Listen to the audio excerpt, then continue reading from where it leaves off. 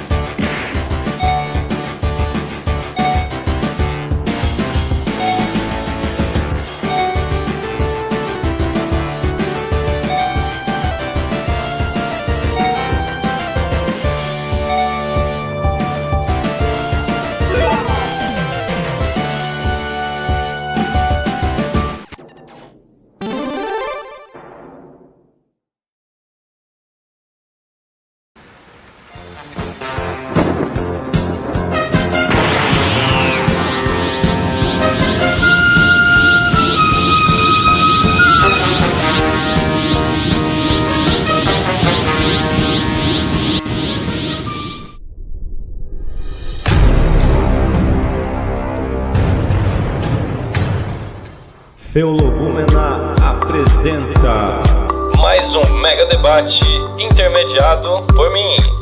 Hoje teremos defendendo o preterismo Claudemir Lima e defendendo o futurismo Lucas Banzoli.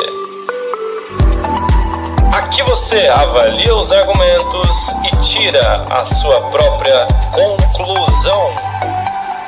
e aqui construímos amizades, pois debatemos ideias.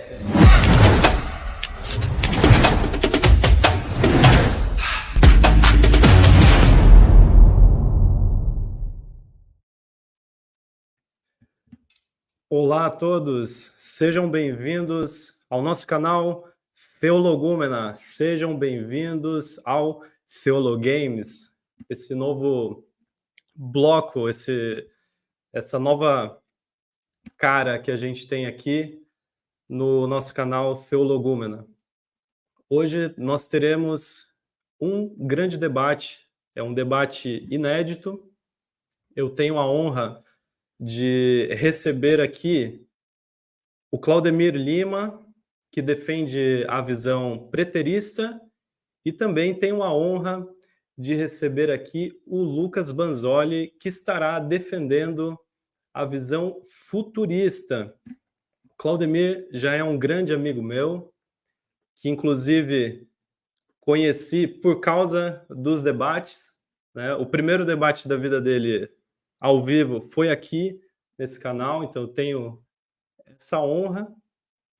E o Lucas Banzoli é um novo amigo que estou conhecendo agora, e ambos são professores, ambos têm formação, ambos se dedicam e ambos defendem as suas teses com muita sinceridade e com fundamento. São especialistas nessa área. Eu não debateria com nenhum deles sobre esses temas aqui propostos. Então, eu parabenizo os debatedores pela coragem e eu peço a todos que convidem os seus amigos, porque não foi fácil fazer toda essa edição, né? E o que vocês vão ver ainda. E eu tenho certeza também que eles se dedicaram bastante, então é isso que eu peço. Compartilhem a live com seus amigos. Quem não for inscrito, por favor, se inscreva, ajude a chegarmos a 1.400 inscritos. É uma forma de nos prestigiar. Antes de colocar aqui na tela os nossos professores, os nossos debatedores, nós introduziremos os moderadores do chat, para que não tenhamos nenhuma desordem, né? Para que os debatedores não tenham nenhuma frustração vendo comentários ofensivos.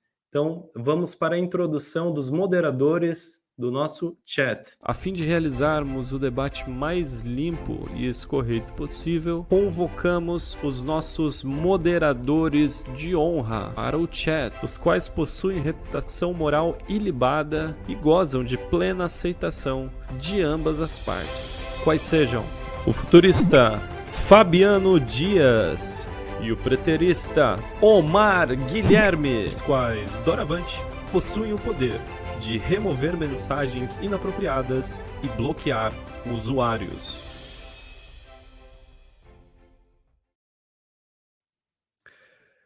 Bom, sejam bem-vindos ao nosso canal mais uma vez. É o segundo debate do Claudemir aqui e também o segundo debate do Lucas Banzoli, esses dois professores tão amados por todos nós. Então, aqui não vai ter tempo nessa parte aqui, porque vocês apenas apresentarão a si mesmos, né, e falarão como as pessoas podem encontrar vocês. E, é claro, né, se vocês quiserem falar a respeito das expectativas sobre o debate, né, para este debate, melhor dizendo, e resumam qual a tese de vocês, né? A base. Não precisam argumentar, não precisam falar o porquê, só para que as pessoas saibam quem é o futurista, quem é o preterista. Então, quem começa falando? Joga moeda. Ah, jogar moeda? Quem que é cara e quem que é coroa? Calma aí. Opa. Quem é cara? Não, tô brincando. Posso falar, posso começar se o Claudemir quiser. Ah, pode começar? Tá bom.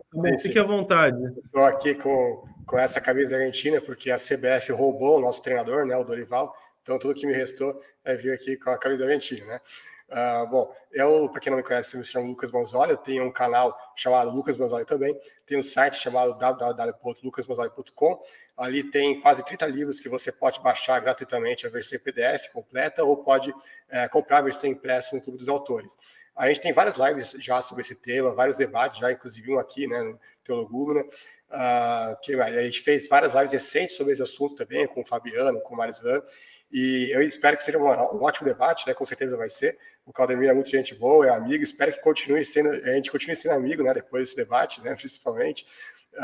E sobre o que eu vou defender, bom, é a corrente majoritária, que é a do futurismo, que basicamente fala que a volta de Jesus é futuro, o arrebatamento da igreja é futuro, independentemente se é pré, pós, mídia, tribulacional, isso é relevante para esse debate. A ressurreição dos mortos é futura também, e principalmente que a ressurreição é da carne, né? Porque a gente vai ver que ele, por exemplo, vai argumentar, que a gente vai falar mais sobre isso lá para frente, né? Que ele crê em ressurreição, mas não na ressurreição da carne, né? Então eu vou defender que existe uma ressurreição da carne. Sobre mim também, né? Eu tenho mestrado em teologia, pós-graduação em história, licenciatura em história, e também sou professor de história, é a área que eu atuo. Agora eu passo a palavra para o Claudemir. Uma boa tarde a todos, uma boa noite ao Wesley. Pela segunda vez aqui para debater, né? Já estive em outras oportunidades, não para debate, mas para quem não me conhece, sou o Claudemir Lima, também formado em História, tenho formação também em Geografia, graduação nessas duas áreas.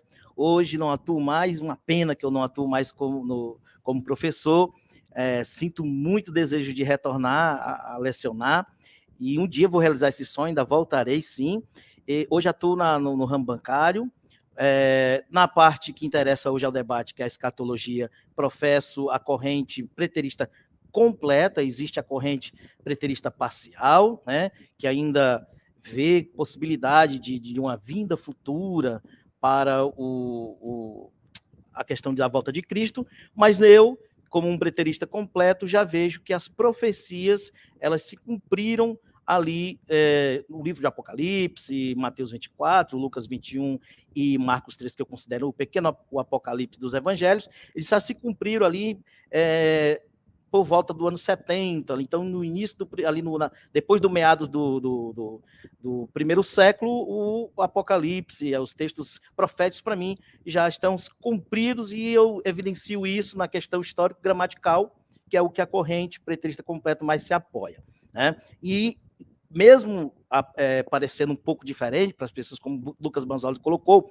que a corrente futurista é a majoritária, então às vezes causa estranheza quando você escuta falar do preterismo, de que forma ela trata as profecias, mas veja, o Lucas Banzoli crê na ressurreição, também creio na ressurreição. Lucas Banzoli, ele é cristão, também sou cristão. Lucas Banzoli deve congregar, eu também congrego. Então, assim, não é por conta de a corrente escatológica ser diferente e ter uma interpretação diferente que eu deixo de ser cristão, tá? Então, essa é sempre um viés que eu trago em meus debates, nas apresentações, para mostrar que tenho fé em Cristo, creio na ressurreição, creio que Jesus voltou, né? Não nego a vinda de Jesus, pelo contrário, eu só apenas aponto num tempo diferente. Então, quem quiser me encontrar, meu canal no YouTube esse nome, Brasil Preterista, por C.S. Lima. Tem uma página no Facebook, C.S. Lima 1980. Também a página do meu amigo e parceiro nas lives, Omar Guilherme, o Plenitude. Também uma página do Facebook com vários estudos meus e do Omar. Então, quem quiser nos encontrar, procura essas páginas no Facebook, procura o nosso canal no YouTube, Brasil Preterista. E estamos aí com o conteúdo para quem quiser aprender sobre o preterismo completo. Maravilha. Muito bom ouvi-los, ver também a expectativa de vocês, mas eu queria mostrar também as expectativas do Capitão Barbarrala, pessoal. Ele quer aqui falar um pouco de suas expectativas para esse debate. Olha só. Olá! O debate que vai se iniciar logo a seguir me parece algo organizado pelo KGB, Wesley da Grécia. E quem que ele me traz? De um lado, o Marco Feliciano, do Paraguai, Claudemir. E do outro lado, o metaleiro pagodeiro, Lucas Banzoli. O que eu estou achando sobre isso? Bem, pouco importa. Mas que vai ser um show de heresias, pode ter certeza que vai. Vocês concordam com isso, pessoal? Eu não subscrevo o que ele falou, tá?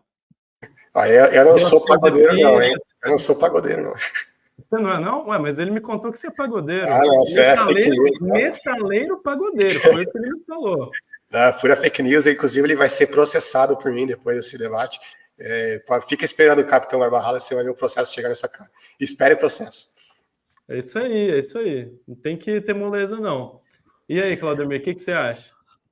Rapaz, Marco Feliciano é pesado. Do Paraguai, hein? Marco Feliciano do Paraguai, aí. Nem para falar pelo menos do Ceará, né? O Ceará seria melhor, tá? Mas para o show de heresia ser garantido, faltou o Capitão Barbarrala. Se fosse um debate triplo, ele aqui, aí provavelmente seria garantido. Aí sim. Então é isso aí, pessoal. Vamos começando o nosso debate. Então peço para vocês, quem não se inscreveu, por favor, se inscreva, tá bom? E torne-se membro, quem quiser aprender grego comigo. Então vamos nessa, vamos iniciando o nosso primeiro bloco. Primeiro bloco. Neste bloco, os professores debaterão a respeito da datação do Apocalipse. Cada um deles disporá de 15 minutos. Começando pelo professor Lucas Banzoli.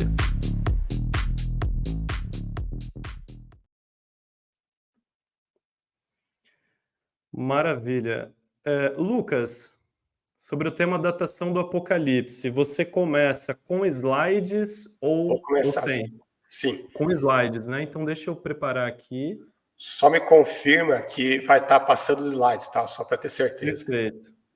Perfeito, então. Tá passando aí? Sim, apareceu aqui, eu já vou colocar. Tá.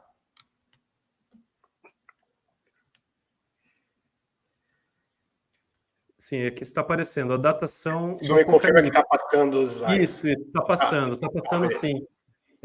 E outra coisa, Lucas, não sei se você percebeu, na nova interface a gente tem o cronômetro já embutido. Está aqui abaixo da minha imagem. É que, como eu estou vendo o slide, né? Então eu não consigo ver o cronômetro aqui.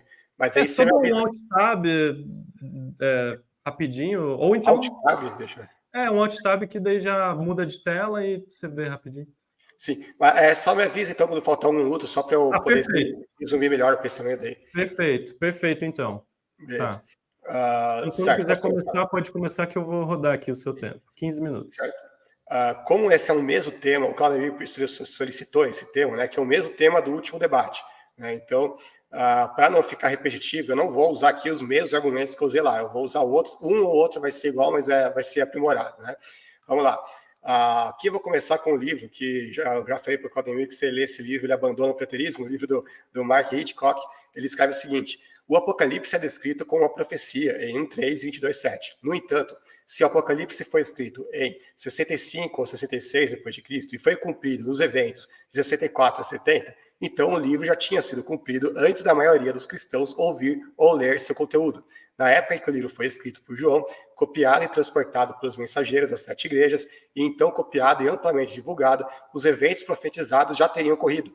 A poderosa mensagem profética do Apocalipse teria sido um grande anticlímax. Quando a maioria das pessoas ouviu a mensagem do livro, os eventos já teriam ocorrido. O Apocalipse teria uma das vidas úteis mais curtas do que qualquer livro da história. Isso é o que eu repetidamente venho afirmando, que se o Apocalipse realmente é preterista, ele é o livro mais inútil de todos os tempos. Eu não deveria nem estar no cano bíblico, porque um dos critérios para um livro entrar no cano, ainda mais um livro de revelação, é que ele tem utilidade para todos nós até os dias de hoje, né? Não um livro que já aconteceu tudo, já acabou, perdemos o bonde, né? E no caso daqui é pior ainda, porque diferente do que os preteristas pensam, né, que você naquela época enviava um zap e já chegava automaticamente para todos os destinatários, não, naquela época levava muito tempo até você conseguir escrever a carta, copiar as cartas tudo manualmente e mandar essas cartas, né, para todas as 7 igrejas, essas 7 igrejas, né, copiarem e distribuírem essas cartas para todos os fiéis, tudo mais. Isso era uma coisa que levava anos, né, e sendo que é um tempo que eles não têm. O próprio Claudemir vai argumentar aqui que João escreveu o livro pouquíssimos anos antes do cumprimento dos acontecimentos. E para piorar, nem mesmo os destinatários originais entenderam que o livro falava realmente de alguma coisa daquela época, do preterismo, né? Por quê? Porque os próprios pais da igreja mais antigos, a gente pode citar Irineu, a gente pode ver até a própria Didaquê, que fala da volta de Jesus como futuro, a gente vê Papias, crendo no mineiro literal, todos eles do primeiro século, né? Clemente de Roma, né? A gente tem Inácio ali no final do primeiro século também, falando claramente da ressurreição da carne, entre outras coisas. Ou seja, nenhum deles entendeu que a mensagem do Apocalipse era que Jesus já voltou, era que não existe a ressurreição da carne, era que tudo isso aconteceu ali naqueles dias mesmo, né? Ou seja, é o livro mais inútil de todos, se realmente ele foi escrito naquela época, antes de 70, para se cumprir logo em breve, porque ninguém entendeu a mensagem, né? Então, gastou pena, gastou tinta à toa, né? Vamos lá.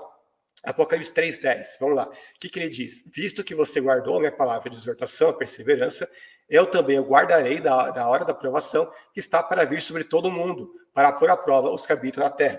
Olha que coisa curiosa que ele diz, né? Isso aqui ele está dizendo para a igreja da Filadélfia, né? Primeiro ele diz que a provação viria sobre todo o mundo, o que já refuta aqueles que acreditam que haveria apenas sobre Jerusalém, apenas sobre os judeus. Não, aqui está falando, vai vir sobre o mundo inteiro, né? E não que vai vir somente sobre Jerusalém. Isso aqui já refuta totalmente a ideia de que a grande tribulação é uma tribulação local. Aí eles vão falar, não, mas aqui está falando só para provar os habitantes da terra, como se terra fosse outra coisa aqui, né?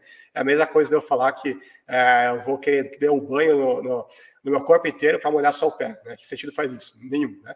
Aí depois, é mais interessante ainda notar que essa carta aqui foi dirigida a uma igreja da Ásia Menor, né? Que ficava a centenas de quilômetros ali da onde a guerra estaria acontecendo, né? Em Jerusalém, né? Então, que sentido faria garantir, vou garantir que você vai ser protegido da guerra de Jerusalém, né? Não faz nenhum sentido, a guerra nem seria ali, né? Que sentido faz garantir proteção de uma guerra que nem sequer os envolveria? E pior, né? Em que isso seria realmente um alívio às tribulações que eles já estavam sofrendo, né? Que ele ia falar, vou te guardar da hora da aprovação, né? Vai dar alívio para eles, você vai ter alívio, sendo que nada vai mudar na vida deles, de prático, né? Em relação ao que acontecia. Então não faz nenhum sentido. O Apocalipse 3:17, aqui a gente já falou sobre isso no outro debate, aquele texto, né? Que Deus vai repreender a igreja de Laodiceia com as seguintes palavras. Você diz, estou rico, adquiri riquezas e de nada tenho falta. Só que, como a gente viu, em 61 depois de Cristo, o terremoto destruiu, arruinou, né, deixou em ruínas, de acordo com Tácito, a cidade de Laodiceia, a mesma cidade, que levou pelo menos 2 décadas para ser reconstruída. Aí o que o outro debatedor lá disse no outro debate? Que isso aqui não tem problema, porque Tácito disse que eles reconstruíram com seus próprios recursos, então ele literalmente falou num react que eles ainda tinham dinheiro na conta do banco, como se riqueza naquela época fosse conta no banco, né? O cara não entende nada, né? Sabe que qualquer pessoa que tenha estudado um mínimo de história sabe que riqueza naquela época era principalmente propriedades essas que foram transformadas em ruínas, né? Então, obviamente, eles não eram mais ricos. Agora, mesmo que a gente vá dizer que riqueza naquela época era dinheiro mesmo, moeda, olha que interessante, vai afirmar naquele mesmo livro que eu acabei de citar, né? A reconstrução não foi sem esforço e rápida, como afirma Gentry, que é um famoso preterista, né?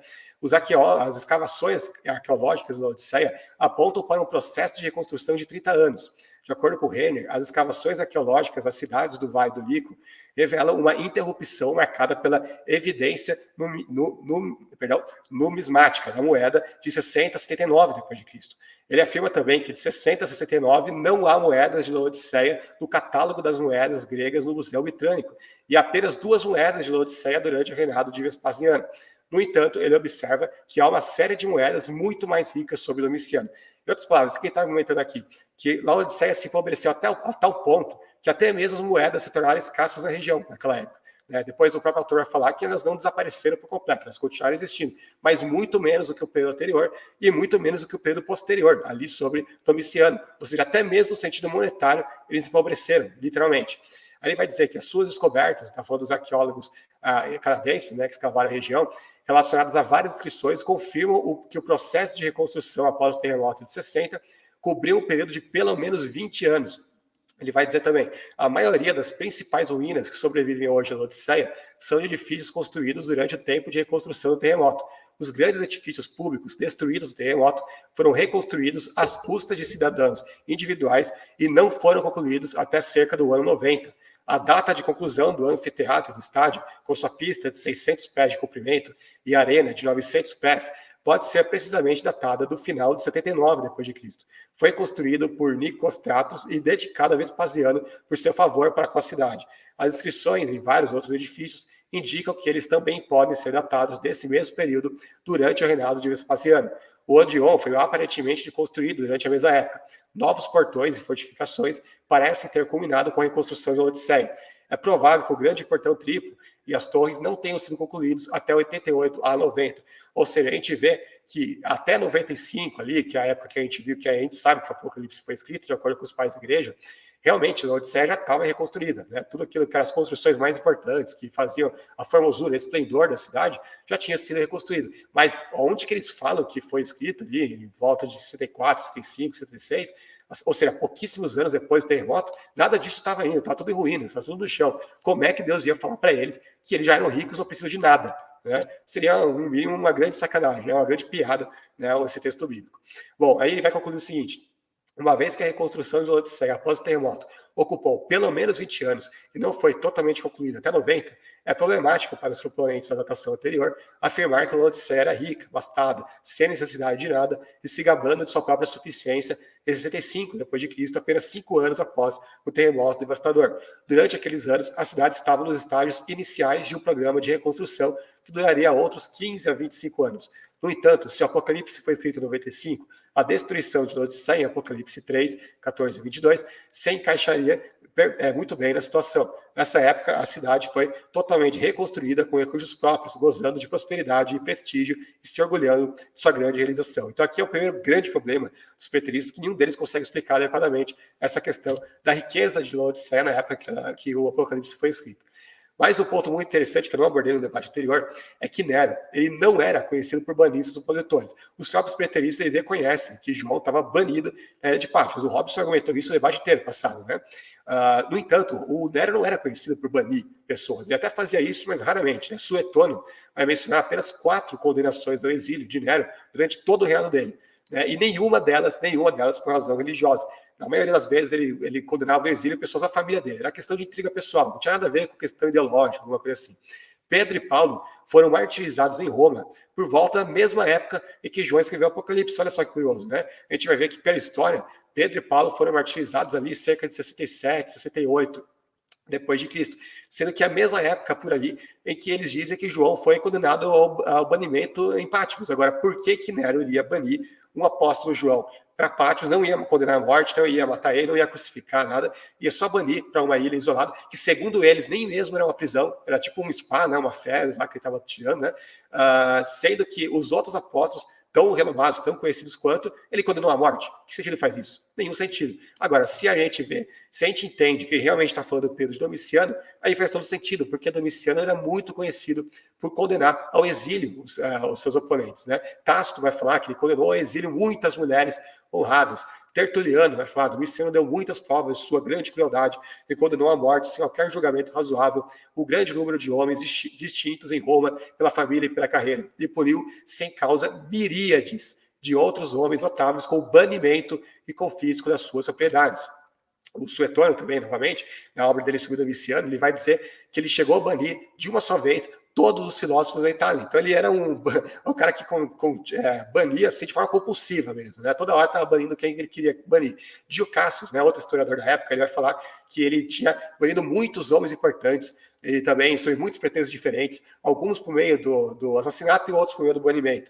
Eusébio de Cesareia vai mencionar o banimento da Flávia Domitila, que era uma cristã, que ele baniu para a ilha de Pandeteria, no mesmo ano, olha que curioso, no mesmo ano em que João foi banido para outra ilha de Pátimos, e que também ela retornou do exílio no início do reinado de Neva, ou seja, ali em 96, exatamente quando a gente sabe que o próprio Eusébio fala, e vários outros historiadores cristãos primitivos, que João saiu da ilha de Pátimos. Agora, para os preteristas é só coincidência, né? Que o Domiciano também bania outros cristãos para outras ilhas e que esses cristãos aí, né, tinham retornado do exílio na mesma época de João. E a gente sabe pela história que não é coincidência. Quando o Domiciano foi assassinado, em 95, o sucessor dele, o Nerva, ele anula os banimentos do Domiciano e, consequentemente, aqueles que foram banidos, inclusive a Flávia Domitila e o próprio apóstolo João, eles saem desse exílio, né, que tinham sido condenados. Bom, mais um ponto importantíssimo, isso aqui, Nero, isso aqui é consenso também histórico, ele nunca perseguiu os cristãos fora de Roma. E a gente já vai ver mais sobre isso. O Apocalipse tem vários textos aqui que eu vou colocar na tela, ele deixa claro que os cristãos naquela época, nas igrejas, sete igrejas, a Ásia, eles eram perseguidos, inclusive, pelo Império Romano, não apenas pelos judeus, né? E sei onde você vive, em Pérgamo, onde está o trono de Satanás. Por que o trono de Satanás em Pérgamo? Porque era justamente o centro da adoração ao imperador na Ásia. Né, onde Antipas foi morto, na cidade onde Satanás habita. A gente já viu no outro debate que ele foi morto sob Domiciano. Aí a gente vai ver vários outros historiadores aqui que vão reconhecer aqui, por exemplo, né, há um consenso quase universal de que a perseguição de Nero nunca foi além da cidade de Roma e seus arredores. Além disso, a perseguição sobre Nero não teve nada a ver com a questão da adoração. E aqui ele cita vários historiadores super renomados, conceituados. Esse Raymond Brown aí é um dos maiores estudiosos da Igreja Católica, né? O Ben Wittering também, vários, cara, super famoso, super renomado academicamente. Eu queria ver o meu oponente, Claudemir, citar um único historiador que falasse que Nero matava a rodo cristãos fora de Roma. Né? Eu realmente gostaria de ver ele citar isso, sem ser, claro, um proselitista, preterista, profetário. Né?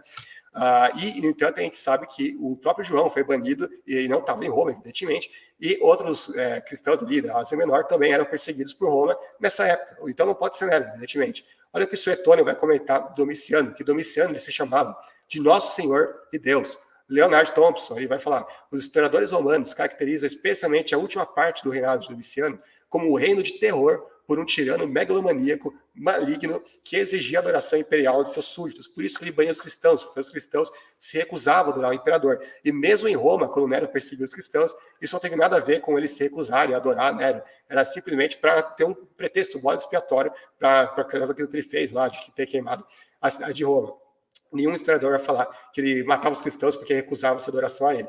Egésio, um trecho mencionado, mas conservado na história eclesiástica do Eusébio, ele vai falar que da família do Senhor viviam ainda os netos de Judas, seu irmão segundo a carne, os quais delataram por serem da família de Davi. O Evocatus conduziu-os à presença do César Domiciano, porque esse, assim como Herodes, temia a vinda de Cristo. Aqui não apenas ele diz claramente que o Domiciano perseguia os cristãos, até mesmo aqueles da família de Jesus, mas ainda diz que ele fazia isso porque ele temia a vinda de Cristo, ou seja, até o Domiciano, o imperador pagão, sabia que Jesus ainda ia voltar. E sabia por quê? Porque os cristãos daquela época convenciam ele disso. É exatamente essa crença de Egésio que é conservada aqui também por Eusébio de Cesareia. Aqui como falta apenas um minuto, vou ler rapidamente isso daqui, né? Aqui o outro problema para eles é João em Éfeso, antes de 65. Por exemplo, Paulo vai escrever aos Efésios em 62, onde, na mesma época que o apóstolo João seria bispo dali, mas ele não é nem mencionado ali, né? A gente vê em Atos 19:10 que todos os judeus da província da Ásia já tinham, e gregos também, já tinham ouvido a palavra de Deus, né? Não necessariamente aceita a palavra, mas ouvido. E, no entanto, Paulo mesmo disse que ele não pregava onde Cristo já era conhecido. Então, se realmente João já era bispo ali de Éfeso, né, então eles já conheciam a palavra ali. Por que Paulo foi lá pregar para eles? Né? Paulo, ainda por cima, ele deixou Timóteo encarregado pela igreja. Ele vai dizer o seguinte: partindo eu para a Macedônia, roguei-lhe que permanecesse em Éfeso. Só terminar esse versículo rapidinho. Para lhe ordenar certas pessoas que não ensinassem mais doutrinas falsas. Por que ele ia deixar Timóteo encarregado pela igreja se João já era bispo de lá? Então, com isso eu encerro. Muito bem, agora a gente vai para a fala do Claudemir Lima, o professor Claudemir. Então, Claudemir, você vai querer começar já com a apresentação dos slides ou você prefere falar? Me responda daqui a pouco. Agora o professor Claudemir Lima dispõe de 15 minutos para a sua exposição. Bem, eu... Deixa eu só ajustar aqui rapidinho. Pronto, agora sim. Você quer apresentar slides ou primeiro você fala normal? Quero apresentar os slides. Então eu estou aguardando você colocar aqui na tela.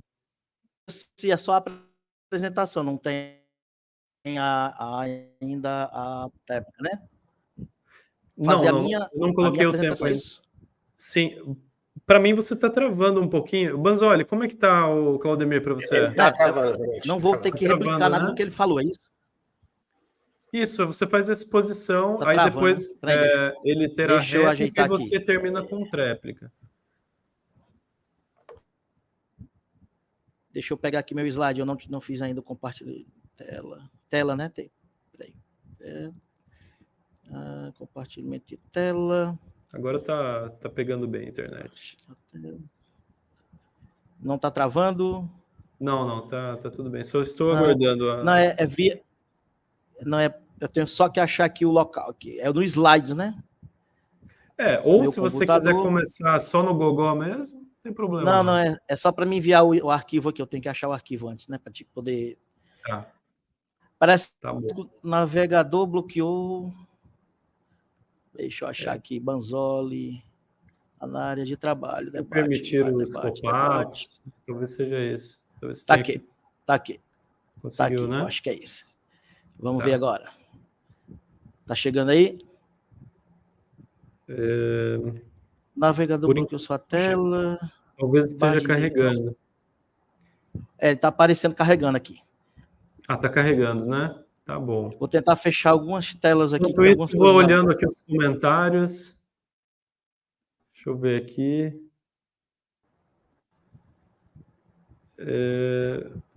O Roger falou que, olhando o comentário do tal do Alexandre,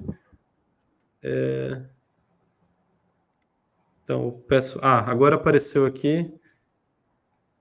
Eu acho que o Fabiano e o Omar estão aqui, né? Tá. Beleza. Então, quando você quiser que eu comece... O Omar está. Sim, eles estão aqui. Então, vamos começar aqui. Você pode ir passando os slides? A mesma pergunta. Tá passando, tá? Passei um. Não. Cheguei não está passando. Não está passando? Não está passando. Claudemir, estava acontecendo isso comigo no último debate. Você tem, para solucionar esse problema, eu compartilhei a tela inteira, não apenas, tudo que está na tela, não apenas o arquivo em si, entendeu? Aí funcionou. Peraí, compartilhar tudo que está na tela? Isso, aí da outra vez deu certo, né? Eu fiz isso agora também. Obrigado, Omar. Vi que o Omar Deixa eu só ver uma coisa aqui. Vocês estão vendo agora? Eu estou compartilhando aqui. Agora sim, agora deu. Sim. É aqui mesmo. Vou controlar por aqui, então. Então, eu te aviso quando faltar 1 minuto, né? Só que eu estou achando que eu não vou conseguir visualizar o slide por aqui. Deixa eu ver. Não, tudo bem. Eu aviso. Quando estiver faltando 1 minuto, eu te falo. Não, eu tô visualizando. Eu tô querendo ver se eu vou visualizar só. Deixa eu só passar rápido aqui. Vai dar legal. Pronto. Peraí, só um momento. Tá. Quando eu puder começar, me avise. Pode começar meu tempo. Pode começar. Iniciou? Beleza. Estou vendo aí o tempo correndo. Vou começar a questão da datação do Apocalipse, eu vou chamar aqui de datação primitiva, né? Porque eu vou trazer a datação para um período posterior ao que o Lucas, aliás, anterior ao que o Lucas propõe, tá? Vou trazer evidências aqui, vamos trazer evidências gramaticais, eu vou chamar isso de evidência interna, que é como comumente a gente chama, uma evidência que está no próprio texto do Apocalipse, tá? O próprio texto do Apocalipse, ele está recheado de termos do grego, né? Então a gente vai fazer uma análise gramatical, a gente vai ter vários termos ali, mas vamos destacar ali 2 ou 3, que vão trazer a ideia de que o acontecimento que é proposto no livro, primeiro o livro é escrito para pessoas, para igrejas reais, igrejas históricas, que estão situadas no primeiro século, e estas pessoas estão num contexto, segundo o próprio livro, de tribulação.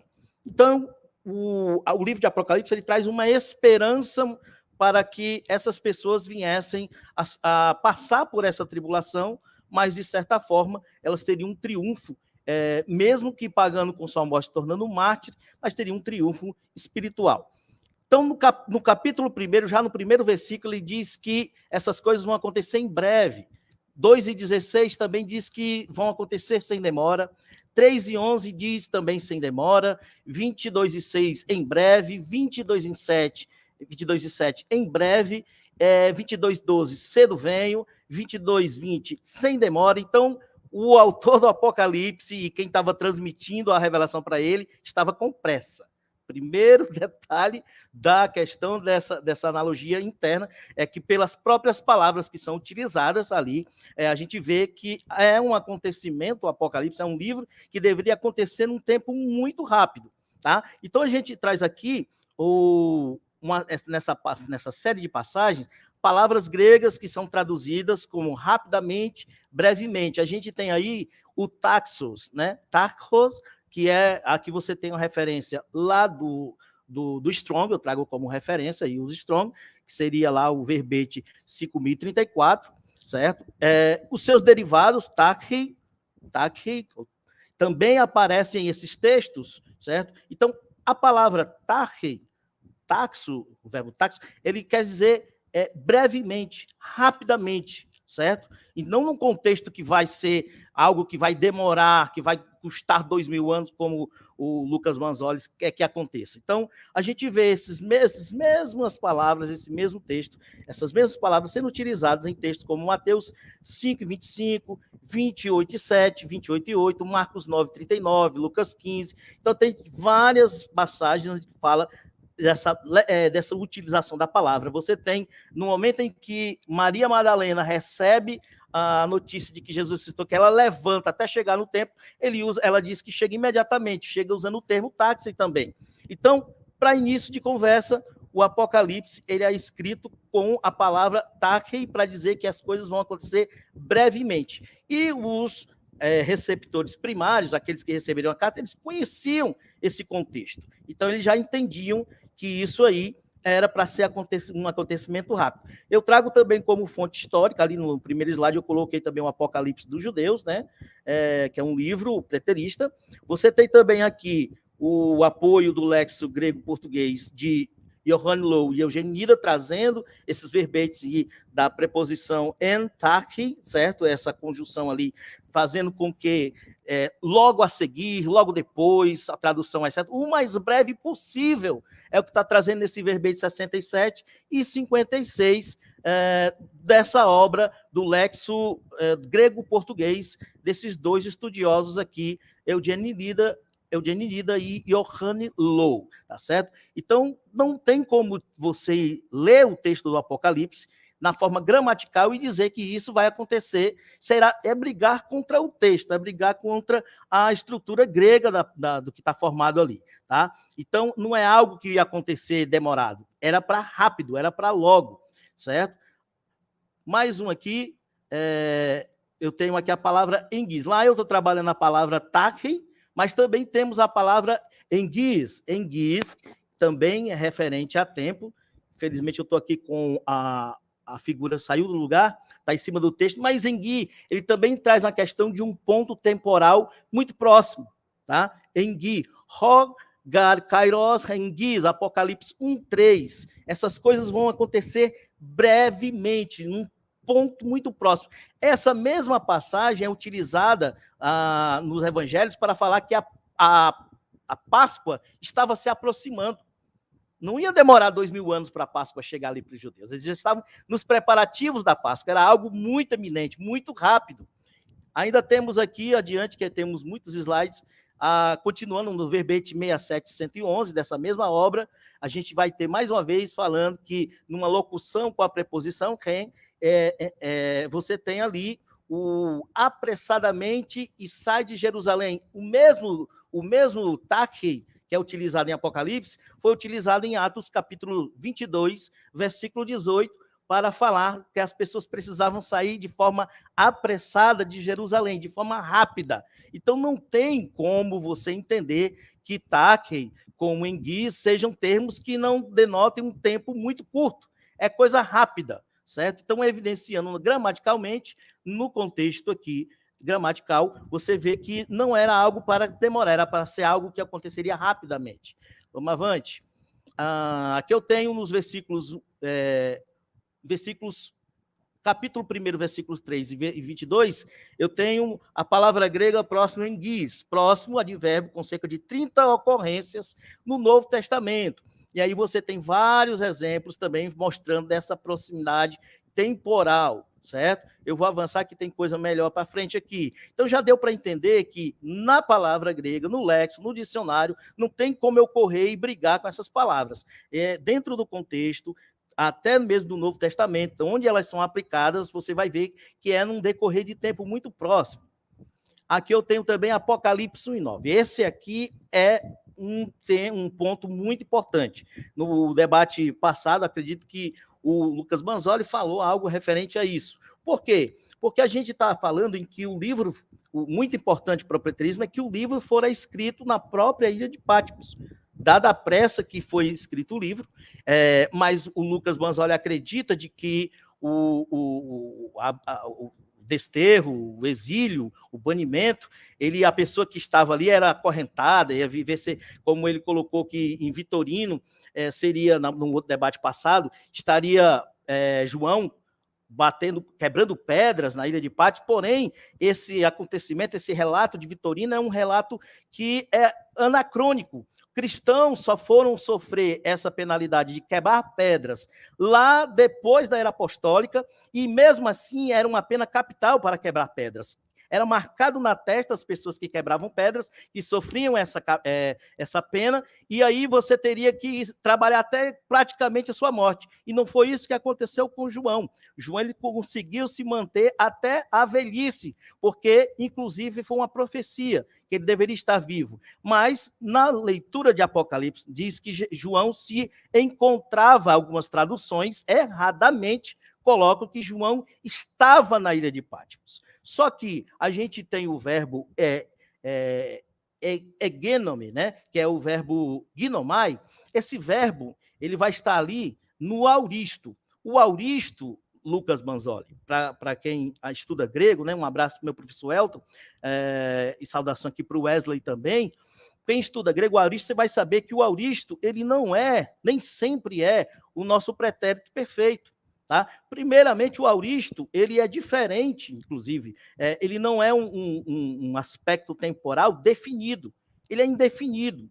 Então, quando você traduz por estava, você está colocando ali, ou esteve, né?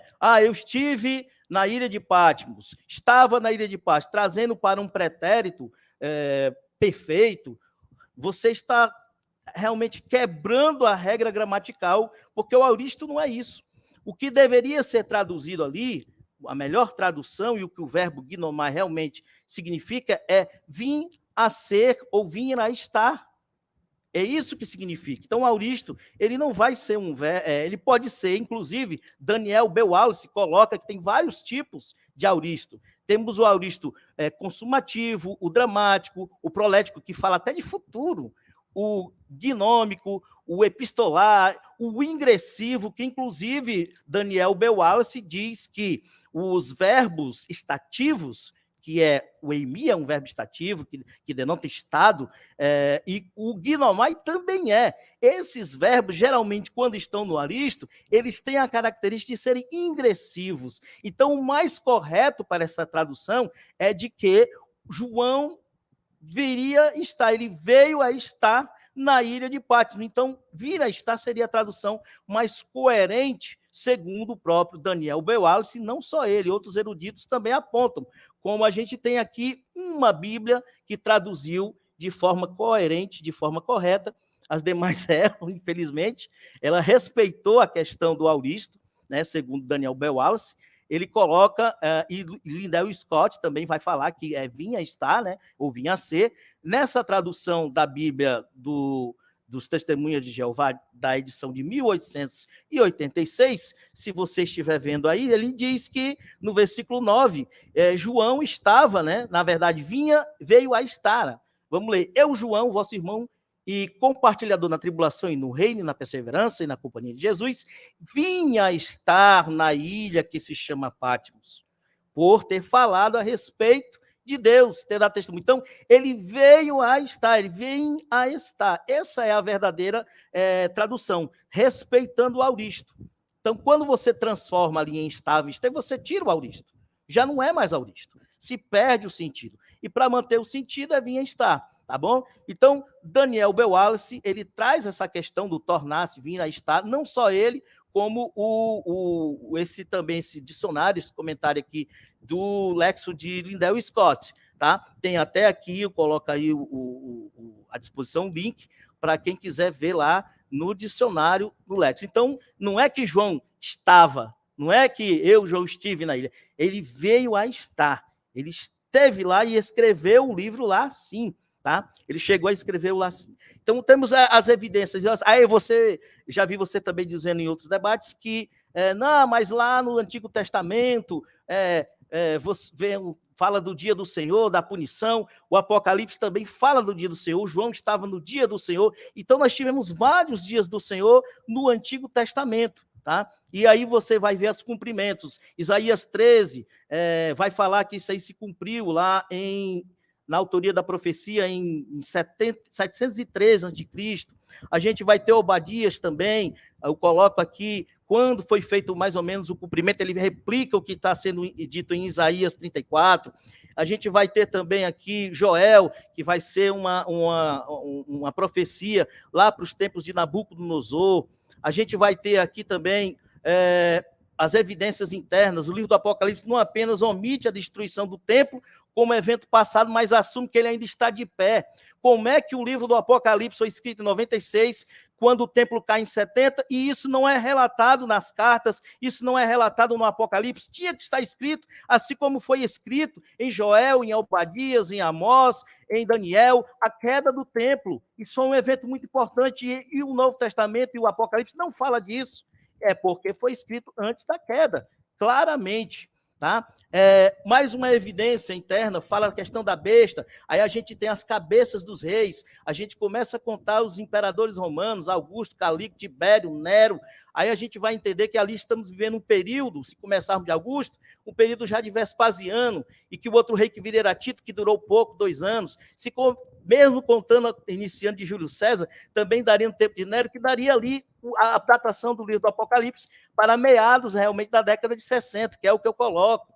A gente ainda vai ter a influência judaica, que já não existe pós-queda 70, certo? Joséfo vai relatar que havia um respeito quanto à questão do judaísmo. Depois de 70, não, os judeus são vistos como inimigos. Você vai ter também a questão dos nicolaítas. Nicolaítas, que o próprio Irineu, nas heresias, diz que é o diácono, que você não quer acreditar, mas é o diácono lá de Atos. O próprio Irineu fará isso, tá? Abertamente. Outra evidência, os combates aos sacrifícios, aos ídolos, à imoralidade, estão no Apocalipse 2 e 3, assim como estão a rodo nas cartas de Paulo, do João, de Pedro, em Atos, em Judas. As rotas comerciais, Você diz, demora demais para chegar, mas as rotas comerciais era mais uma evidência. Essa rota do Apocalipse era bastante conhecida. F.F. Bruce vai dizer que a perseguição na Ásia ocorreu no seu livro aqui, História do Novo Testamento, tá certo? Ele fala que essa perseguição, inclusive ele cita que mataram lá Antipas de Pérgamo.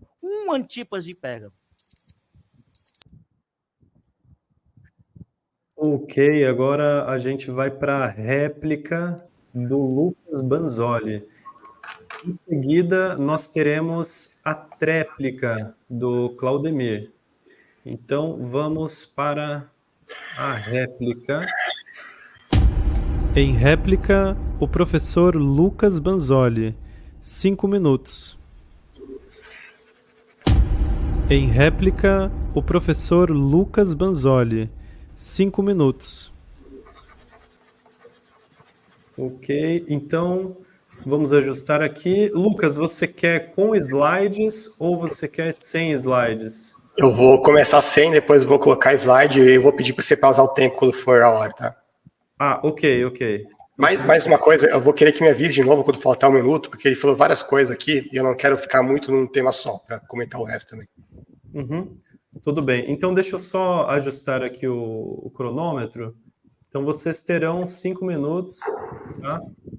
Deixa eu só ajustar aqui e a gente já começa com a sua fala.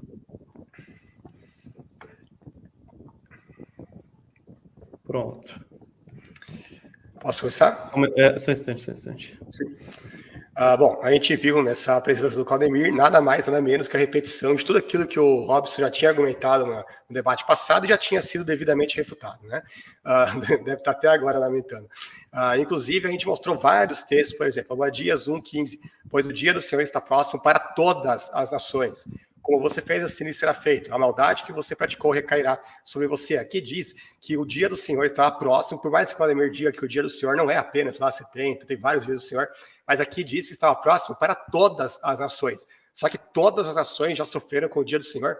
Lógico que não. O dia do Senhor é o dia do castigo de Deus sobre a nação. Mesmo que você argumente que o dia do Senhor, por exemplo, com Israel foi só lá no cativeiro babilônico, ou com outras nações, lá o Egito e tudo mais, ainda assim, aqui diz todas as nações, nem todas as nações sofreram com o dia do Senhor ainda.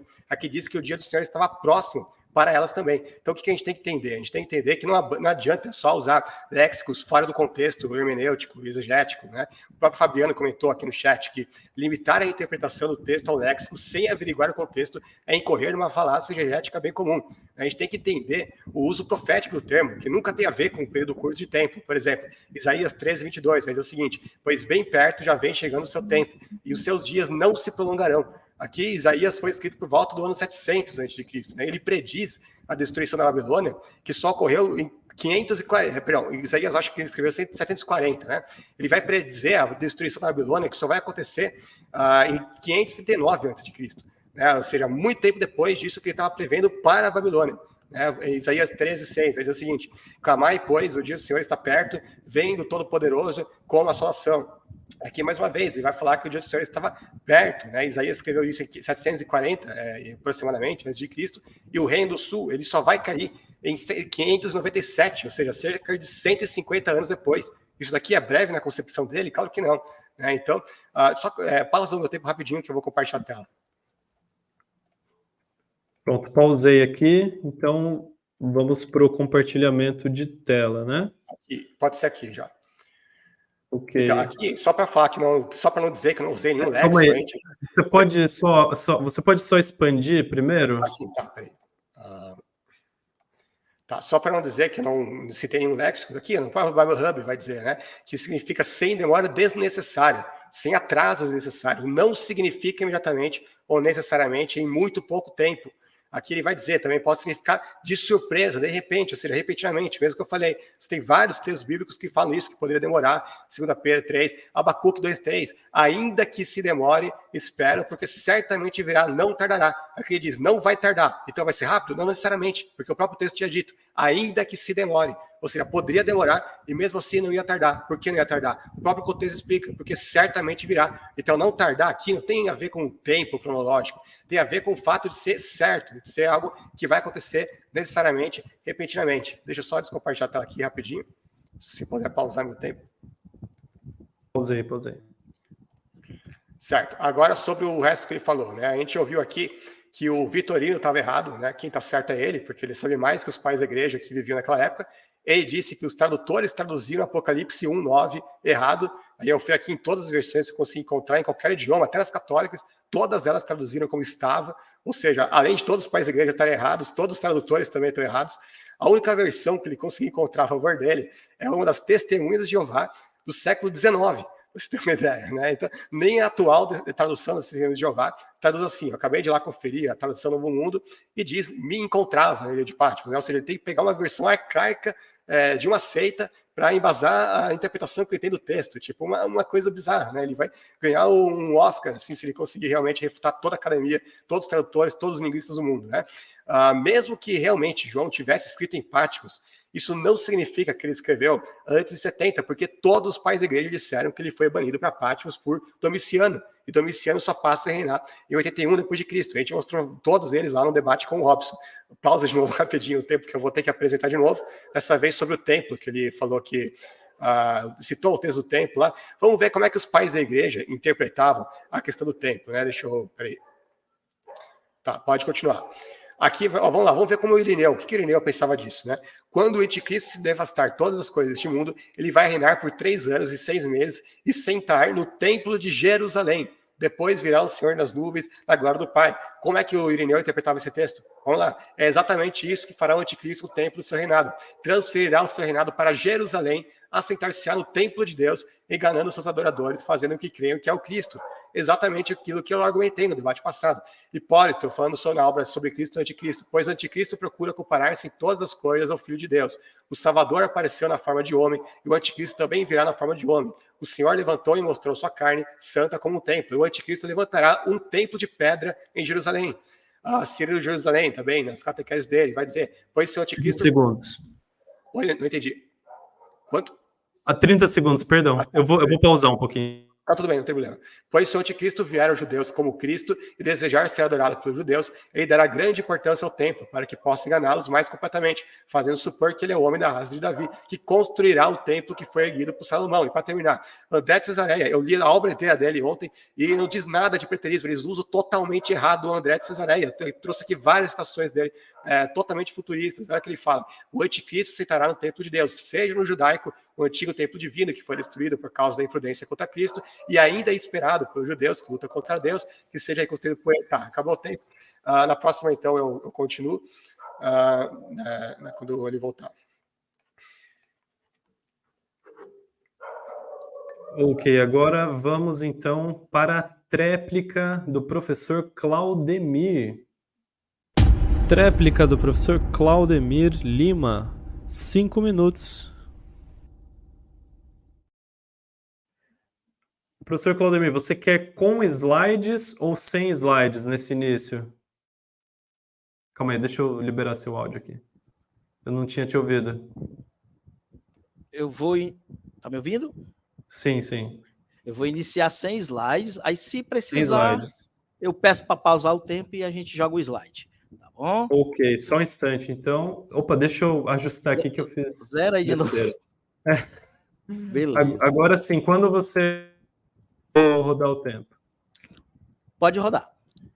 Vou iniciar falando aqui de algumas falas do Banzoli.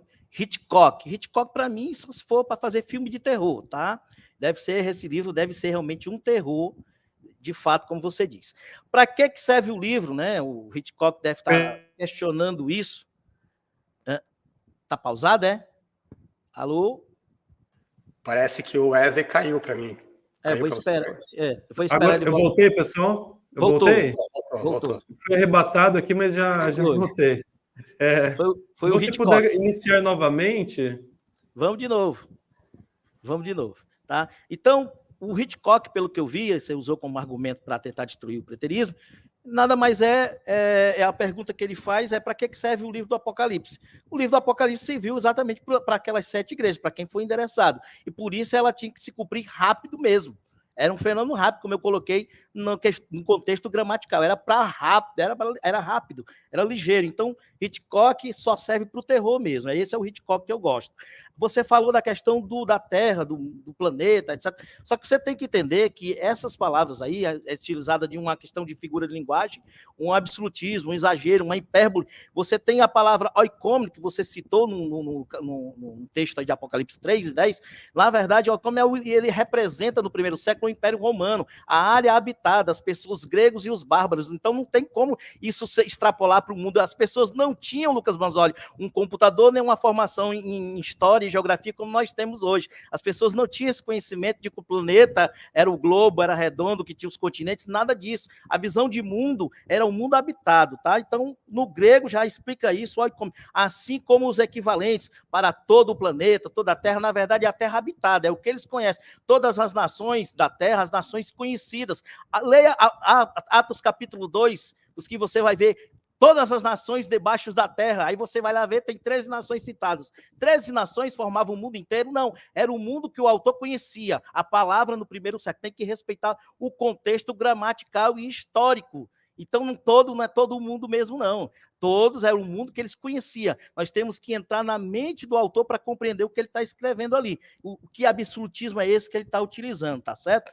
Você falou que queria que eu citasse um autor que fala da perseguição. F.F. Bruce fala da perseguição. Esse Antipas de Pérgamo, ele era lá da Ásia. A carta de... Você nunca leu a segunda carta de Pedro? Fala da perseguição que ocorreria na Ásia ali? Os cristãos também ali, é uma perseguição aos cristãos no período de Nero, tá? Então eu tenho F.F. Bruce citando, eu tenho as cartas de Pedro que falam disso, então não sei de onde você está tirando essas perguntas, tá? E João, porque você diz, por que prenderam, mataram Paulo, mataram Pedro e João? Você não leu o Apocalipse 20, o Evangelho de João no capítulo 21, que Jesus diz que ele deveria ficar vivo, os demais não interessavam, iam morrer. Jesus falou para ele, disse as mortes de Pedro, etc. Paulo se entregou à morte, mas João, ele ficou para o propósito de ouvir o livro do Apocalipse, de escrever, de ter revelação. Então, havia um propósito para que João estivesse vivo. Por isso, ele não foi martirizado. Não porque os seus algozes não quisessem, mas porque Deus o preservara para escrever o Apocalipse em Patmos. Tá? Então, é isso aí. Dá uma pausa agora aí, por favor, Wesley, pausa esses 2 minutos que me restam aí. Vamos tentar apresentar aqui algum slide, que não deu tempo de apresentar os slides todos. Deixa eu ver se está aqui. Deixa eu diminuir aqui para eu poder enxergar. Tem que voltar travando. Coloca no palco aí, Wesley, acho que tem que colocar aí, né? Voltou, né? Deixa eu abrir minha tela aqui um instantinho. Essa tela do F.F. Bruce mesmo, né? Na tela do F.F. Bruce já fala da perseguição. Olha só, durante o governo de Nero, né, ele fala que as pessoas na Ásia Menor, os cristãos da Ásia Menor já sofreram perseguição ali, reflexo dos acontecimentos de 64. Você tem esse Antipas de Pérgamo. Você fala que o Policarpo foi o primeiro bispo da igreja. Eu fui ver a obra que cita isso, da patrística, acho que é na história eclesiástica. Ele é o 12º mártir da igreja de Esmirna. Era impossível. Cadê o mapa da rota? Aqui, ó.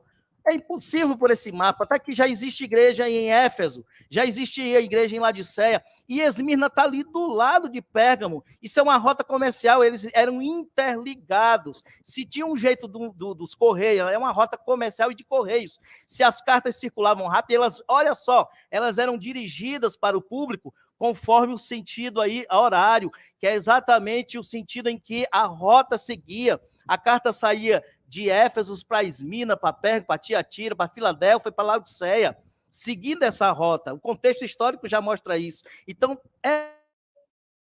era tranquilo para chegar lá, não ia demorar não, tá? Existia já essas rotas aí. Deixa eu ver mais que faltou aqui, se tem tempo.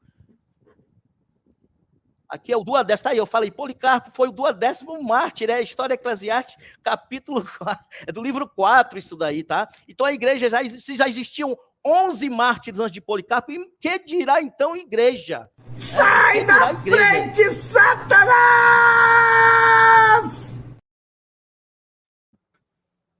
Você tem mais 20 segundos, Claudemir. Desculpe pela Sai da interrupção. frente, Satanás está me atrapalhando. Mas é isso, eu termino aqui. A gente vê que o livro do Apocalipse... Outra coisa, como é que o livro do Apocalipse foi escrito num contexto de perseguição, e João sai em 96, quando sai do exílio, para escrever o Apocalipse, onde não tem perseguição nenhuma. João diz que ele era co-participante da tribulação e das perseguições. Em 96, não existe perseguição aos cristãos. Que perseguição ele ia escrever? Qual? Maravilha. Agora a gente vai para o próximo bloco, que é o segundo bloco, meus amigos. Segundo bloco. Discutir-se-á agora a prisão de Satanás. Cada debatedor disporá de 15 minutos. Com a palavra, o professor Claudemir Lima.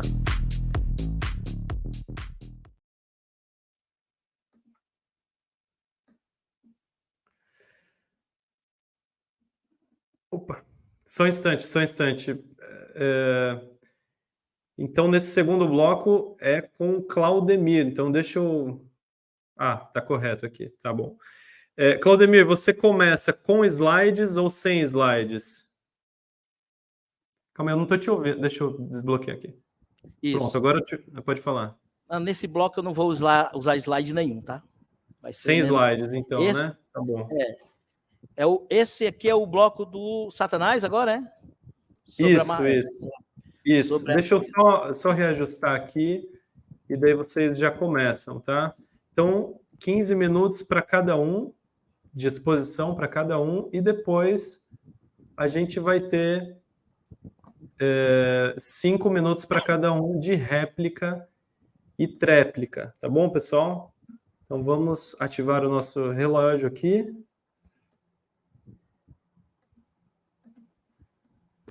Pronto. Então, vou deixar por padrão o seu com o verde, pode ser? Banzoli de azul e você com verde, porque ele já está com o da Argentina e tudo bem. Quando eu puder começar, minha vida. Só uma coisa, esse daí, qual bloco é esse agora? Esse é o segundo bloco. Porque o de Satanás não era dinâmico. O dinâmico era da ressurreição. Isso, não é dinâmico, não. Esse não é dinâmico. Sim, é que eu vi você colocar os 2,15 ali, por isso que eu pensei. Não. 15 de exposição e depois mais 15, aí 5. O diálogo dinâmico vai ser de 20 minutos para cada um. Certo. Beleza? Quando eu puder começar, Claudemir, me avisa, tá? Pode começar. Beleza. Então, essa temática foi também escolhida por Lucas Banzoli, tá? Acho que eu deveria começar falando da minha visão. Logo vou chocar logo um monte de gente e talvez também já jogar contra mim mesmo nesse sentido, porque a minha visão de Satanás, né, eu acredito que vai diferenciar da visão do Banzoli. Então, acho que para a gente falar de Satanás amarrado, a gente vai ter que conceituar e definir o que é Satanás, tá? Eu li ali a obra do Carlos Augusto Vailate, né? Manual de Demonologia, onde ele trata essa questão do diabo, né, no Antigo Testamento, e depois ele faz uma exposição no Novo Testamento, mas principalmente no texto de Marcos, na passagem do Gadareno. O que eu vejo é que no texto do Antigo Testamento, a gente não tem o diabo, né, esse diabo, como as pessoas veem no senso comum, como um ser pessoal, etc. Tá? Essa visão no preterismo é uma visão um pouco divergente. Nem todos os preteristas vão concordar comigo ou vão pensar igual a mim. Então, a exposição que farei aqui, o que eu falar aqui, eu trago para mim, tá? Eu não vou dizer que eu estou representando nesse momento a visão de todos os preteristas, mas na minha concepção, eu entendo Satanás no texto de Apocalipse, acredito que seja esse aqui, Apocalipse capítulo 20, quando ele é preso, né, já que está falando da prisão de Satanás, é no momento ali descrito no livro de Apocalipse, no capítulo 20, quando desce um anjo do céu e amarra Satanás. Qual o propósito da amarração de Satanás? Por que que ele é acorrentado? Esse é, na verdade, o sentido do verbo grego para a prisão de Satanás. Ele não está sendo colocado ali numa jaula para prender, ele está acorrentado e, nesse sentido, ele tem tanto quanto ele pode atuar, mas de forma, vamos dizer, cometida, de forma controlada. Ele não tem mais o poder de estar livremente para atuar, mas ele tem sua atuação reduzida, ele é acorrentado, ele é segurado pelo anjo ali, tá? Para quê? Qual é o propósito? Para não mais seduzir, para não mais enganar as nações. Então, esse texto de Apocalipse, eu vejo Satanás sendo amarrado para não enganar. O engano na Bíblia, principalmente no Novo Testamento, traz muito a figura do falso profeta, das pessoas que se levantaram contra Cristo, que pregavam contra o evangelho, que perseguiram aqueles que pregavam o evangelho. Então, eu vejo Satanás sendo amarrado aqui, né, para iniciar a questão do milênio, inclusive o debate não é milênio, mas é a amarração de Satanás. Mas por que ele foi amarrado? Para não mais enganar as nações. Por que era importante que ele não mais enganasse as nações? Para que o evangelho pudesse ser expandido. Com isso, eu vejo as passagens onde Jesus vai enviar os discípulos para pregar o evangelho. Ele chama ali os 70, ele comissiona esses apóstolos, ele capacita esses apóstolos, ele reveste esses apóstolos e envia eles para pregar o evangelho. Ali, dando início, ele já prega o evangelho do reino e disse: é chegado o reino dos céus. Quando os apóstolos saem para pregar o evangelho, o que acontece? Acontece quando eles voltam da sua missão, quando eles se encontram com Jesus, o que eles dizem para Jesus?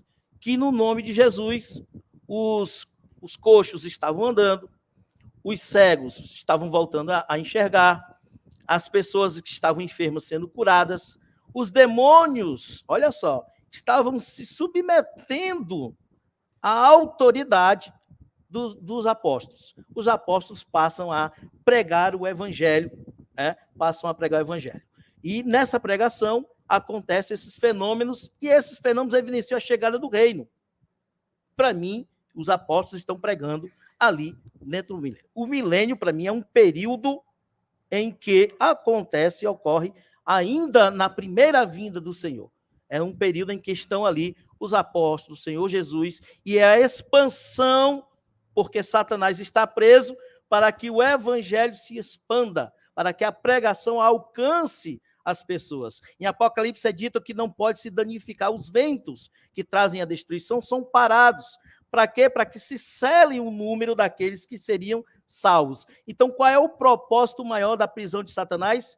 Porque Satanás queria cirandar, prender os apóstolos, acabar com Pedro. Jesus diz: vi Satanás cair do céu, declínio. Ao passo em que os apóstolos estão pregando o evangelho, levando a palavra do reino, expandindo, salvando as pessoas, agregando cada dia mais o número dos salvos, proporcionalmente, diretamente proporcionalmente, Satanás cai do seu domínio e vai perdendo terreno. Então, eu vejo Satanás preso nesse sentido. Ele não foi totalmente banido, mas a sua ação, o verbo grego traz ali, a palavra grega lá, de acorrentar, de prender, faz com que ele tenha suas ações delimitadas. Eles não podem mais agir ao bel prazer, mas ele é limitado para que o evangelho se expanda. Então, para mim, a prisão de Satanás é isso. A gente vê também esse Satanás comparado com o antigo dragão, Esse dragão é citado em Apocalipse 12. Então, quem é Satanás, de fato, para mim, se ele não é um ser pessoal? É toda essa sistemática do mundo mosaico, com a conjuntura entre os fariseus, os saduceus, os sacerdotes, ali os herodianos, porque você vê que é o sistema político, religioso, a qual estavam inseridos os apóstolos. Esse mesmo sistema que corrompeu os costumes, tirou as pessoas. Jesus, quando dizia que pregava o evangelho, esse sistema, ou representando ali pelos fariseus, eles não deixavam as pessoas entrarem no reino, porque eles eram os opositores. Para mim, Satanás nada mais é na Bíblia, no Novo Testamento, do que o opositor, aquele que representa a ideia contrária. E quem mais se opôs à pregação do evangelho? Quem mais se opôs ao ministério apostólico? Quem mais se opôs ao ministério de Jesus? Quem se levantou contra Jesus? Quem perseguiu a igreja de Jesus? Senão esse sistema munido ali pelos herodianos, pelos os sacerdotes, pelos escribas, pelo sinédrio. Esses foram as pessoas responsáveis pela perseguição aos apóstolos. Então, na minha visão, eu vejo esse Satanás nas páginas do Novo Testamento como essas pessoas que fizeram oposição à pregação de Jesus, ao ministério de Jesus, ao ministério dos apóstolos. Então, Satanás, para mim, é preso nesse sentido, no sentido em que ele teve sua ação controlada, moderada, para que o evangelho pudesse, assim, se expandir, tá? Então, talvez o Lucas Bansoli vai trazer uma outra visão, eu não sei qual é a visão dele de Satanás, mas Satanás aqui, eu vejo claramente, no outro contexto lá no Novo Testamento, vai dizer, Jesus vai contar uma parábola onde ele fala do mais valente, né? Acusam Jesus de estarem expulsando os demônios, etc., pelo poder do próprio demônio. Aí Jesus diz assim, se eu expulso, né, o demônio pelo próprio demônio, Satanás por Satanás, então esse reino não vai subsistir. Aí ele diz que, vindo o mais valente, ele conta lá, vindo o mais valente, faz o quê? Acorrenta, amarra, o mesmo verbo que é utilizado para amarrar Satanás no capítulo 20, é o mesmo que vai amarrar esse valente lá quando se fala, quando acusam Jesus de estar sob o domínio do diabo. Mas Jesus deixa bem claro que ele não está ao lado do diabo, ele está contra o diabo faz a oposição, os filhos do diabo, vamos dizer assim, eles, aqueles que perseguem, que fazem oposição a Cristo, aí Jesus fala, você é o mais valente, amarra, e aí sim, ele domina. Então, Satanás é amarrado ali nessa passagem, mostra essa amarração no Novo Testamento, onde o Senhor Jesus mostra que ele é o mais valente. O anjo que desce e amarra Satanás, para mim é Jesus, a do Apocalipse 20. Portanto, eu vejo, eu entendo que Satanás, para mim, não é um ser pessoal, mas eu vejo Satanás como um conceito, que é o que está no Antigo Testamento. Quando você vai ver nas passagens do Antigo Testamento, Satã, ele, na verdade, no máximo que ele pode ser comparado é com um anjo lá no livro de Jó. Só que esse mesmo anjo, dizem os teólogos que essa comparação, essa figura, essa poesia que está em Jó, ela foi construída a partir de uma função que existia ali no mundo persa, que era uma pessoa que ficava de olho no que acontecia para o rei, para que trouxessem as informações do que estava acontecendo no reino, e ele trazia informações das pessoas. E essa pessoa servia para quê? Para acusar, para falar das pessoas, para apontar. Então, toda a ideia opositora, para mim, representa Satanás. Por exemplo, Pedro é Satanás? Não. Mas o que foi que Jesus disse para Pedro? Quando Pedro tentou impedir, dizendo que não deixaria que Jesus morresse para cumprir as Escrituras. Ele disse, para trás de mim, Satanás. E Pedro é Satanás? Não. Mas a ideia opositora que Satanás traz ali na fala de Pedro, essa ideia opositora, ela traz essa oposição, representa Satanás. Portanto, para mim, a prisão de Satanás nada mais foi do que o período em que o evangelho se expandiu. Então eu vou até parar minha fala aqui para deixar o Banzoli iniciar, e aí eu quero ver o que ele vai levantar, que eu estou curioso para saber para onde a gente vai levar isso. Maravilha. Então, agora a gente vai ter a exposição do Lucas Banzoli. Agora o debatedor Lucas Banzoli dispõe de 15 minutos para sua exposição. Lucas, quando eu quiser... aquela pergunta, né? Você quer já mostrar slides ou você prefere só falar mesmo? Sim, quero o slide já. Slides já, né? Tá bom. Aqui, peraí. Ok, então se você puder... acho que você está colocando aqui, né?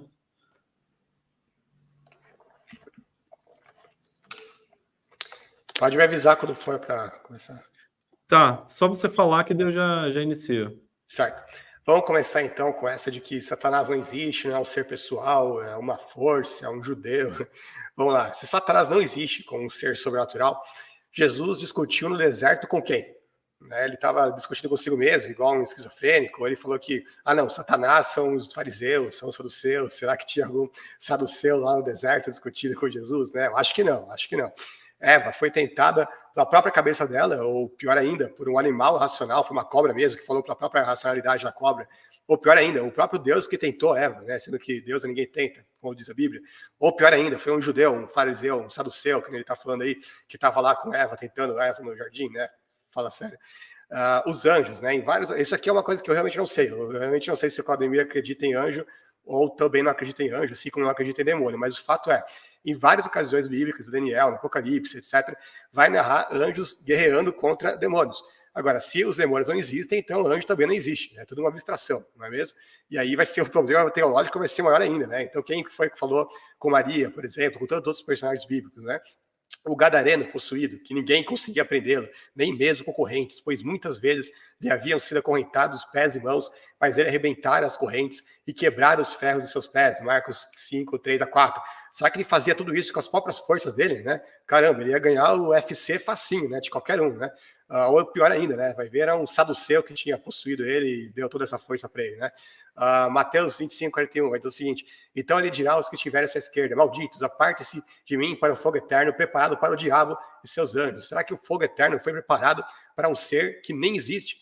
Né? Agora, se os anjos de Deus existem, por que os do diabo não existiam? Que fala o diabo e os seus anjos, né? O texto aqui, esse daqui para mim é o mais matador de todos, né? Contudo, nem mesmo o arcanjo Miguel, quando estava disputando com o diabo acerca do corpo de Moisés, ousou fazer acusação injuriosa contra ele, mas disse: o Senhor o repreenda. Agora, por que o Miguel estaria disputando o corpo de Moisés com um ser que nem existe? Que disputa haveria entre Miguel e um ser inexistente, um ser abstrato, alguma coisa assim? Não faz nenhum sentido, não ia ter disputa nenhuma aqui, né? E mais uma coisa, né? Ele fala: o Senhor não ousou fazer acusação injuriosa contra ele. Como é que você vai injuriar um ente abstrato? Né, eu pergunto. Ou vai falar que Miguel estava disputando o corpo de Moisés com o fariseu, né? Eu gostaria de saber isso também. João 8:44. Vocês pertencem ao pai de vocês, o diabo, e querem realizar o desejo dele. Ele foi homicida desde o princípio e não se apegou à verdade, pois não há verdade nele. Quando mente, fala sua própria língua, pois é mentiroso e pai da mentira. O ente abstrato pode ser homicida e mentiroso? Como alguém pode realizar o desejo de um ente abstrato? Né? Não é nem um ser. Isso não é de se admirar, pois o próprio Satanás se disfarça de anjo de luz. Uma abstração que não existe pode se disfarçar de um ser real. Enfim, isso aqui é só para colocar, porque a gente precisa colocar as bases aqui, né? Porque se não acredita nem no diabo, então é meio inútil discutir sobre se o diabo está preso ou se ele está solto, né? Vamos ler o texto aqui, Apocalipse 20:1-3. E vi descer do céu, é só uma coisa, Wesley, me avisa quando faltar 1 minuto, tá? Para acabar de novo. E vi descer do céu um anjo que trazia na mão a chave do abismo e uma grande corrente. Ele prendeu o dragão, a antiga serpente, que é o diabo, e o Satanás, e o acorrentou por 1000 anos. Lançou-o no abismo, fechou os pés e pôs um selo sobre ele, para assim impedi-lo de ganhar as nações, até que terminasse os 1000 anos. Depois disso, é necessário que ele seja solto por um pouco de tempo. Então aqui ele diz que o diabo está preso, e mesmo assim, 775 milhões de pessoas passam fome no mundo, 458 mil são assassinados por ano, 882 mil são estuprados só no Brasil, 234 milhões de pessoas são viciadas em drogas no mundo, 18 milhões de mulheres sofrem violência doméstica só no Brasil, a massa carcerária no mundo, né, são 11 milhões de pessoas presas, quase 5 milhões de escravos foram trazidos ao Brasil em navios negreiros em péssimas condições, né, entre os séculos 16 e 19, 238 mil pessoas morreram em guerra só no ano passado, e agora deve ser pior ainda, né, nesse ano só tem guerra, né? Depois de 70 depois de Cristo, as guerras se tornaram muito maiores, muito mais violentas, né? A gente teve Primeira e Segunda Guerra Mundial, Guerra dos 30 Anos, Guerra Civil Americana, Cruzados, etc. E as maiores chacinas, carnificinas, genocídios, monstruosidades que já existiram também ocorreram depois de 70. O Holocausto, né? Não precisa nem comentar nada, 6 milhões de judeus, né, mortos ali, o Holodomor, né, o Stalin matando os ucranianos com fome deliberada, a mesma coisa da grande fome chinesa, né, no Mao Tse Tung, o genocídio armênio, o genocídio de Ruanda, o genocídio indígena no Novo Mundo. Quando o Colombo chegou aqui, existia no Novo Mundo, né, na América, existia cerca de 100 milhões de nativos indígenas. Né, um século depois, tinha 10 milhões. O que aconteceu com ele? A Inquisição, né? Não precisa nem falar nada. Então, imagina se ele tivesse solto. Né? Se ele faz tudo isso preso, imagina se ele tivesse solto. Bom, tem um detalhe no texto que os próprios preteristas vão... Preteristas não, né? Amilenistas, eles vão afirmar isso com frequência, que o texto está falando sobre enganar as nações. Então, não tem nada a ver com essas maldades que Satanás faz. É só sobre enganar as nações. Mas será que isso resolve o problema deles? Na verdade, a gente vai ver aqui que isso piora, né? Porque se a questão aqui é não enganar as ações, a gente vê que as ações são enganadas sim, pra caramba, né? A gente vê que países que já foram cristãos, sobretudo na Europa, a gente poderia citar a França, por exemplo, né? Hoje é um país 70% a 80% tudo agnóstico ou ateu, né? Hoje são largamente secularizados, mergulhados no ateísmo. Os países baixos, né? Holanda, Bélgica, países escandinavos, né? A própria Inglaterra, Espanha, Itália, no quintal ali do Papa, todo mundo hoje, praticamente todo mundo, tudo ateu, agnóstico, religioso, tudo secularizado. Você vai falar que Satanás não pode mais enganar as nações, quando nações que eram cristãs no passado não são mais hoje. Elas não foram enganadas, elas foram o quê, então? Né? Então, países que nunca foram cristãos, mas que em outros tempos, em outras épocas, o evangelho pelo menos podia chegar, hoje não chega mais. Né? Por exemplo, países muçulmanos ali na África, no Oriente Médio, principalmente, né? A gente vê que cristão pisa o pé ali, tenta fundar uma igreja, ele é morto, sacrificado. Tem vários cristãos que são crucificados vivos nos dias de hoje, né? No Talibã, no Iraque, em várias outras regiões. A China também, existe um monte de igrejas subterrâneas, porque eles não podem ter uma igreja formal, né, visível. Né? Na Índia também, muita perseguição, muito pouco falado disso, mas também tem muita perseguição na Índia, sendo que no passado o cristianismo tinha mais acesso a esses países do que tem hoje, né? Muito mais. Então a gente vê que essas nações estão sendo enganadas sim. Se não é pelo diabo, é por quem então? Quem está enganando eles? Né? Aqui algumas notícias, né? Conheço igrejas centenárias que viraram cervejaria, livrarias e boate. Igrejas da Europa viram pubs, baladas, livrarias. A Europa vende sua história, igrejas se tornam escritórios, restaurantes, lojas e mesquitas. Por desuso, igrejas na Holanda viram cafés, museus e até bares. Templos modernos, igrejas que viraram de cafés até baladas. Né? É isso que está acontecendo na Europa, principalmente, não só na Europa, mas principalmente na Europa. E, segundo o Claudemir, né, não, Satanás está preso, fica tranquilo, né, não se preocupa com ele, que ele não pode mais enganar as nações. Então tá bom, né? Bom dia, Satanás! 100 mil cristãos são martirizados todos os anos por sua fé, né? Onde antes estavam as 7 igrejas do Apocalipse, hoje é a atual Turquia, um país muçulmano, onde menos de 1% da população é cristã, e também existe bastante perseguição por lá, ou seja, existia mais liberdade na época do Apocalipse mesmo que hoje, né? Vai dizer um norte-coreano que Satanás não pode mais enganar as nações, né? Onde só você entrar com uma Bíblia na mão no país, se eles encontrarem lá no meio das suas malas uma Bíblia lá, já é sentenciado à pena de morte. Tem um bebê de 2 anos que foi condenado à prisão perpétua porque os pais dele foram pegos com a Bíblia, né? E os pais, obviamente, foram executados, né? Aqui no ranking da missão Portas Abertas, né, da perseguição aos cristãos, a Coreia do Norte em primeiro lugar, absoluto, né, mas vários outros países ali, países de todo que é tipo, né, países africanos, países asiáticos, né, principalmente países islâmicos, mas não apenas eles, também muita perseguição aos cristãos. Imagina se o Satanás tivesse solto, né, aí não quero nem pensar, né, o que aconteceria. Bom, agora mais importante, será que a Bíblia descreve Satanás como estando preso? Vamos lá, 1 Pedro 5,8-9, vai dizer o seguinte: sejam sóbrios e vigiem. O diabo, o inimigo de vocês, anda ao redor como um leão, rugindo e procurando a quem possa devorar. Será que o Satanás está dando esses golpes aí na cadeia, igual os presos do Brasil, né? Que esses dias mesmo ligaram para os meus pais, né? Fingindo ser um parente nosso, pedindo dinheiro, né? Satanás deve ser assim, né? Ele está lá na prisão, mas ele está dando golpe lá na cadeia, né? Procurando a quem possa devorar lá na prisão dele.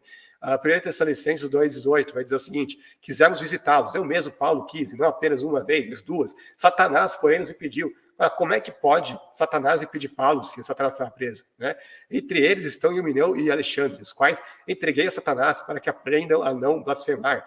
1 Timóteo 1,20, ele entregou eles a um ser que estava preso, né? Difícil de entender.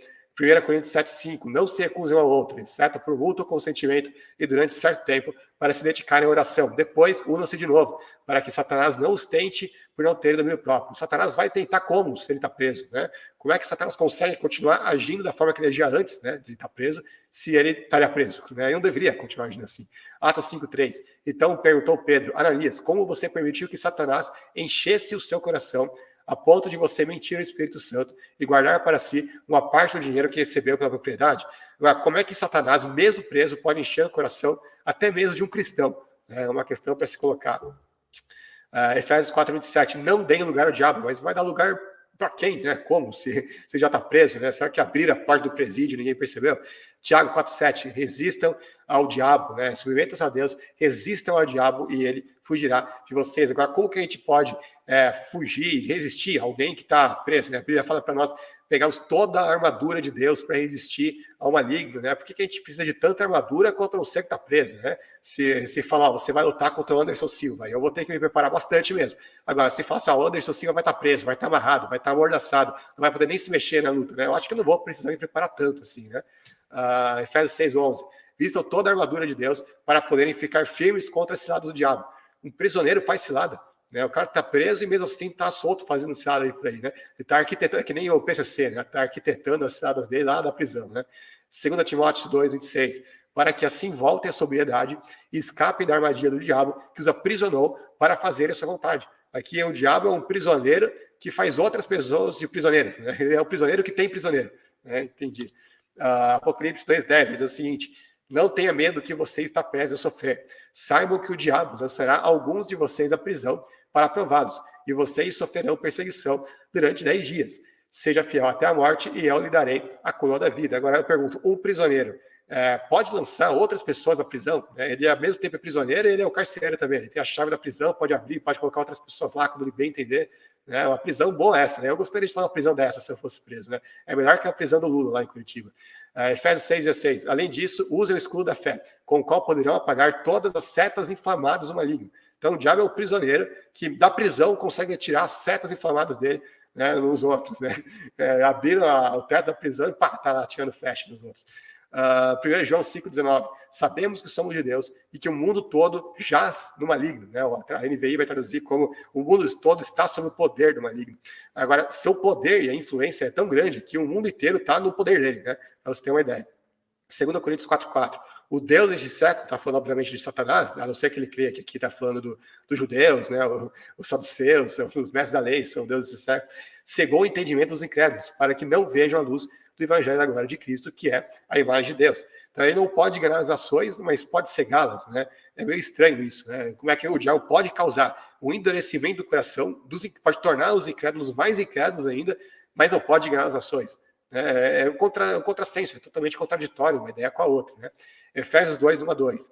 Vocês estavam mortos em suas transgressões e pecados, nos quais costumavam viver, quando seguiam a presente ordem deste mundo e o príncipe do poder do ar, o espírito que agora está atuando nos que vivem na desobediência. Aqui ele é descrito como um príncipe que está atuando nos ares, ou seja, ele está em liberdade, né? Mas mesmo assim, o Claudemir acredita que Satanás estava preso já naquela época, né? Então ele estava preso no abismo, e se a gente for ver abismo na Bíblia, o lugar onde os demônios não queriam ir de jeito nenhum, porque eles sabiam que ia estar preso para ali, se vê o demônio implorando, não nos mande para o abismo, né?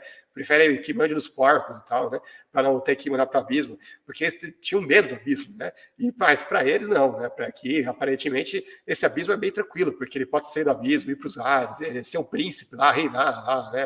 O cara é rei na própria prisão dele, né? Ele está reinando direto na prisão. 2 Coríntios 11:3. O que receio e quero evitar é que, assim como a serpente enganou Eva com astúcia, a mente de vocês será corrompida e se desvia da sua sincera e pura devoção a Cristo. Agora, será que Satanás, mesmo preso, consegue corromper a mente dos crentes e desviá-los da fé? Tudo bem, aqui ele pode falar que isso aqui não é Satanás mesmo, né? Porque aqui está falando de serpente. Agora, qual é essa serpente? Essa que Paulo estava falando, que uma serpente literal pode enganar os cristãos? Eu acho que não, né? Que, obviamente, o próprio Apocalipse vai dizer que o Satanás é a antiga serpente.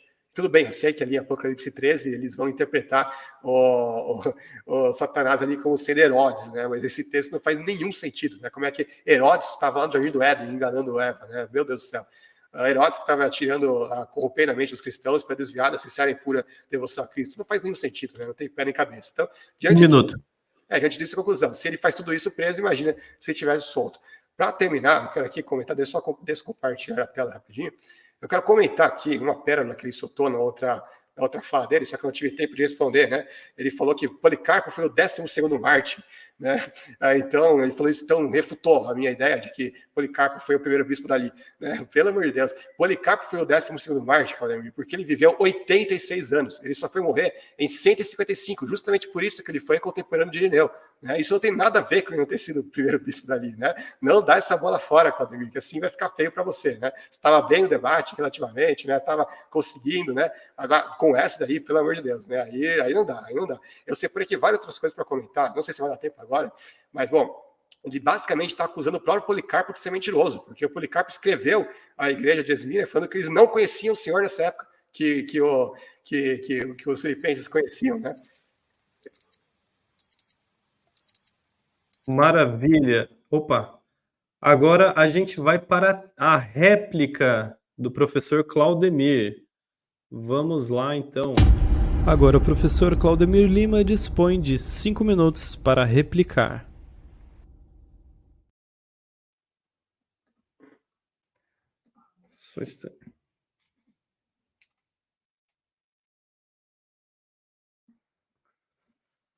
Pronto. Claudemir, você prefere começar com slides ou sem slides? Não tem slide nesse bloco. Sem slides, ok. O próximo eu tenho, mas esse não.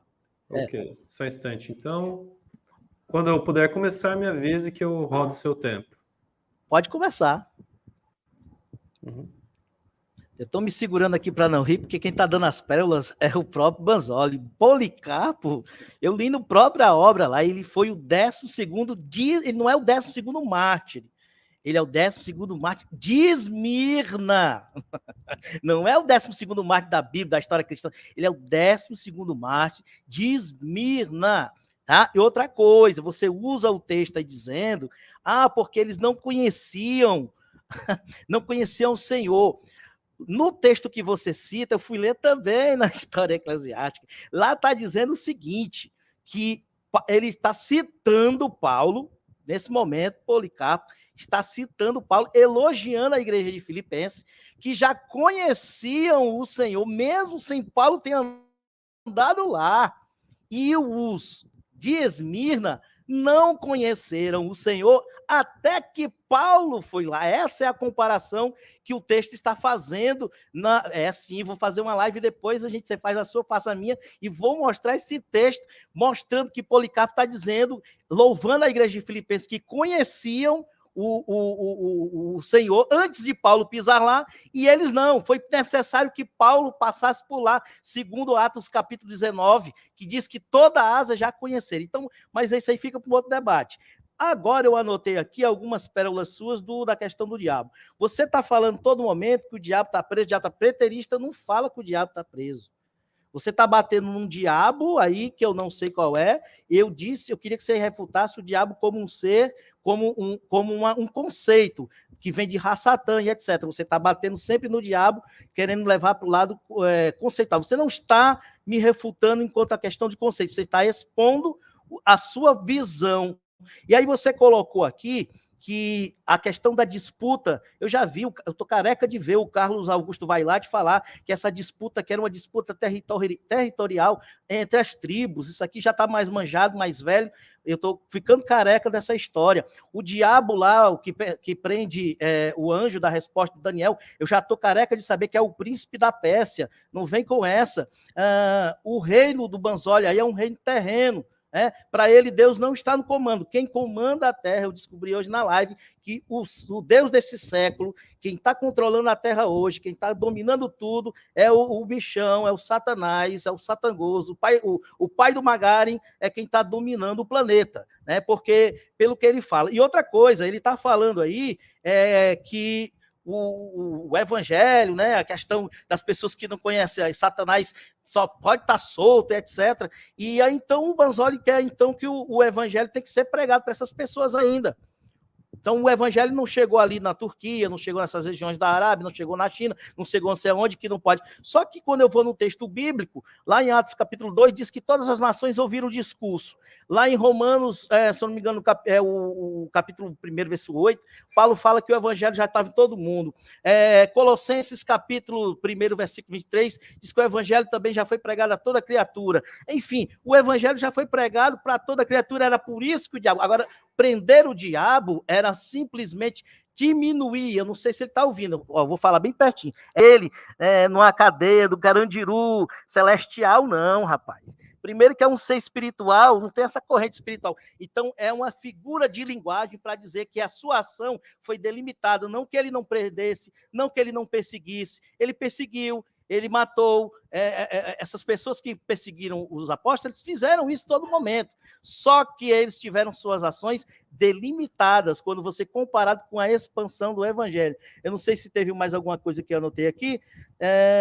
O arrebatamento da igreja. Você diz numa live que quando Jesus vem arrebatar a igreja, ele vai matar todo mundo que é ímpio. Aí depois essa galera vai ressuscitar e Satanás, aí Satanás vai ser solto para pegar essa galera aí que morreu, todo mundo no arrebatamento. Você me acusou numa outra live, lá no debate da Arena, que eu tinha dito que no arrebatamento Deus ia matar todo mundo. Só que aí eu fui assistir a sua live e vi que você que disse que quando Jesus vier, vai matar todo mundo. Vai levar, né, o pessoal para o céu, vai matar todos os ímpios, e esses ímpios vão formar quem? O exército de Satanás. Por quê? Porque eles vão ressuscitar no final desse milênio que Satanás está preso, vão formar um exército e, comandados por Satanás, eles morrem, eles são julgados no arrebatamento, morrem, depois ressuscita para morrer de novo.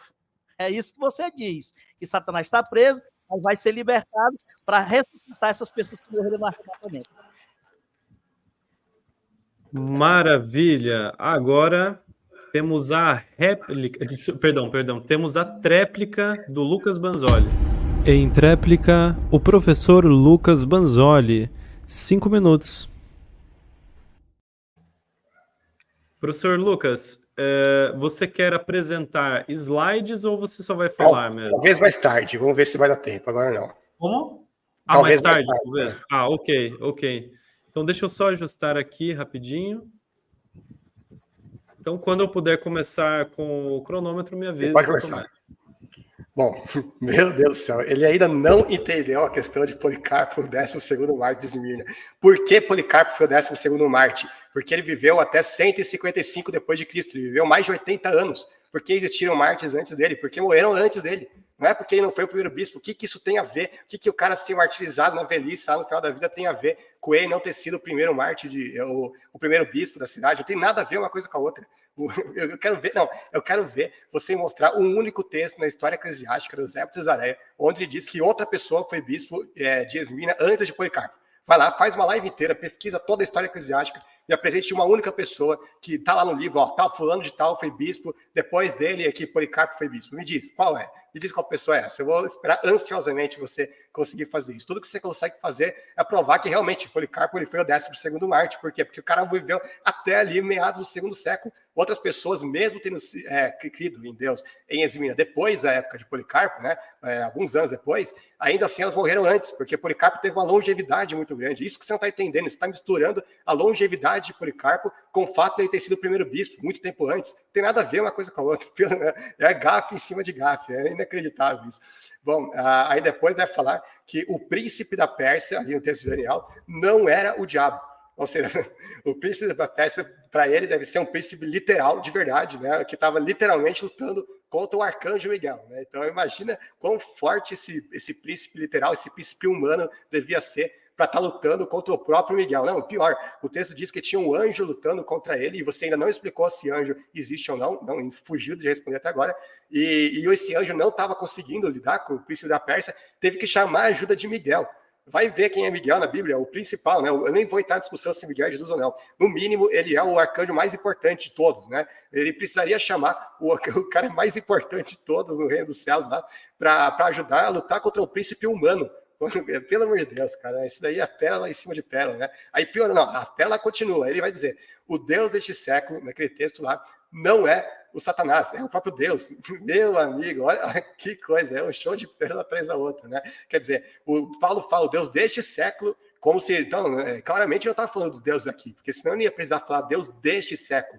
Né? E se fala Deus deste século, ele está falando justamente desta era, desse mundo. Né? É a mesma coisa que o João vai falar lá no texto que ele diz que o mundo jaz no maligno. É o mesmo conceito. Não é o próprio Deus que está cegando os incrédulos de propósito, como se Deus não quisesse que eles crescem. A própria Bíblia vai dizer, Paulo vai dizer ao Timóteo, que Deus deseja que todos os homens sejam salvos e cheguem ao conhecimento da verdade. Então não pode ser o mesmo Deus que está cegando o entendimento dos incrédulos. É óbvio que isso é o diabo que faz. Agora, se Deus não pode... e você falou, não, então é o diabo que manda na terra. Vai ler o que João escreve ali. O mundo jaz no maligno. Será que, então, o maligno aqui é Deus também? É isso que você vai argumentar? Pelo amor de Deus, aí é para acabar mesmo, né? E aí para ir embora daqui do debate, né? Enfim, óbvio que quando aqui está falando do mundo, está falando das pessoas ímpias do mundo, né? Óbvio que eles estão submersos no poder do maligno, do Satã. É isso que o texto está falando. Não é que Satanás é mais poderoso que Deus, qualquer coisa do tipo. Bom, ele vai falar que naquele texto de Apocalipse 20 é uma figura de linguagem para dizer que a sua ação foi limitada. Mas o texto não fala de limitar a ação de Satanás. Vamos ver o que o texto diz. Ele apanhou o dragão, a primitiva serpente, que é o demônio, Satanás, e o acorrentou por 1000 anos. Atirou-o no abismo, que fechou e selou por cima, para que já não seduzisse as ações, até que se completasse os 1000 anos. Ou seja, está até selado ali em cima. É uma figura de linguagem bíblica para expressar que ele está completamente limitado. Não é uma ação, ele não está parcialmente limitado. Ele não pode tentar as pessoas, fazer um monte de maldade, enganar as pessoas, enganar as ações parcialmente. Não, ele está literalmente preso, ele está selado, não pode fazer nada mais. É exatamente isso que o texto está querendo dizer aqui. Aí você falou que eu falei que Jesus vai matar... Sim, eu falei que Jesus mata os ímpios na volta. Tanto é que você volta lá, assim como foi nos dias de Noé, assim será nos dias da volta do Filho do Homem. O que aconteceu nos dias de Noé? Todos os ímpios foram mortos no dilúvio. Não sei que você creia que teve ímpio aí que permaneceu vivo, nadando lá nas águas lá do dilúvio, né? Que nem no filme do Noé, né? Que os caras pegaram o barquinho e ficaram vivos lá, né? Aí não, ele fala, vai ser exatamente assim quando o Filho do Homem voltar. Ou seja, todos os ímpios vão morrer, é isso que eu argumentei. Agora, o que você argumentou é que os salvos vão morrer. Você falou literalmente isso na nossa live. Depois tentou se explicar, falou que não foi bem isso que você quis dizer, tentou se explicar, não se explicou direito. Até hoje a gente não entende o que você está falando. Né? Você falou que Jesus ia matar. O arrebatamento, na verdade, era Jesus matando aquelas pessoas, né? O arrebatamento da igreja, na verdade, é Jesus matando os próprios salvos. É isso que você tinha falado lá. Não veio falar que não, que foi exatamente isso que você disse. Bom, e só para mostrar mais uma contradição deles, né? O texto do Apocalipse vai dizer o seguinte: e vi descer do céu o anjo que derramou no abismo. A gente vai ver que isso aqui está no capítulo 20. Bom tempo, que pena. Bom, na próxima, então, eu continuo. Muito bem, encerramos esse bloco e agora a gente vai finalmente para a parte mais esperada, que é o nosso diálogo dinâmico. Então vamos ao terceiro bloco. Terceiro bloco. Agora teremos o nosso tão esperado diálogo dinâmico. Discutir-se-á o capítulo 24 do Evangelho de Mateus. Cada debatedor disporá de 20 minutos. E o puxador da conversa será o professor Claudemir Lima, do canal Brasil Preterista.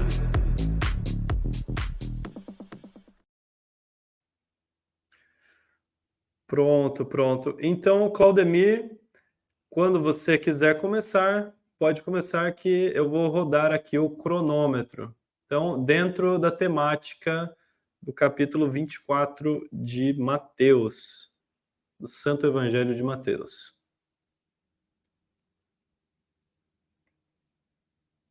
Calma aí, você está mutado, deixa eu te desmutar. Calma aí.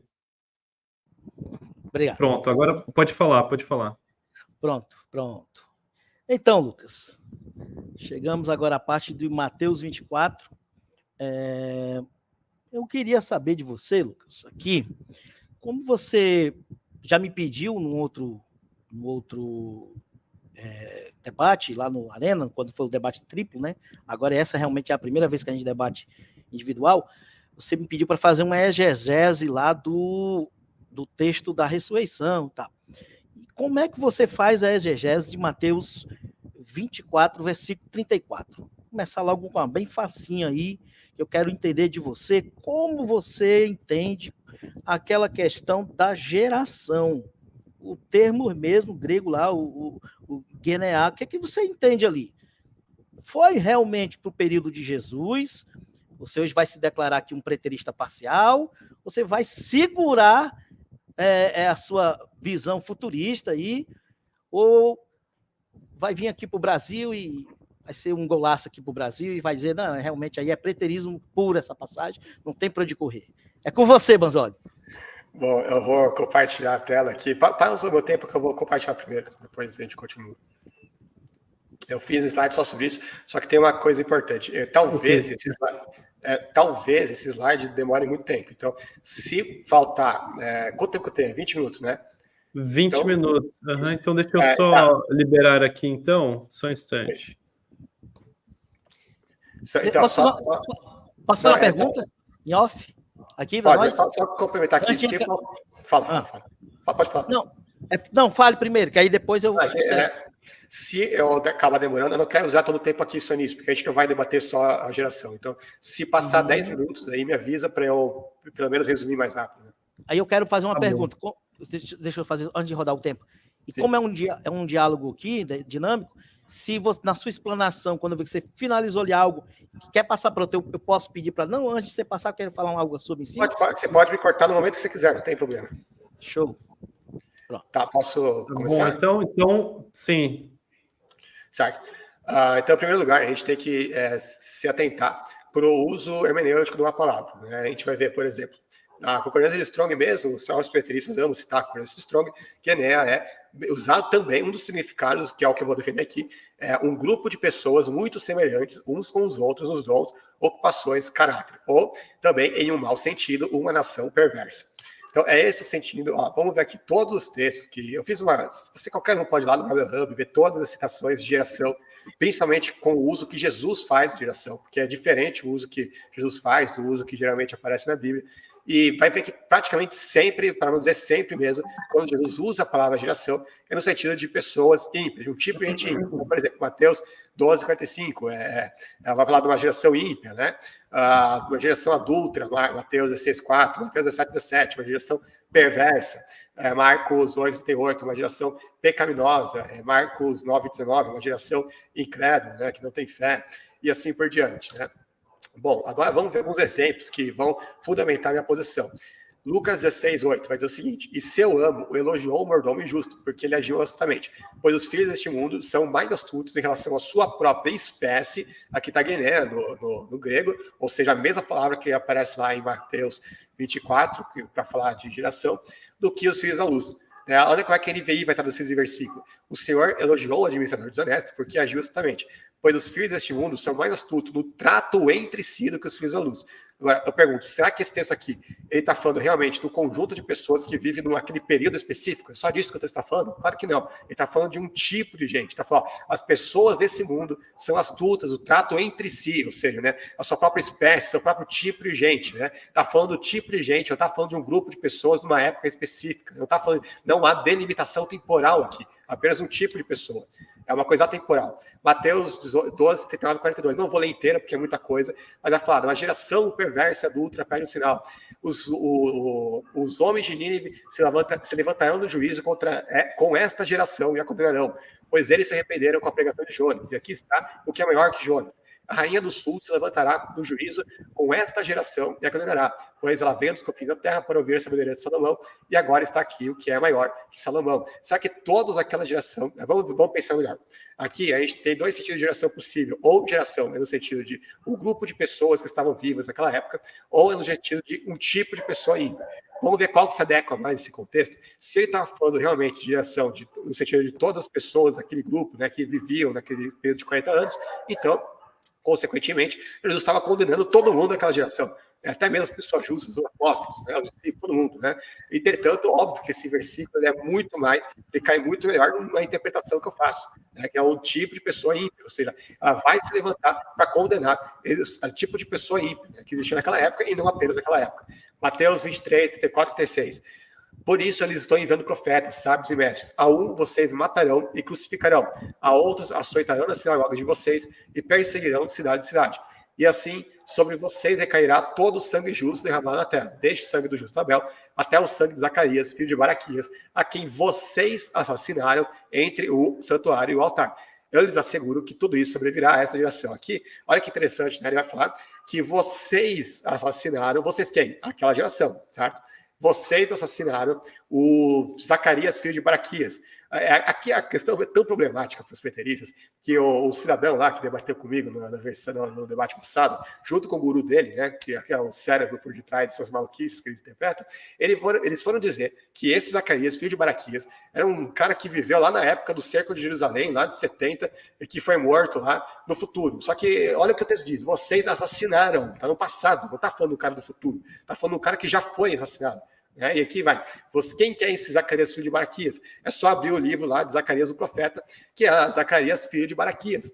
Então não tem o que discutir a respeito disso, a própria Bíblia explica a Bíblia. Agora, tem um problema, esse Zacarias, filho de Baraquias, ele viveu séculos antes disso. Alguma pessoa daquela geração, daquele grupo de pessoas, o período lá de 40 anos, que nem os petristas gostam de falar, alguma daquelas pessoas que ouviam o discurso de Jesus tinha literalmente matado o Zacarias, filho de Baraquias? Óbvio que não. No entanto, Jesus atribui aquilo a eles e àquela geração. Então, essa é a melhor prova bíblica do uso de geração no sentido que eu defendo. Foram os fariseus que mataram Zacarias? Não, nem existia fariseu na época de Zacarias. Foi aquela geração que matou Zacarias? Óbvio que não. A não ser que tivesse alguém ali com 400, 500 anos. Né? Aí vai ser uma baita de uma surpresa. Né? Foi aquele mesmo tipo de gente? Sim, exatamente. O que Jesus está falando aqui? Ó, o mesmo tipo de gente que vocês representam, que vocês são, é o tipo de gente que matou Zacarias. Por isso eles falam assim, é a mesma coisa que alguém falar, está debatendo com um apologista católico, aqueles que defendem a Inquisição, e falar, vocês assassinaram o Jean Hus, por exemplo. Né? Tive só um probleminha aqui, pessoal, me desculpem, eu tive um problema com o cronômetro. Tá. Lucas, posso manter esse slide aqui? Não entendi. Você pode manter o slide aqui rapidinho? E daí você já continua? Sim, tudo bem. Eu só preciso conferir. Eu não sei o que aconteceu aqui. Rapidinho, pessoal. Deixa eu só ver quanto tempo você tinha e eu já reajusto. Perdão, rapidinho. Deu uma trava, né? Ele voltou ao início, não sei porquê. Deixa eu só... o Lucas estava com 15 e 23. Então eu vou retomar, tá bom? Deixa eu só corrigir aqui o do Lucas. Acho que deve ser um sinal divino de que eu tenho que falar mais, hein? Eu queria fazer uma intervenção. Aproveita que parou, posso fazer, Lucas? Só concluir esse slide aí, eu já passo. Eu só vou concluir o pensamento aqui rapidinho. Tá, então, olha só. Então, 18h53 e... Deixa eu só ver rapidinho aqui. Só um instante, pessoal. Ao vivo, vocês sabem como é, né? Ao vivo acontece esse tipo de coisa. Tá. Então, vou pôr 15 minutos. Opa. Pronto, agora eu acho que vai. Lucas, você pode continuar, eu vou deixar alguns segundos e daí em seguida eu continuo do 15, porque você foi em 15 e 23. Sim, pode continuar. Então, assim, só para fazer uma analogia aqui, só para exemplificar, né? Tipo que nem um apologista católico que defende a Inquisição, a gente fala para ele, vocês assassinaram o John Hus na fogueira, né? Ou a Joana d'Arc, enfim, qualquer um. Obviamente, aquela pessoa específica para quem a gente está falando não assassinou o John Hus, não assassinou a Joana d'Arc, mas aquele tipo de gente que ele representa, assim, é uma linguagem que a gente usa até os dias de hoje. E é isso que Jesus usou, é esse o sentido de geração, e que é o mesmo sentido que Jesus vai usar em Mateus 24. Agora eu vou deixar que o Claudemir faça a intervenção dele, vou até descompartilhar a tela por enquanto. Não, a minha intervenção é simples. Você está sempre usando aí o termo tipo de pessoa. Mas eu quero saber, é no tipo de pessoa no sentido biológico? Não, é o tipo de pessoa que compartilha de um tipo de ensino. O tipo de pessoa perversa. No mesmo sentido que eu coloquei ali no quadro quando eu comecei, pessoas incrédulas, perversas, pecaminosas, etc. Bem-vindo ao preterismo. Obrigado. O que isso tem de preterismo? Me explica. Muito obrigado. É isso mesmo, é isso aí. Você já ouviu falar da medida dos pais? A medida dos pais. Você já viu a briga de Jesus lá em João 8 com os fariseus? Ele colocando a questão dos pais. Você viu no texto que você apresentou que a alguns vocês crucificarão. Ele está simplesmente ligando o que acontecia desde lá do início das eras. E outra coisa, você disse no bloco passado, eu achei interessante, você também estava dando umas pitadas de preterismo, porque quando foi para beneficiar a sua questão do Satanás, você disse que mundo não era mundo, né? Que mundo não era planeta, mas o mundo tinha um outro sentido. Parabéns, o preterismo trabalha assim. É desse jeito mesmo. Posso responder isso? Você... Não, eu dei só para adaptar, mas o que eu queria que você visse aí é que a questão de você pegar lá a medida dos pais, o pecado dos pais está sendo enchido. E essa medida chegou ao limiar exatamente naquela geração. Por isso Jesus disse que não passa daquela geração, porque esse tipo de pessoa já existia desde lá do passado. E eles são vistos como os seus pais, né? Como os pais deles. E aí eles continuam praticando as mesmas ações, matando os profetas, matando. Então eles praticavam as mesmas ações, por isso eles estão no mesmo bolo. É como se eles abrissem uma linha cronológica, uma linha de tempo, e dissessem, ó, daqui para cá, esse pessoal vem praticando isso, essas gerações, durante gerações, os pais de vocês praticavam isso, e vocês repetem as mesmas coisas. É isso que o preterismo fala. Então, você está certo, esse tipo de pessoa é o que o preterismo prega, que seriam realmente destruídas ali em 70. Então, eu não sei onde você está querendo chegar. Aliás, sei, no preterismo, seja bem-vindo. Posso responder? Pode. Bom, sobre a questão do mundo, óbvio que quando a Bíblia fala mundo, ela vai ter dois sentidos. Ou ela está falando de todo mundo habitado daquela época, do planeta, ou então ela vai estar falando dos ímpios. Né? Muitas vezes você vai ter em contraste a igreja, os cristãos, com os ímpios que são chamados de mundo. Isso aí é um uso espiritual do termo, ninguém está negando. Não tem nada a ver com o uso que os preteristas fazem do termo mundo, como sendo somente Jerusalém, somente Israel. Não tem nenhum texto afirmando isso. Você quer falar? Fala. Por que mundo? Porque faz parte aqui do debate. Por que mundo... Tá no meu tempo ainda? Não, agora está no meu, né? Está no meu. Por que mundo significa ímpio? Como assim? Porque vários versículos bíblicos vão afirmar isso. Não. Sabe por que eu vou lhe explicar por que mundo tem esse significado de ímpio, de impiedade. Porque ele representa o aion ali, a era, o século, que é a palavra que está ali para mundo em Mateus, ela representa o conjunto das coisas que foram construídas e que Jesus veio destruir. Para onde Jesus aponta? Para o templo. O templo vai ser destruído, não vai ficar pedra sobre pedra. Então, ele está mostrando ali que não vai ficar pedra sobre pedra, simboliza que aquele mundo, nos moldes, construído nos moldes judaicos, onde o templo é o centro, aquilo é ímpio. Aquilo ali vamos dizer, foi maculado, sofreu, como se diz, corrupção. Então, ele está apontando para essa impiedade, não para o ímpio. O mundo da impiedade. Não é o ímpio, não é a pessoa ímpia. A pessoa ímpia vai sofrer, por consequência, por não dar crédito à palavra, ao evangelho. Mas esse mundo é ímpio pela conjuntura. A palavra mundo significa exatamente isso, essa conjuntura histórica, social, política, econômica, religiosa, que era construída ali. Então, aquilo que Jesus está apontando que vai ser destruído é exatamente esse mundo, essa conjuntura. Aí está a impiedade, a corrupção. As pessoas não mais estavam voltadas para Deus. A palavra de Jesus vem contra isso. É isso que é mundo. Para você agora. Certo. Pena que não tem nenhum versículo bíblico que defina mundo como sendo essa conjuntura que você falou. Todos os versículos que falam... Mateus 24, verso 3. Mateus 24, versículo 3. Vamos ver. Mateus é o aion.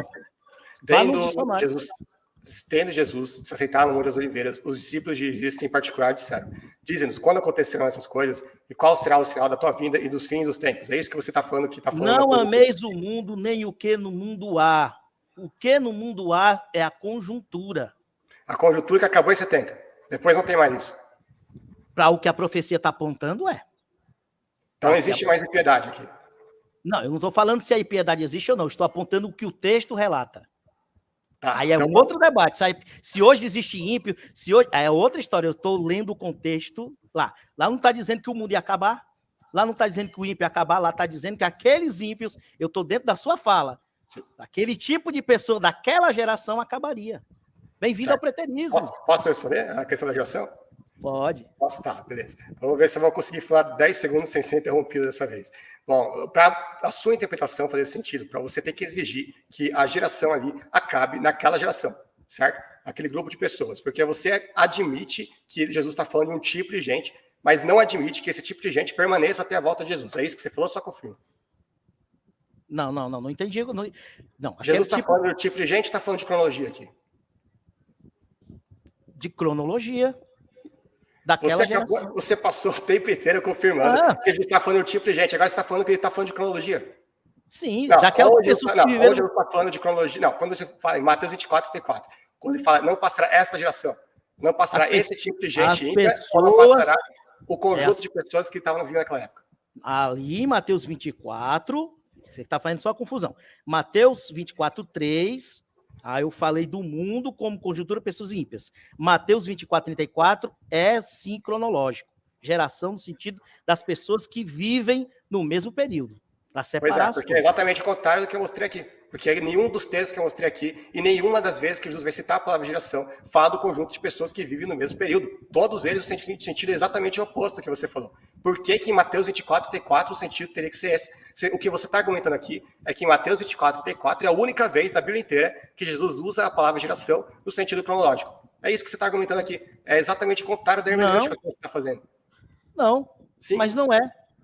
Por que não?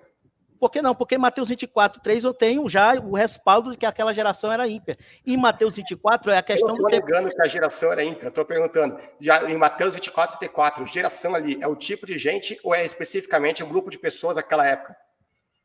Em Mateus 24 e 34 são as pessoas que vivem no mesmo período. E essas pessoas... Aí você mudou o sentido de geração. Você acabou de mudar. Não mudei. Não, mas geração é o conjunto de pessoas que vivem no mesmo tempo. Você quer que eu leia no Lex? Então foi aquele conjunto de pessoas naquela época que matou o Zacarias. Acabei de explicar isso. O texto que você leu diz que aquelas pessoas crucificariam a uns. Eu acabei de dizer que isso está numa linha. Ela vem desde os pais, é a questão do encher a medida dos pais, do pecado. Essas pessoas da geração de Jesus encheu a medida dos pais. Então, eles replicam as mesmas coisas. Até eles dizem lá no texto de João, se nós estivéssemos no tempo de Abraão. Eles, na verdade, estão fazendo a mesma coisa que os pais fizeram. Mataram os profetas. E aquela geração, mataram João Batista, Estevão, a Jesus. Fizeram as mesmas coisas, Luca Banzo. Certo. Você ainda não... Fala. E mesmo que em Mateus 24, 34, eu esteja contando ali, que ali é um sentido cronológico, é tempo determinando que aquilo ali não passaria aquela geração, aquelas pessoas, elas não deixam de ser pessoas. Elas são pessoas perversas e cruéis, que você bem citou, e eu já citei aqui em outras lives, no debate com o Roger, no primeiro debate, eu coloquei todas as vezes que você coloca Mateus 24, a palavra geração no grego, lá em Mateus, tirando essa passagem que você colocou da espécie, e se eu não me engano, ela é uma variante lá, ela não é a palavra gueneia, tá? Ela não é a gueneia. E você tem... Do texto você botou de Mateus aí, da espécie lá, da questão da espécie, da serpente. Mas entrando no Mateus, na palavra gueneá, lá O texto não é da serpente que você tem. Eu acho que você citou Mateus 3. Não. O que eu citei é Lucas 16, 8. Não tem nada a ver com a serpente. Beleza, ainda foi fora de Mateus. Tudo bem, mas não tem problema não. Lucas tem essa geração também, Lucas 21, você nunca leu? Tem, mas aí você citou 18. Não foi o texto paralelo. O debate é Mateus 24. Então, mas é isso que eu estou querendo mostrar para você, que você está indo contra o sentido de todas as vezes que Jesus citou o termo geração. Você não está entendendo isso. Ou seja, se Jesus cita em um termo geração, em Lucas 18 de uma forma, em Lucas 20 de outra forma, em Mateus 20 de outra forma, em Marcos 14 de outra forma, etc, etc. Todos sempre têm o mesmo significado. Mas aí ele vai lá em Mateus 24 e fala, quer saber? Deixa eu só terminar aqui. Quer saber? Agora eu vou citar a palavra geração num sentido totalmente diferente do que eu citei até agora. É isso que você está argumentando. Não tem nada a ver com o que você está falando. Agora, perfeito. Sobre a questão de ter feito juízo de Deus sobre aqueles caras lá, pessoas ímpias, eu nunca neguei isso. Veja o debate meu com o Robson. Eu afirmo que teve uma tipologia. por detrás de Mateus 24, aquilo que a gente sempre argumenta. Então não tem nada a ver, então aquelas pessoas só foram julgadas? Claro que foram. Aquilo que aconteceu em 70 é um plano de fundo para aquilo que vai acontecer no fim dos tempos. Aí a gente vai ver vários textos que vai afirmar exatamente isso, que não vão se aplicar literalmente para lá. Por exemplo, a gente já viu, tem vários textos aqui, mas, por exemplo, Mateus 24, 21. Porque haverá grande tribulação, como nunca houve desde o princípio do mundo até agora, nem jamais haverá. Aqui você vai falar que mundo é o que você disse mesmo? Repete aí o que você tinha falado que era mundo. Mundo, lá em Mateus 24, 3, é o aion, que é a conjuntura das coisas construídas, a cultura, a política, todo esse conjunto. Como nunca houve desde o princípio da conjuntura política até agora. Religiosa, social. Oi? Sim, nem jamais haverá. Aqui diz que não vai ter nem no futuro uma tribulação como essa. Eu pergunto, aquilo que aconteceu em 70 foi maior do que qualquer outra coisa que aconteceu no futuro? Nunca houve nenhum exército maior do que o exército assírio? Não sei.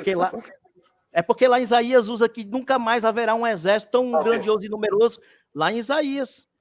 Isaías eu acho que é Isaías 13. Eu tenho aqui no slide. Aliás, não coloquei no slide, mas eu vou trazer depois para você aqui. Ele traz esse mesmo contexto. Isaías diz lá que não haverá mais nenhum. Agora, mesmo assim, você vai dizer assim, nunca mais haverá. Então, para você vai haver ainda um juízo final aí, algo que vai acontecer tão grandioso. O que seria?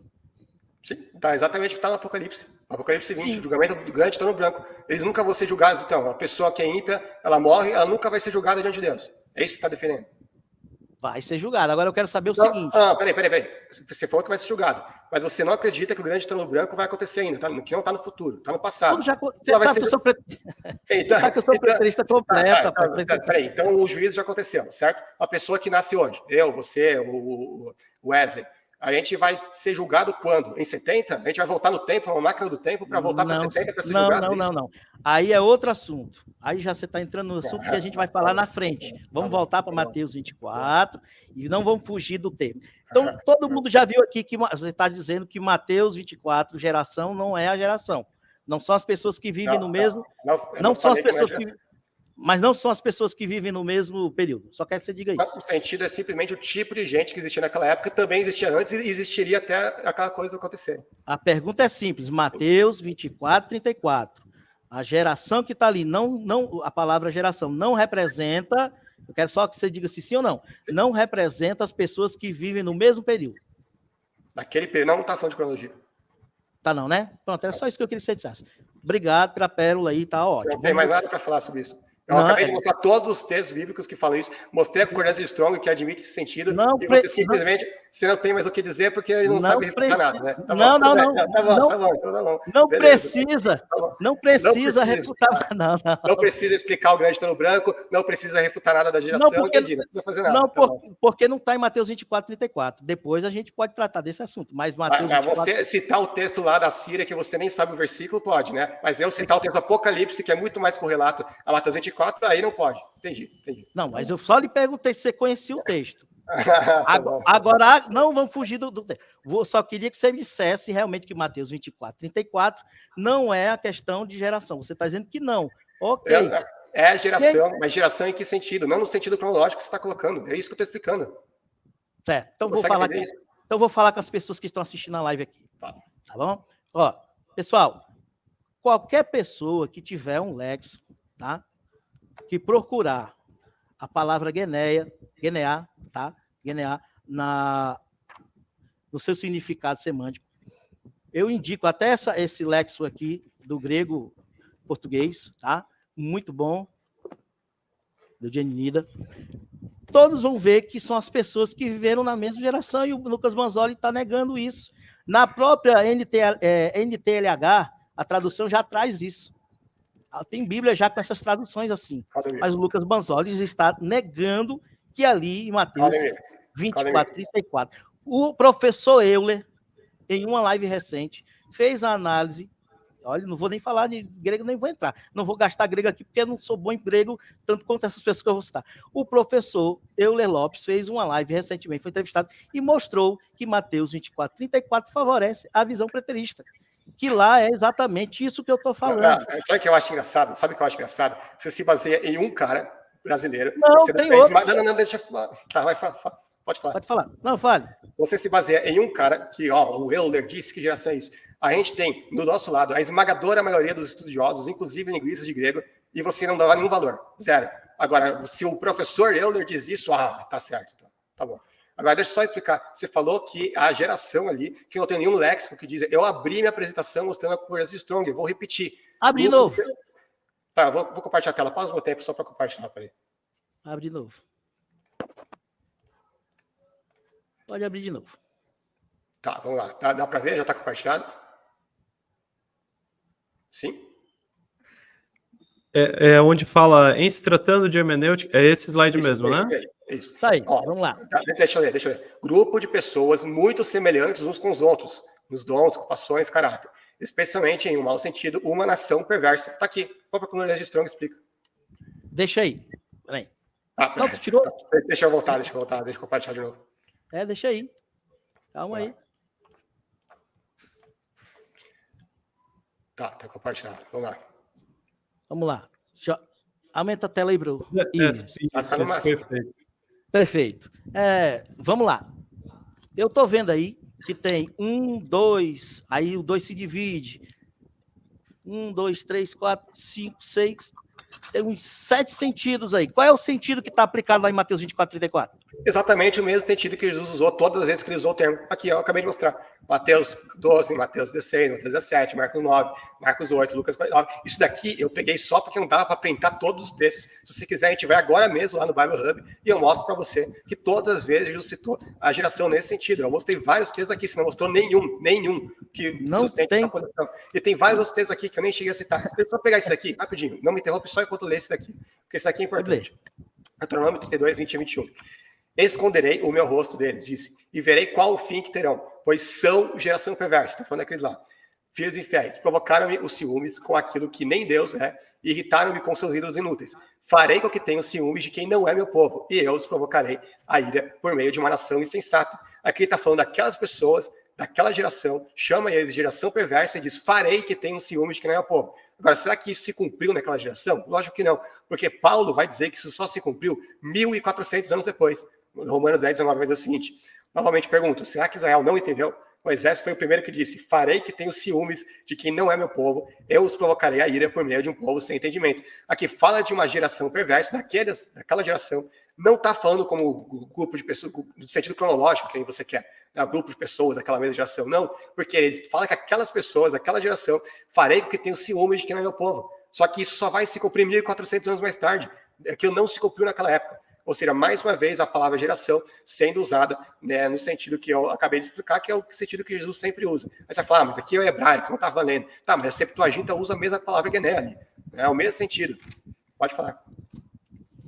Não, eu quero saber aonde está a contradição de que Jesus está falando de um juízo, certo? No capítulo 24.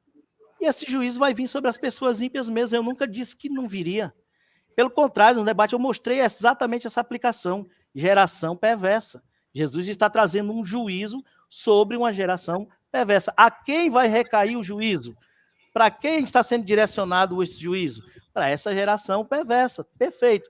Em Mateus 24, 34, ele está dizendo agora não para quem vai ser direcionado, mas o tempo em que está direcionado.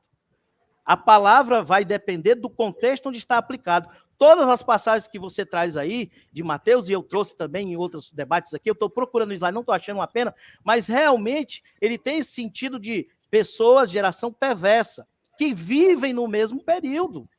E essas pessoas, e ele arremata isso em Mateus 24. Então, depende do contexto onde está aplicado a palavra, para você ter o significado dessa palavra.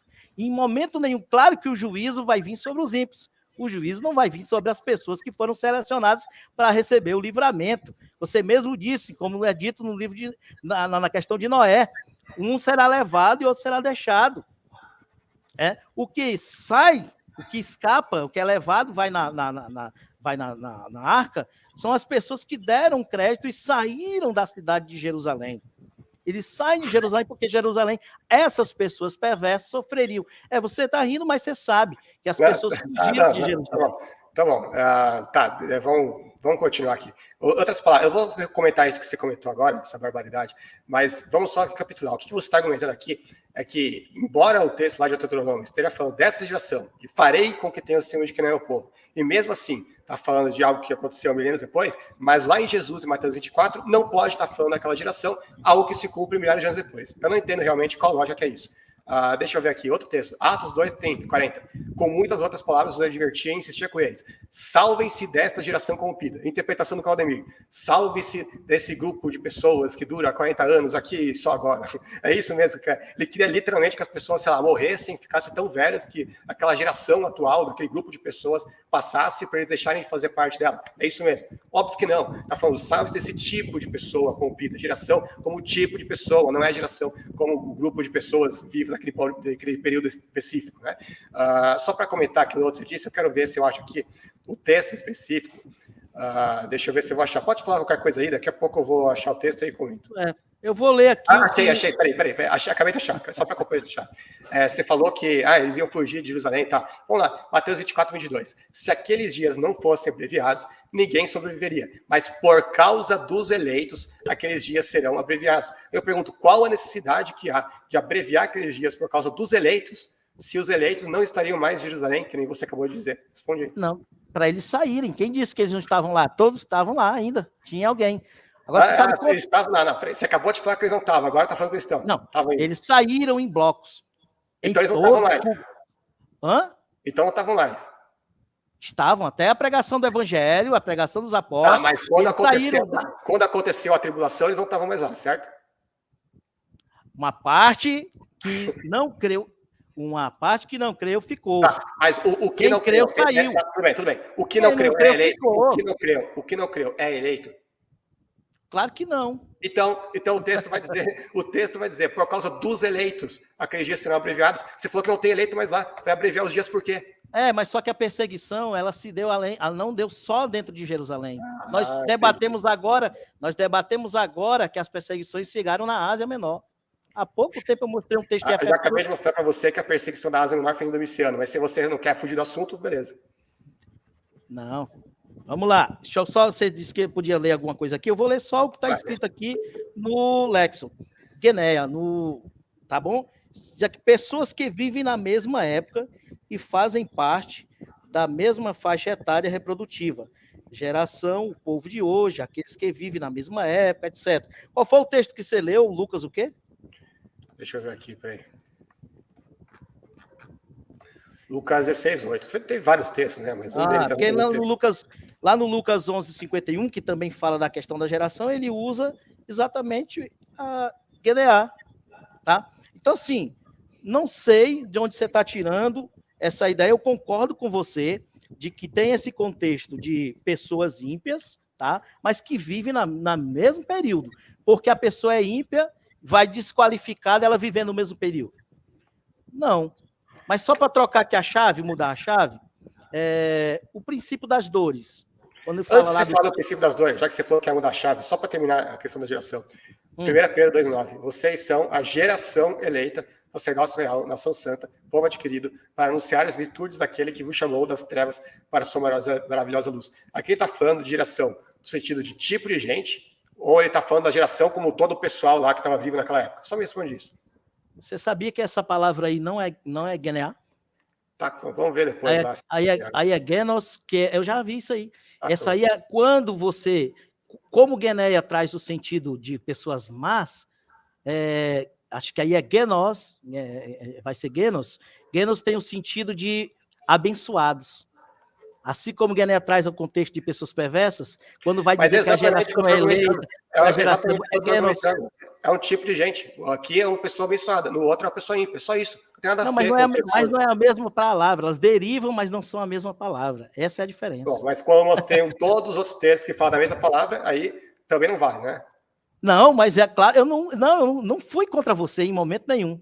Tá. Todos os textos que você apresenta, eu já usei esse argumento, inclusive mostro que ali é a geração perversa mesmo. É nesse sentido. Está sendo aplicado. Geração perversa, Jesus está lá dizendo, e é traduzido assim. é para aquela geração perversa. Uma geração... Você tá andando em círculos aqui, eu já mostrei milhões de vezes que aquela geração não está falando de grupo de pessoas vivas naquela época. É o mesmo sentido aqui do texto de Pedro. Mesmo que a palavra seja diferente, é o mesmo sentido. O mesmo sentido de todos os textos que eu citei aqui. Ó, vamos lá, para terminar aqui. Deixa eu citar um texto lá de Provérbios, né? Talvez também não vai valer, porque não é a mesma palavra, né? Só tá não é GNA, então não vai, né? Provérbios 30, 11 e 14. Há uma geração que amaldiçoa seu pai, que não bendiz sua mãe. Há uma geração que apura seus olhos, que nunca foi lavado a sua imundice. Há uma geração cujos olhos são altivos e as suas pálpebras são sempre levantadas. Há uma geração cujos dentes são espadas e cujas queixadas são facas, etc, etc. Ele está falando aqui de períodos de 40 anos? Claro que não, ele está falando de tipos de pessoas. É o mesmo conceito que Jesus usava, mesmo conceito que Pedro usou, mesmo conceito que aparece desde os tempos do Antigo Testamento. Não tem dificuldade nenhuma em entender isso. Só os preteristas que precisam forçar a interpretação deles para cima de Mateus 24. Quanto tempo demorou para que o povo entrasse na Terra Prometida? Ficaram rodando no deserto 40 anos. Esse texto está falando de 40 anos. Para que eles ficaram andando 40 anos? Para quê? Para que toda aquela geração perecesse. Então agora você quer dizer que porque... Acabou, deixa eu falar. Bem-vindo ao preterismo. Posso falar? Porque aquele texto específico se relaciona a um grupo de 40 anos, você acha que todas as vezes que a palavra geração aparece na Bíblia, está falando de 40 anos. Eu mostrei aqui dúzias de textos, inclusive todos de Jesus. Você mostrou aqui o que está no Êxodo. Eu mostrei todos os textos de Jesus, onde nenhum deles se aplica à interpretação que você faz. Nenhum. Mas você precisa, para fazer o seu malabarismo, você precisa ir lá para o Êxodo, pegar um texto onde significa um grupo de pessoas, para tentar forçar essa interpretação em cima de Mateus 24, que está num contexto completamente diferente. Isso aqui não é exegese, cara. Não é exegese. Quer falar daquele outro tema lá que você tinha? Pode falar. Mas isso aí não é exegese. Tudo bem, mas não é só essa passagem, tá? Fico só sabendo. Eu não falei que é só essa passagem, mas existe todas as vezes que Jesus usa esse termo que a gente tem que entender. Qual é o autor? O autor, quem está falando aqui ali? Jesus. Como que Jesus usava aquilo? Usava daquele jeito. E eu mostrei aqui que existem outros autores bíblicos que também usavam daquela forma. Não neguei que existem textos onde está falando de uma geração, de um grupo de pessoas mesmo. Tudo bem, então vamos lá. Na verdade, quando você diz Jesus, é melhor dizer como o autor, né? Quem está transcrevendo, Jesus falou. Quem escreveu foi o autor. Mas todos os evangelistas falam igual, então. Tá bem, beleza. Então, tem algumas coisas que eles divergem, mas beleza. Vamos para a questão dos princípios da dor. Eles falam lá, você até falou das guerras, o anticristo. Eu quero saber sobre a visão sua. Vai surgir anticristo ainda? Porque para mim já isso tudo aconteceu. Sim, mas para você ainda vai ter anticristo? Vai ter as guerras, vão se multiplicar. Aí vai falando desses sinais aí, desses 3 minutos que faltam. Dá um pause só para eu achar o versículo que fala do anticristo. Peraí. Dos falsos cristos, falsos profetas. Calma. Deixa só. Você falou do anticristo, então eu vou ter que ler os versículos. 1 João 2, 18. Filhinhos, esta é a última hora. E como vocês ouviram que o anticristo está vindo, já agora muitos anticristos têm surgido, por isso sabemos que esta é a última hora. Olha que interessante aqui, João está escrevendo aqui em 95 depois de Cristo, e aí vocês já mudam a datação do Apocalipse, aí é capaz de mudar a datação das cartas de João também. E ele fala que o anticristo ainda estava vindo no futuro. Pior, ele usa o artigo definido, o anticristo. Não está falando de um espírito, de várias pessoas, não, um anticristo. 2 Timóteo 2, verso 1 em diante. Não deixe que ninguém os engane, modo algum. Antes daquele dia virá apostasia, e então será revelado o homem do pecado, o filho da perdição. Este se opõe, o primeiro ele é chamado de homem.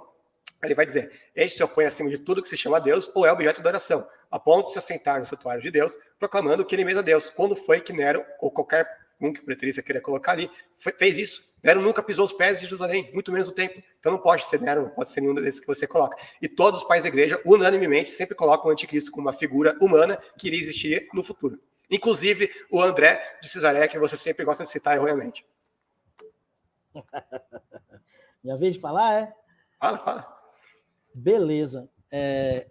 Bem, você citou o texto de João, fala de última hora, acho que você pulou a parte da última hora, porque... Não pulei, eu citei a parte, Citou, mas não comentou. João está vivendo a última hora, rapaz. A última hora é o período dele. Você sabe o que é a última hora, você sabe o que é a questão, ele já está vivendo os momentos escatológicos finais.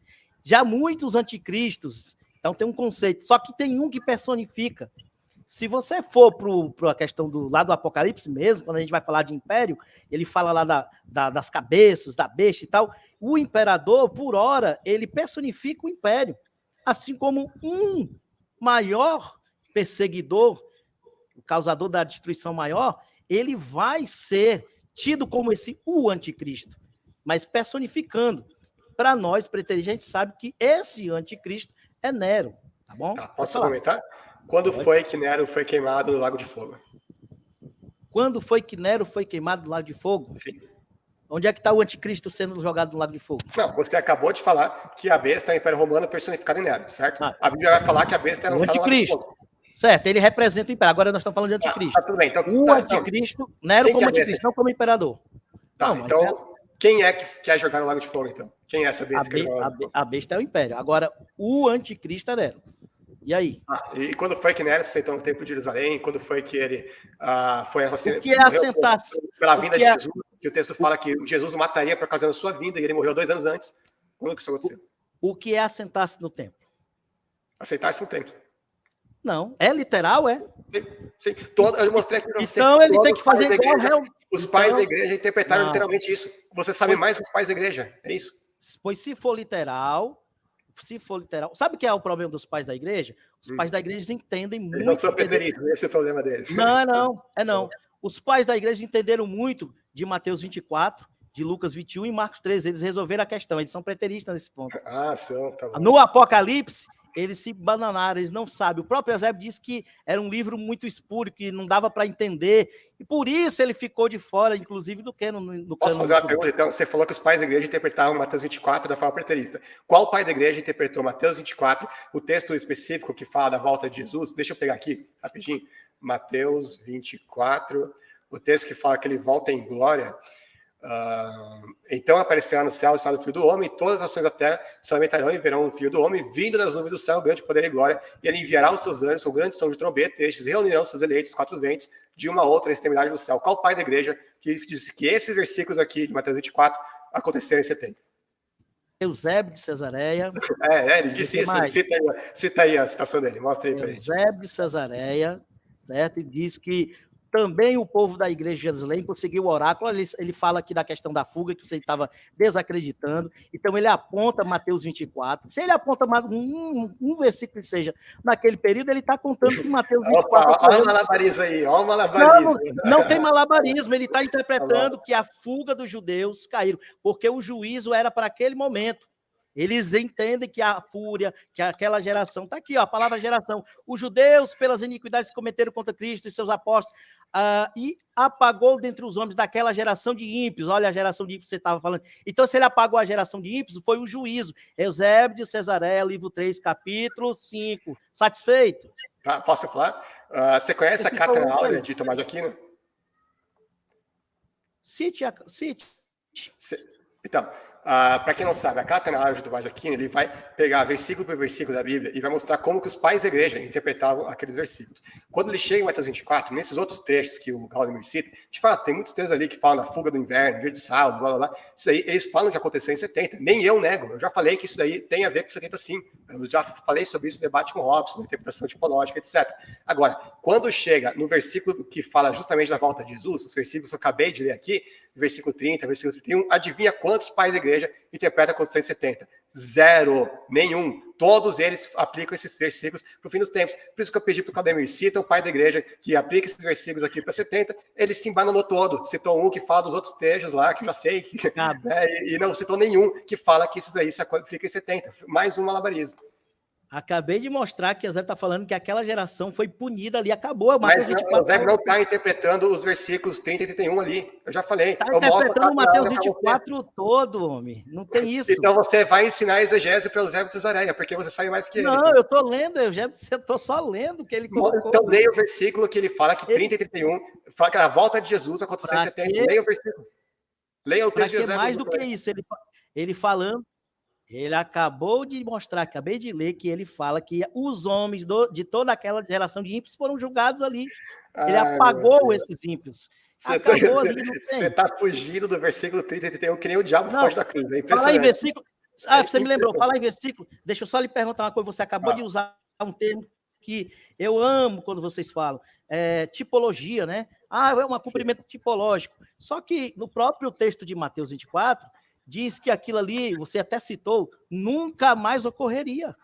Como é que você diz que os pais da igreja estão apontando para Mateus 24 cumprido, se o próprio texto de Mateus 24 diz que não ocorreria nunca mais na história aquilo ali? É por isso que não pode. É justamente por isso que o cumprimento final de Mateus 24 se dá no fim dos tempos, na tribulação que vai acontecer, e não ali em Mateus 24. Não na tribulação que aconteceu em 70. Eu mostrei para você que aconteceram muitas outras tribulações infinitamente maiores daquilo que aconteceu em 70, e mesmo assim você não deu nenhuma resposta e continua argumentando. Eu tenho 9 segundos, então... Enfim, você acabou de dizer que os pais da igreja, eles realmente apontam o cumprimento de Mateus 24, Lucas 21, Marcos 13, naquele período ali. E agora está dizendo que Mateus não se cumpriu. Ué, não se cumpriu tipologicamente. Não tem final. É uma profecia de dupla referência. Não tem tipologia. Jesus disse que nunca mais haveria acontecimento igual. Acabou, não tem tipologia. Acabou meu tempo, né? E o meu. Muito bem, pessoal. Agora a gente vai para o próximo bloco dinâmico, que é o último bloco. Vamos lá, então. Quarto bloco. Mais um diálogo dinâmico. Desta vez a respeito da ressurreição. Cada professor disporá de 20 minutos. Puxando a prosa, teremos o professor Lucas Vanzoli.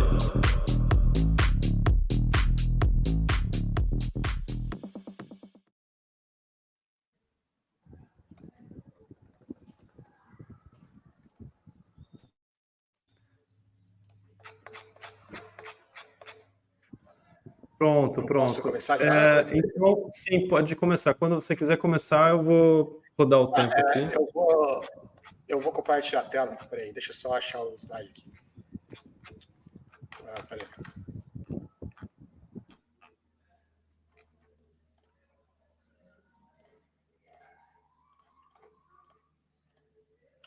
Tá.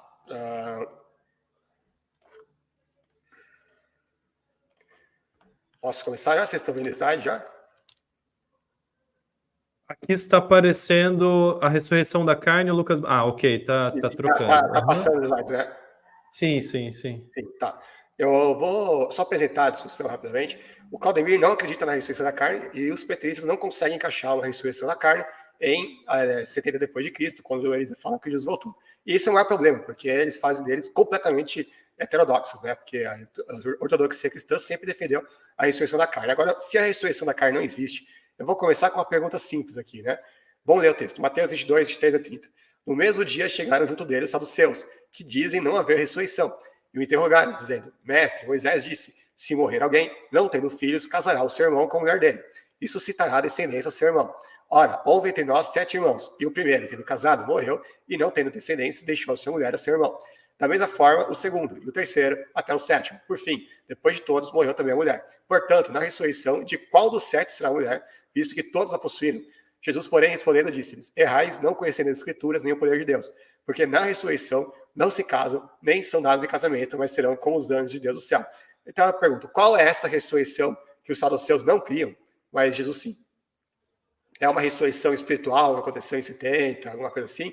Ou é a ressurreição da carne mesmo no fim dos tempos? Essa é a pergunta, pode responder já.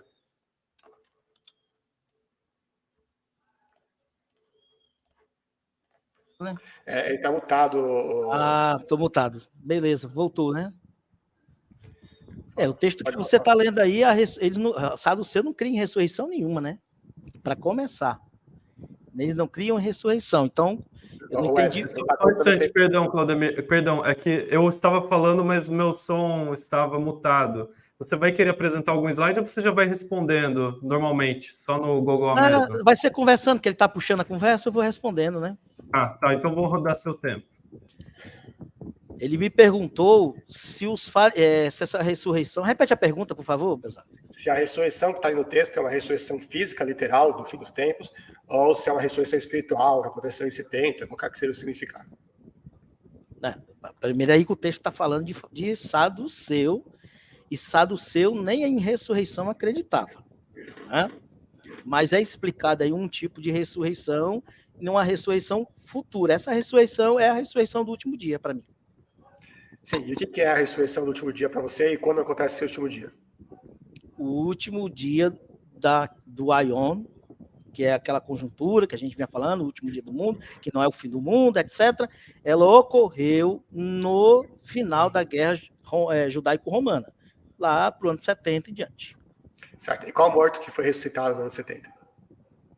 Todos que tinham morrido até o ano 70.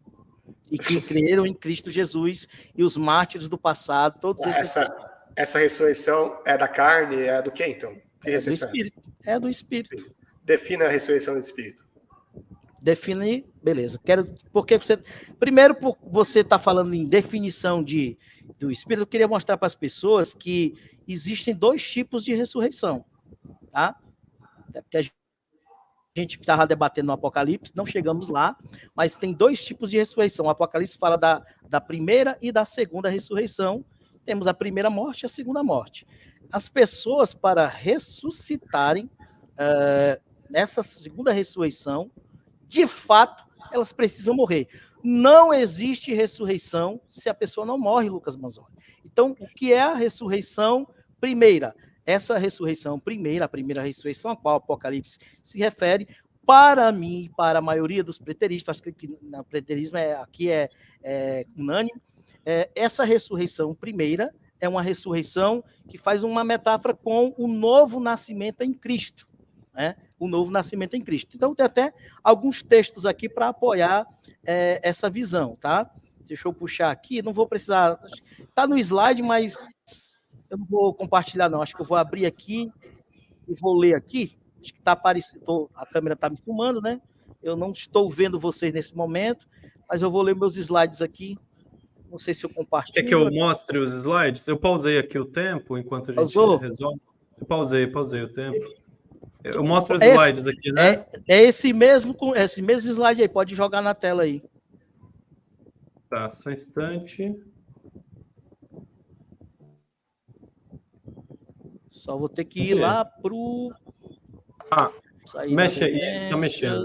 Quando quiser... eu tô vendo aqui. Deixa eu só aumentar minha tela. Deixa eu aumentar minha tela aqui no momento. Aqui dá para ver inteiro, Claudemir. Mas para mim aqui, para mim ter um... ok, tá bom. Porque eu estou usando o monitor do notebook mesmo. Então, a gente vê essa primeira ressurreição como uma metáfora para a nova vida em Cristo, certo?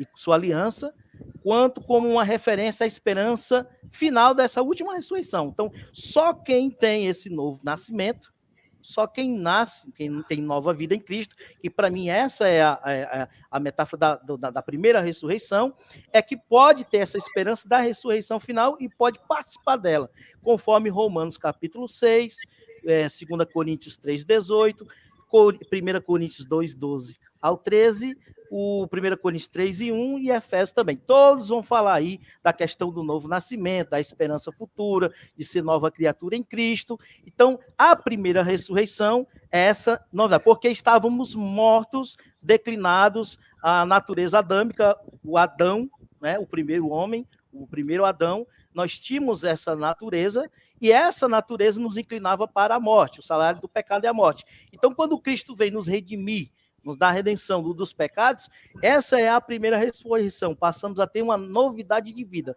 De forma metafórica, é a nova vida em Cristo, a primeira ressurreição.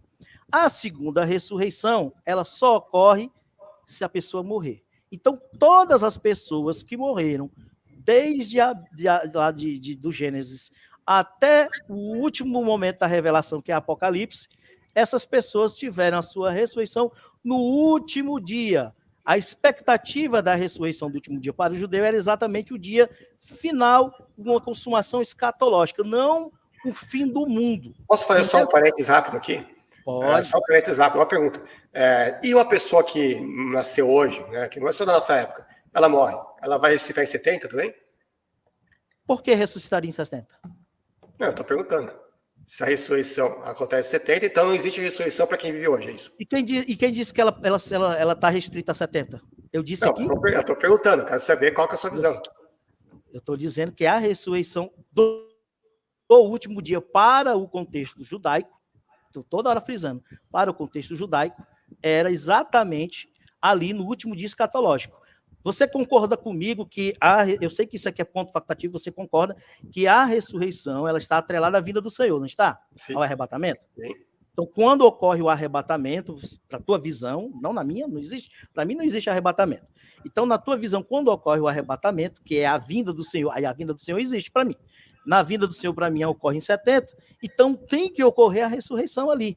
A ressurreição ali são dos mártires, das pessoas que viveram de 70 para trás. Só que de 70, Banzoli, em diante, todos os que estão vivos e que morrerem em Cristo ressuscitam de forma automática. Não tem mais a prisão do Hades, não tem nada de ficar esperando a ressurreição. Ela já aconteceu ali no último dia para os judeus. Ela morre e um segundo depois, pá, ressuscita, é isso?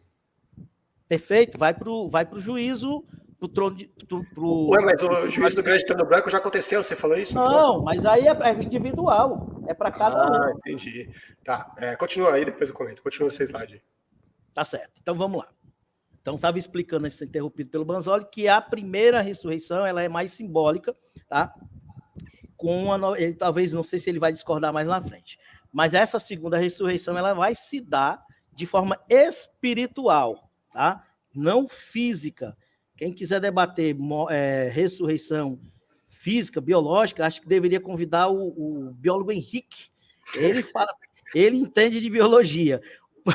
Porque a ressurreição da Bíblia, que eu conheço, que eu leio, é uma ressurreição espiritual, tá? Jesus também colocou este evento da ressurreição no tempo presente. Ele falava para as pessoas, né, como que já ressuscitado. A gente vai ver algo interessante quando chegar lá em João, ele trata muito bem sobre isso. O Evangelho de João e o Apocalipse, eles se complementam muito bem.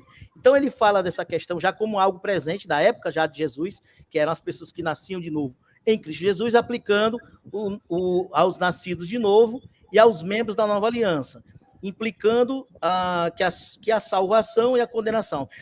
Essa palavra aliança veio bem a calhar porque o Banzoli não entende que o último dia é o último dia da aliança.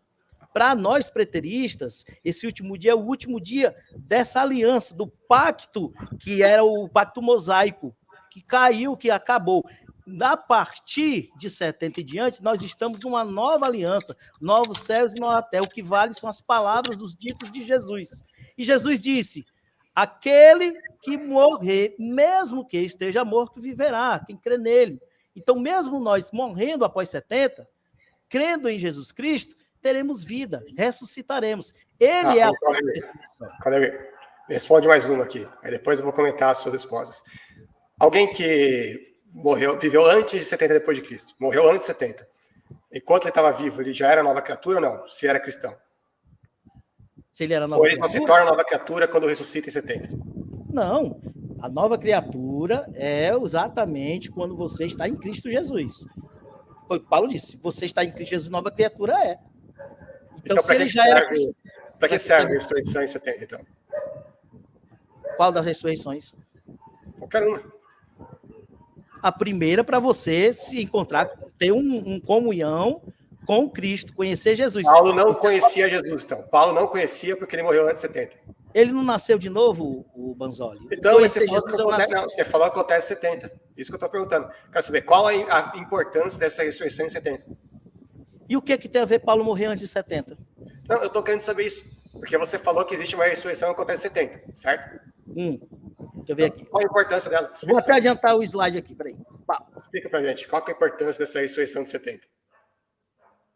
A importância da ressurreição de 70? Sim. Para que ela serve? Para quem? Para o crente. Que crente? Ai, meu Deus do céu. A sua pergunta, ela não faz sentido. Vamos supor, tem uma pessoa que está viva lá em 65 depois de Cristo. Aí passa 5 anos, chegou em 70. O que mudou na vida dela antes e depois de 70 para falar, nossa, essa ressurreição aí em 70 foi realmente imprescindível para ela? Você nunca leu em Apocalipse que as almas estão no altar clamando pela vingança? A vingança é a vida. Uma pessoa viva, uma pessoa que está viva, não acontece nada com ela, não muda nada então. Não muda nada? As vidas das pessoas não mudaram depois que elas conheceram Cristo? Não, eu estou falando depois de 70, não depois de conhecer Cristo. O que tem depois de 70? É igual a nós. A tua vida não muda nada. Tu quer aplicar o que aconteceu em 70 para nós? Não era para nós, Banzoli. Aí é que tá. Eu não sei se você está fugindo da pergunta de propósito. Não, eu não estou fugindo. Eu estou lhe dizendo. A pergunta que você está me fazendo... Não, eu quero saber qual a diferença prática. Ela não era para nós. Qual a diferença prática que aconteceu na vida de alguém antes e depois de 70, com essa tal ressurreição que você está falando que aconteceu? Não. A única diferença que tem, textualmente, é que as pessoas que morreram antes de 70, elas não foram direto para a questão do paraíso, ou ao encontro do Senhor, ou ressuscitaram de imediato. Elas não ressuscitaram de imediato, é a única diferença. As pessoas que morreram antes de 70, elas não ressuscitaram de imediato. Elas esperaram, e Apocalipse relata que elas estavam no altar de Deus, clamando para que Deus vingasse, para que aquela tribulação antes de acabar... Não, stop. Ela já estava no céu clamando debaixo do altar antes de 70 ou depois? É o Apocalipse que está mostrando. Tá, então ela já estava no céu antes de 70, e mesmo assim, você está falando que ela não estaria no céu se não fosse para essa ressurreição de 70, é isso? Você está dizendo também que no arrebatamento as pessoas vão morrer e ressuscitar? Não, você está é a mesma tema. Você diz que as pessoas vão morrer e depois vão ressuscitar. Sim. Não é a mesma lógica, não? Não, porque elas não estão no céu antes disso. Você então, está falando que elas já estão no céu antes da ressurreição, é isso que você falou? Eu disse do altar. Então, mas o altar fica na visão. Na visão. Era literal o céu ali? Era o céu mesmo? Não, era uma visão? Não, para mim não, para você é.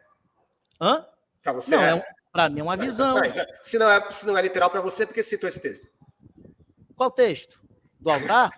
Isso. Elas estão clamando pela vingança para que ocorra a ressurreição. Ela está clamando literalmente ou não?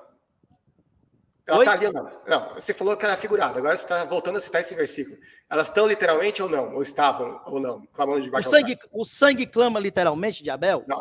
Não. Então por que você citou esse versículo? Então por que você citou esse versículo, se é alegórico? Não é literal. Então, se não é literal, por que citou? Não entendi.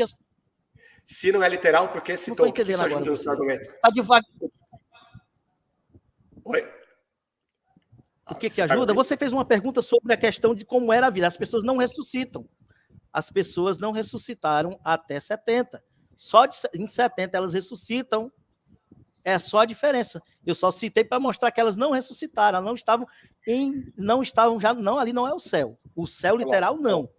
Continua os seus slides aí, depois eu falo. Vai, continue. É porque você estava falando aí que Paulo, ele esperava estar vivo naquela época, mas morreu antes, né? Algumas pessoas acusam, até usam isso aí para tentar descredibilizar a questão da ressurreição 70.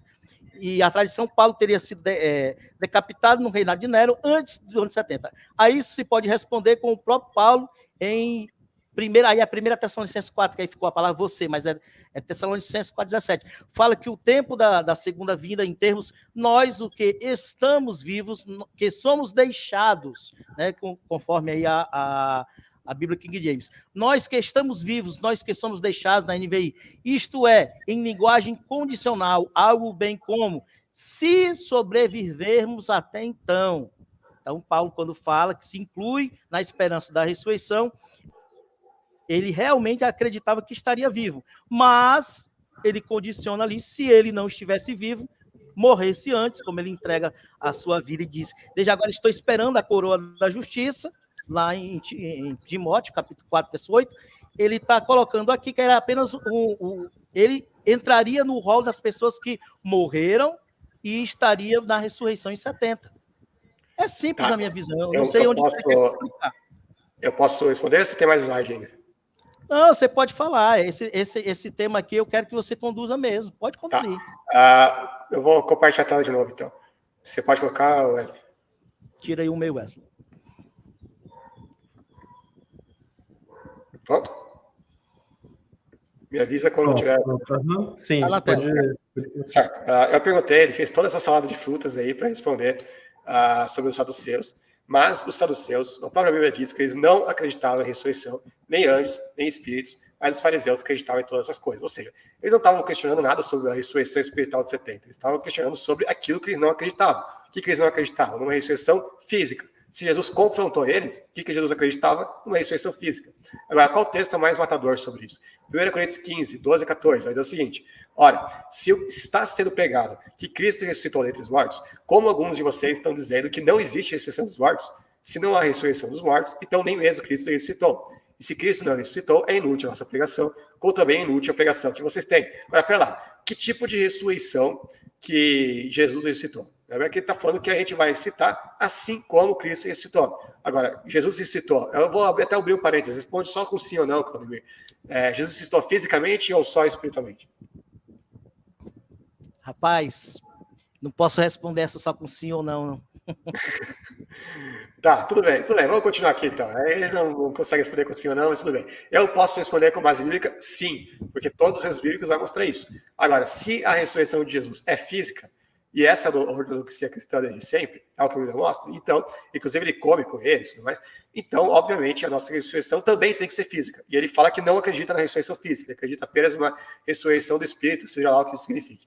1 Coríntios 15, 18 a 19. Neste caso, também os que dormiram em Cristo estão perdidos. Se é somente para esta vida que temos esperança em Cristo, dentre todos os homens somos os mais dignos de compaixão. Então, se não fosse pela ressurreição, nem sequer existiria vida apóstolo. O que isso tem a ver com a destruição de Jerusalém? Eu não vejo nenhuma associação. Versos 22 e 24. Pois da mesma forma como em Adão todos morrem, em Cristo todos serão verificados, mas cada um por sua vez. Cristo primeiro, depois, quando ele vier, os que lhe pertencem. Então virá o fim, quando ele entregar o reino a Deus Pai, depois de ter destruído todo domínio, autoridade e poder. Então aqui a morte é literal, então a ressurreição também tem que ser literal. Mais uma vez, a nossa ressurreição é comparada com a ressurreição de Jesus, que foi literal e foi física. Se não é ressurreição, que foram aqueles... Eu não vou ler esse texto inteiro, você vai tomar muito do meu tempo, né? Mas basicamente Paulo está falando que a ressurreição seria... A vida cristã seria inútil se não fosse pela ressurreição, basicamente. Aí ele diz, se os mortos não ressuscitam, comamos, bebamos, porque amanhã morreremos. Ou seja, não faz nem sentido ficar vivendo para Deus se não existe ressurreição.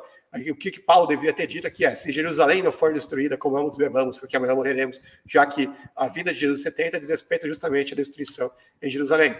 Aqui é um texto que vai falar mais claramente sobre isso. 1 Coríntios 15, 51 e 54. Eis que lhes digo um mistério. Nem todos dormiremos, mas todos seremos transformados. No momento, no abrir e fechar de olhos, ao som da última trombeta. Pois a trombeta soará, os mortos ressuscitarão incorruptíveis e nós seremos transformados.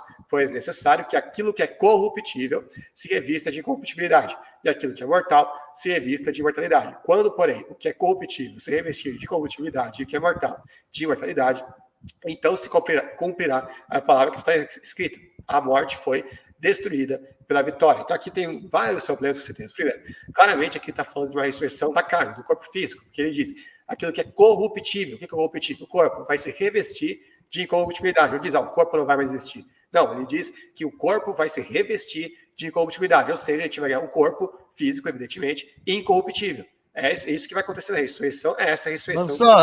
Fala. Esse corpo tem sangue, tem célula, tem tudo isso? Como é? Sim, corpo é corpo. Sim. Mas é incorruptível. É igual às mesmas características do corpo atual, só que sem corrupção. Agora eu posso fazer perguntas? Eu estava terminando a apresentação, não sei se... Pois termine. Tá, só para o meu tempo, então, para eu continuar compartilhando. Compartilha aí. Avisa quando já tiver compartilhado a tela. Sim, está compartilhado. Certo. Então, aqui, esse texto aqui é muito interessante, porque, primeiro, ele vai mostrar que a ressurreição do corpo é física. Segundo, a morte só é destruída através da ressurreição. Então, na visão que o Claudemir defende, que nós já ressuscitamos automaticamente, porque a gente já viveu depois de 70, então a gente já seria imortal e já seria incorruptível. Esse texto aqui é muito interessante. João 11, 21, 24. Disse Marta a Jesus, Senhor, se estivesse aqui, meu irmão não teria morrido, mas sei que mesmo agora Deus te dará tudo o que pedires. Disse-lhe Jesus, o seu irmão vai ressuscitar. Marta respondeu, eu sei que ele vai ressuscitar na ressurreição do último dia. Qual ressurreição era essa que Marta esperava? Óbvio que era uma ressurreição física no fim dos tempos, não tinha nada a ver, ela nem esperava, nem sabia de uma ressurreição espiritual em 70, não era isso que ela esperava. Eu vou passar alguns slides aqui, só para não tomar muito tempo do Claudemir. Deixa eu ver. Tá, depois a gente pode ler todos esses textos depois, mas agora vamos ler aqui um dos textos que falam mais a respeito da carne específica. Deu um probleminha aqui, desculpe, rapidinho. Oi? Deu um probleminha no cronômetro, pessoal. Tá bom. Só um instante. Eu vou só ver quanto que tinha. Eu vou voltar aqui no... Tudo bem. Só um instante. Mas vai ajeitando o slide. É esse mesmo, né? Sim, eu vou esperar então voltar o tempo e eu continuo. Tá. Você tinha 12 minutos e... Isso, 12 minutos você tinha. Sim. Banzoli, qual é a Ah, ressurreição de Marta? bastante. Que ela Eu acho viu? melhor esperar o tempo voltar, depois eu respondo, né, Claudio? Isso, eu só vou Não, ajustar aqui. tu já leu lá, só a parte que tu já leu, que eu não vi direito, que tava cortando. Qual? Pra mim ficou picotando. Eu não entendi. Você está falando do outro Tu slide? leu aí alguma coisa sobre Marta lá, a ressurreição do último dia? Ah, tá. Isso aqui, esse slide aqui. Mas qual é o teu comentário sobre isso aí?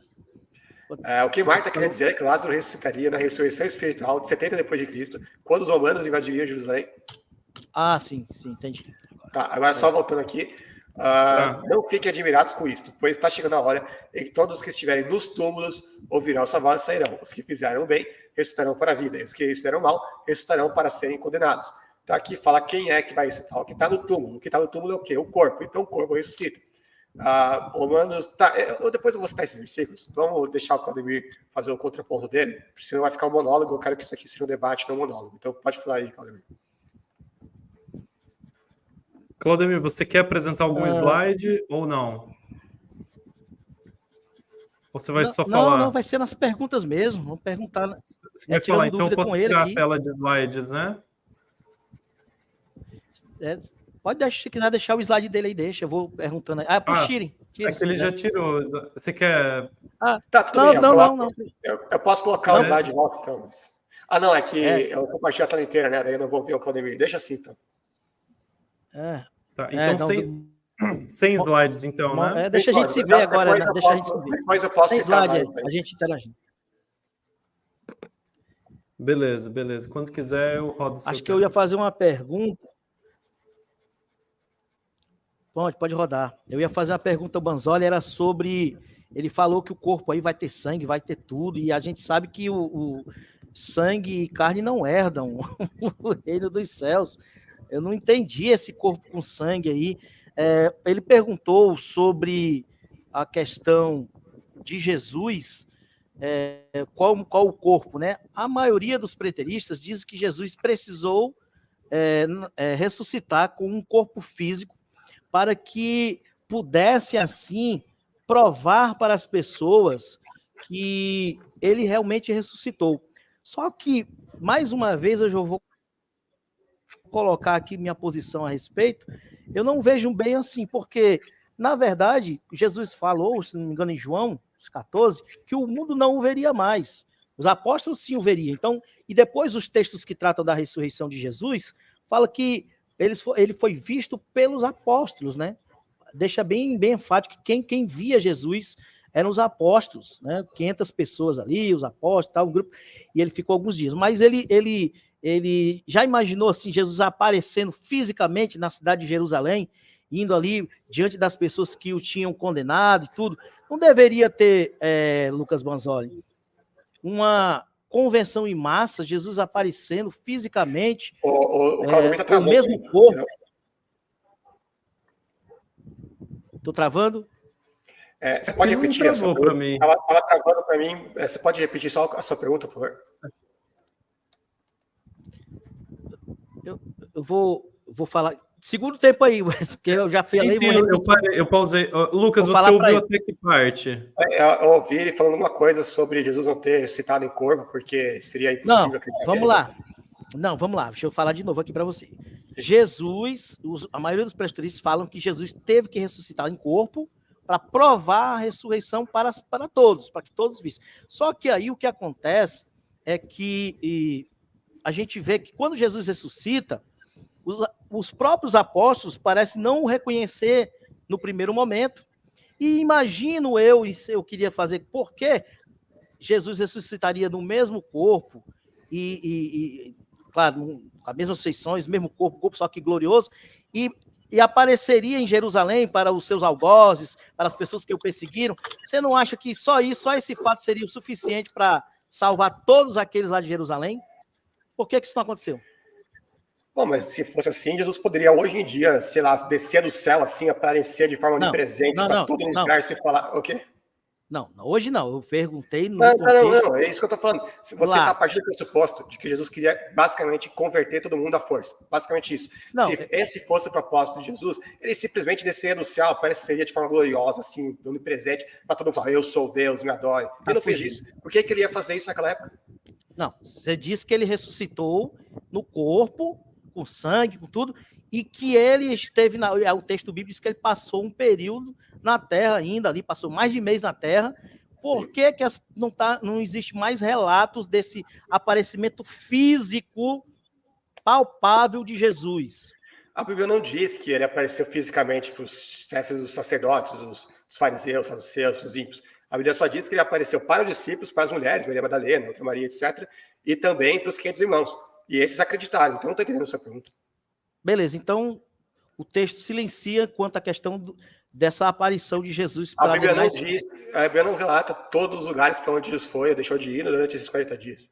Ok, mas me explica por que os apóstolos no caminho de Emaús, por que Maria Madalena não reconheceu Jesus assim que ele ressuscitou? Tem duas explicações básicas para isso. A primeira explicação é de que Jesus não estava fisicamente perceptível que era ele, por causa de todos os hematomas, tudo aquilo que ele sofreu. Basicamente, ele ressuscitou e era difícil de ser reconhecido fisicamente porque não se parecia com a mesma pessoa de antes. Essa é uma das explicações. A explicação que eu acho mais provável é que ele apareceu de outra forma, que tem vários Jesus que falam que ele apareceu de outra forma, mas essa outra forma que ele apareceu não é uma forma não física, porque você vê que Tomé, ele consegue tocar no corpo físico de Jesus, que é o corpo físico de carne. Ele, toque em mim, veja que eu não sou um espírito sem corpo. Ele explicitamente diz isso, que ele não era um espírito, que ele era ele mesmo, que ele era um ser físico. Então, e ele, inclusive, come com eles. Como é que ele vai comer com eles se não era mais um ser físico?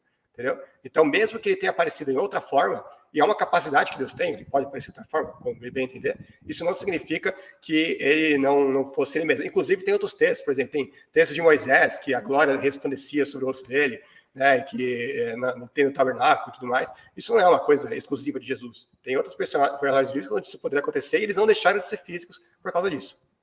Mas o anjo tem corpo físico? A gente não sabe qual a natureza dos anjos.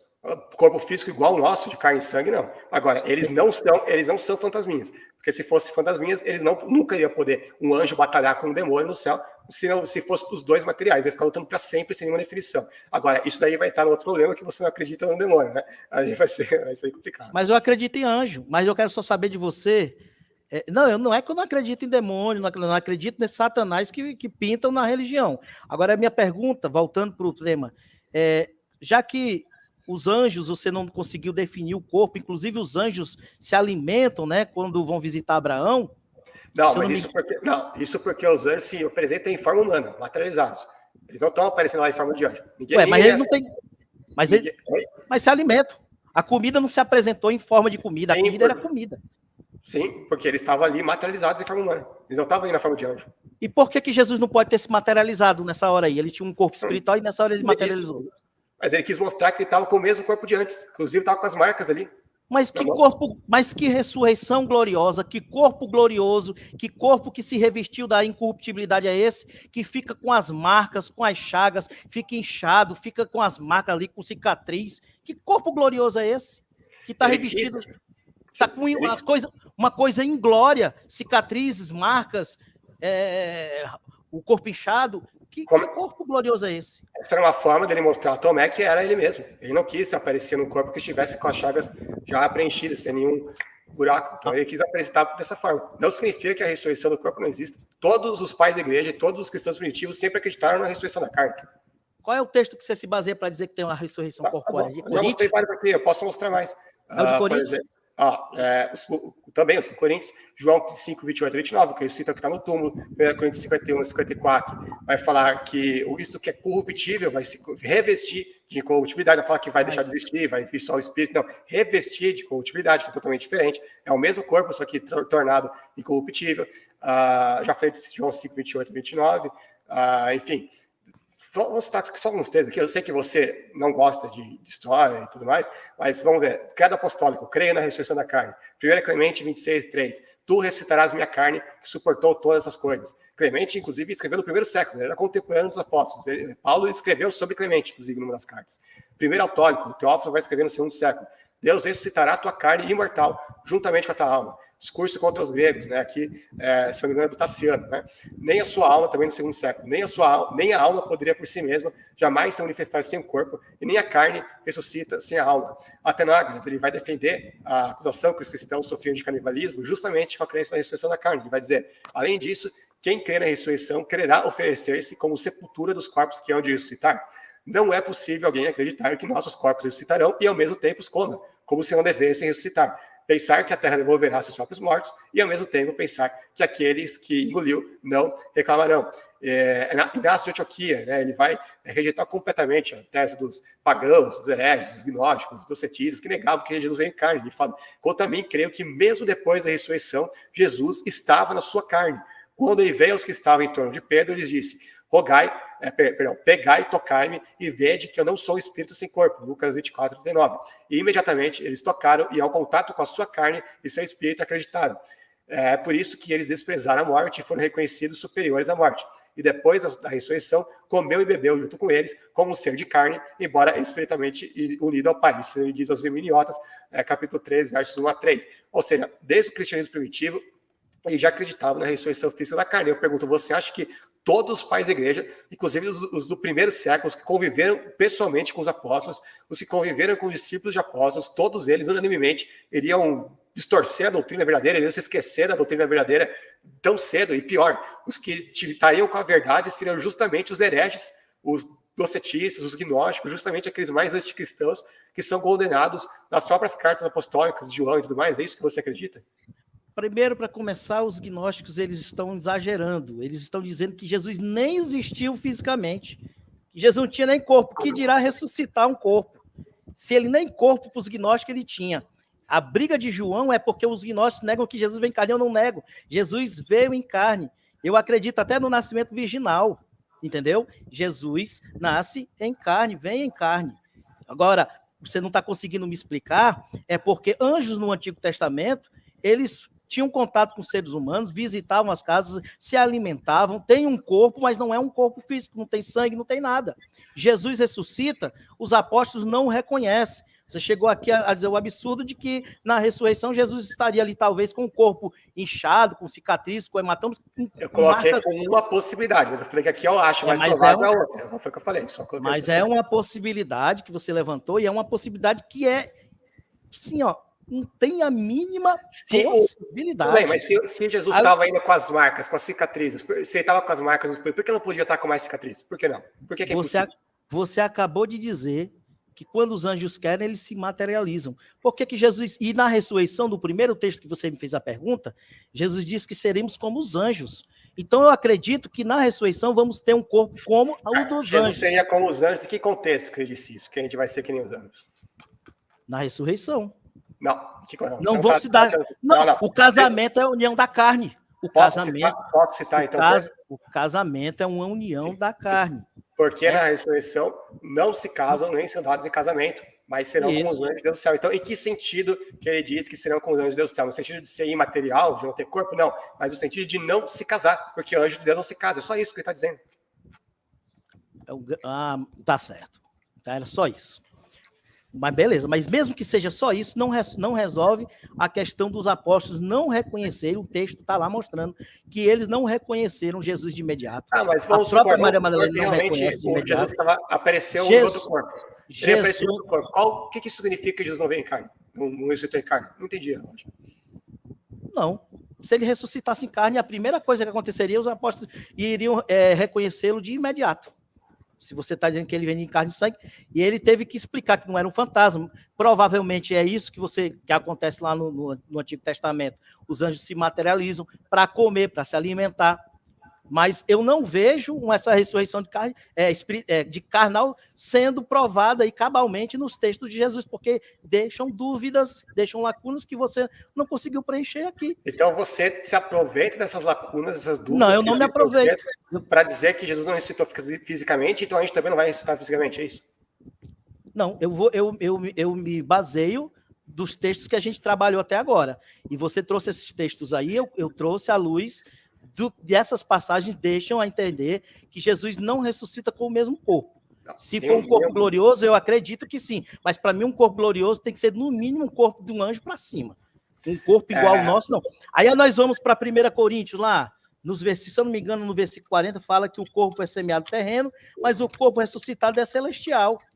Acho que no versículo 42 fala da questão da corrupção e que ele quando ressurge, é incorruptível. Tá? E quando mas você... eu expliquei, o corpo realmente tem corruptível. Não entendi que isso refuta o quê? Não, mas você está dizendo que é em sangue.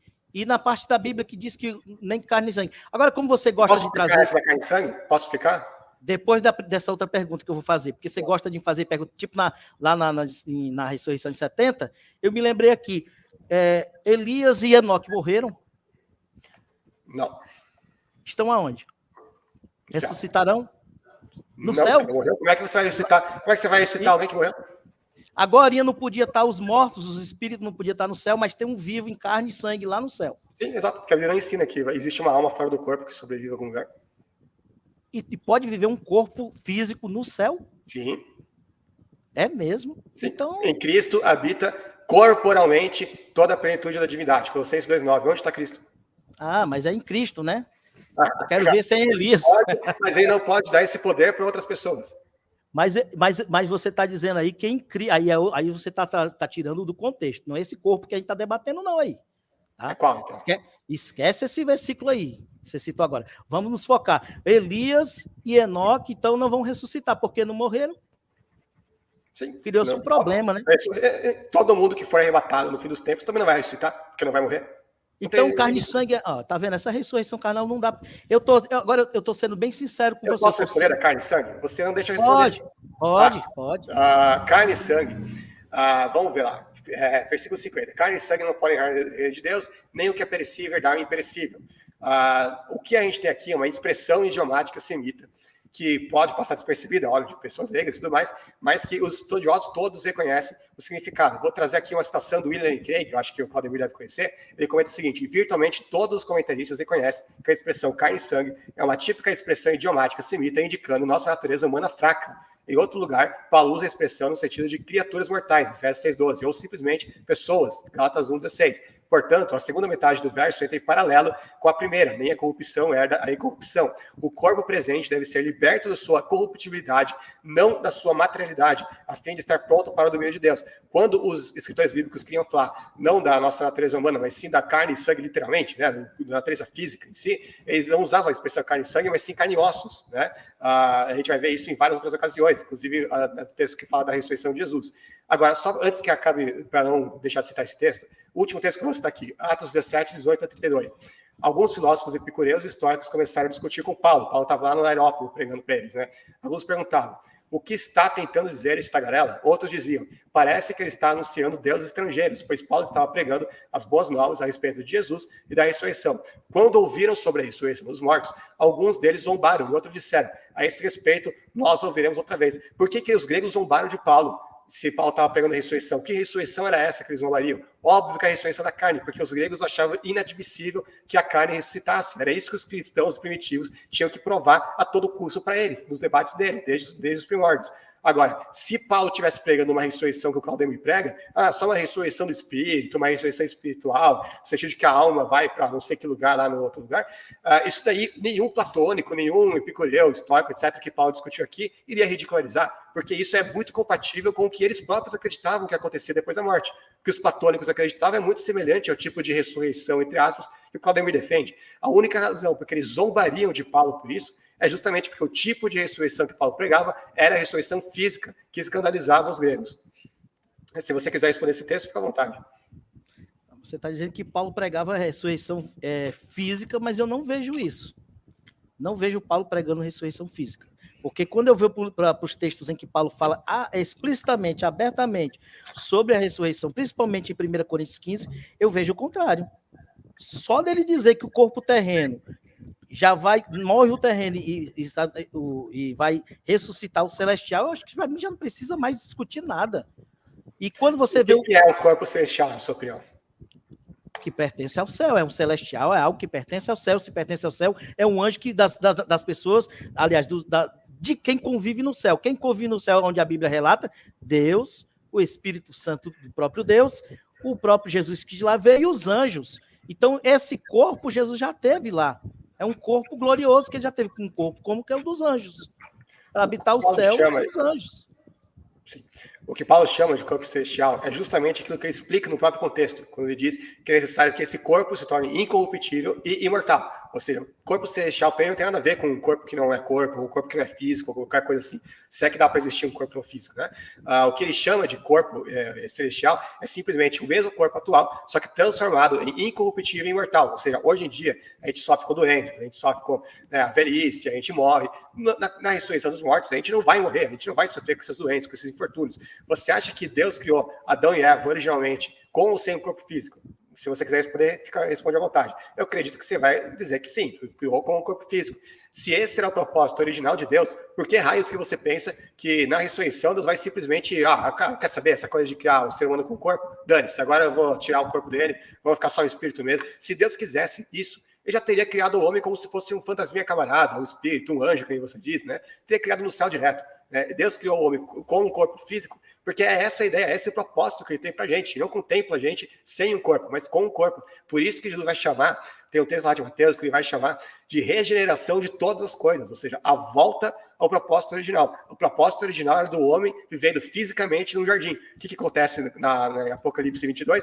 Justamente a cidade de Jerusalém celestial descendo dos céus para habitar entre nós, onde a gente vai viver fisicamente com Deus pro resto da vida. É exatamente isso. Mas Bonzoli, Oi, fala. a morte não entrou ao mundo por causa do pecado, não? Então quer dizer que mesmo que o Adão e Eva não pecassem no paraíso, eles morreriam? Eu não disse isso. Não, mas eu estou perguntando. Não morreria. Enquanto eles permanecessem obedientes a Deus, ele não morreria. Só que eu não sei o que isso tem a ver com o corpo físico. Então o corpo físico que viveria, o que Adão e Eva têm a priori, é um corpo que não morreria. Não morreria se eles não pecassem. Não pode ser esse corpo, então. O que nós temos hoje não é o corpo. Claro que não é. Nós herdamos a natureza de nosso corpo, é um corpo posterior à queda. Sim. Não. Calma. Você está querendo dizer que Adão e Eva não eram físicos e depois que eles caíram, eles se tornaram físicos. É isso que você está dizendo? Não, estou dizendo que a natureza do corpo de Adão, eu não estou entrando nem no detalhe do físico e do não físico. Eu estou entrando na natureza do que Adão e Eva, antes da queda, eu lhe perguntei, eles morreriam? Você disse que se eles obedecerem, não morreriam. Então, a resposta está justamente nisso. Adão e Eva eram incorruptíveis antes da queda, depois da queda tornaram corruptíveis, na ressurreição se tornaram incorruptíveis. Mas em todos esses três estágios, eles permanecem sendo físicos. Sei não. Não sei não. Se era físico ou não, eu sei que o corpo... Como é que ela comeria o fruto se ela não era física? E o fruto é físico? Era a maçã, era a banana? Não disse que é o fruto, mas disse que é um fruto que estava numa árvore. A árvore é física. Mas aí não é metáfora. É físico. Aí já é outro debate. Você tem que provar. Pois é, não, mas não tem que... Jesus não interpretou o jeito aleatoricamente. Quando ele fala de Adão, quando Paulo faz o paralelo com o primeiro Adão, fala que o Jesus é o segundo Adão. O primeiro Adão não é o segundo Adão, Jesus não é alegórico, porque o primeiro seria. Mas o Jesus é o segundo Adão depois ou antes de ressuscitado? Essa pergunta não faz muito sentido. Não entendi a pergunta. Jesus é o segundo Adão antes ou depois de ressuscitar? Quando ele vê o mundo, o corpo de Jesus era igual o de Adão depois da queda ou não? Não. Nesse sentido, não. Eu quero só saber se Jesus foi tentado, ele poderia pecar ou não? Isso não tem nada a ver com o corpo ser físico ou não. Mas a resposta é potencialmente... Se o corpo de Jesus era igual ao meu e o seu. Não, ele era, com certeza. Não tem nenhum texto que fale que Jesus tinha um corpo diferente dos outros. Ele podia sofrer as mesmas coisas. Você acha que quando ele sofreu na cruz, você acha que quando ele sofreu na cruz, ele não sofreu fisicamente? Ele estava fantasiando a dor ali?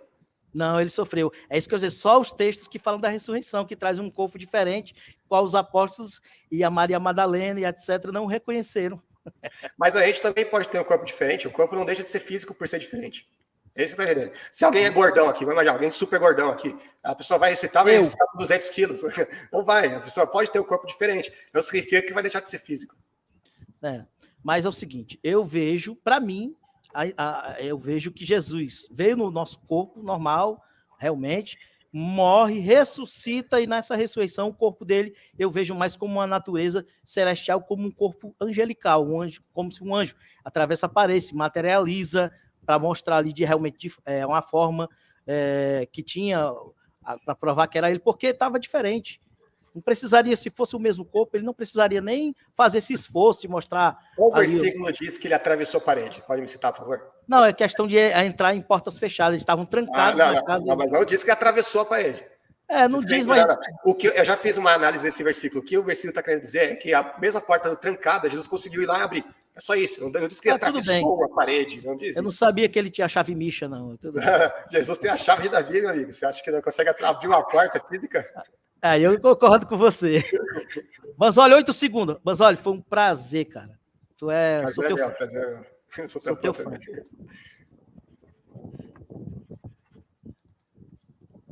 É isso aí. Bom, pessoal, a gente está encerrando esse bloco, porque a gente ainda vai ter as considerações finais, 10 minutinhos para cada um. E nas considerações finais, cada um pode falar o que quiser a respeito dos temas discutidos. Tá? Pode desabafar, mas não sei o que, não pude. Tal. Podem ficar à vontade. Mas antes disso, eu queria a opinião do Capitão Barbarrala. Quero saber o que ele está achando desse debate. Não, mas eu vou deixar para depois das considerações finais. Vou guardar para depois das considerações finais. Então vamos para as considerações finais. Considerações finais. Cada debatedor dispõe de 10 minutos.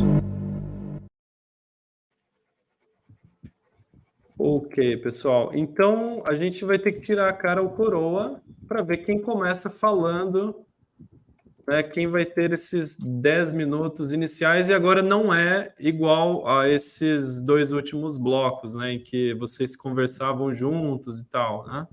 Aqui cada um fala 10 minutos, aí o outro fala 10 minutos, tá bom?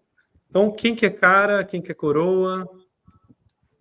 Pode ser coroa. Coroa, beleza. E cara, o Claudemir. Tá. Deixa eu ver se vai dar pra... Eu acho que não vai dar para ver bem, né? Deixa eu tirar vocês por enquanto. Rapidinho. Vai ficar melhor, né? Opa. Deixa eu só corrigir aqui.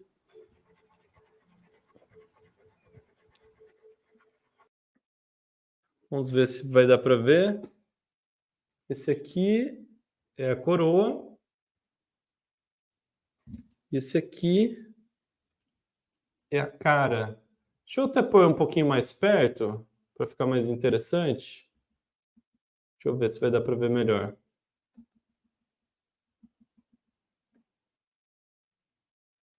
Vamos ver se melhora. Calma aí. É que eu não estou conseguindo ver na tela aqui. Eu acho que aqui dá para ver bem. Tá, então vamos sortear aqui. Coroa é o Banzoli e cara é o Claudemir, né? Então vamos lá. Opa! Acho que eu fui muito agora.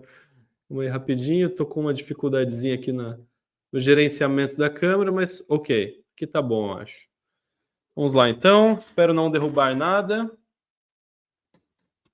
Ops.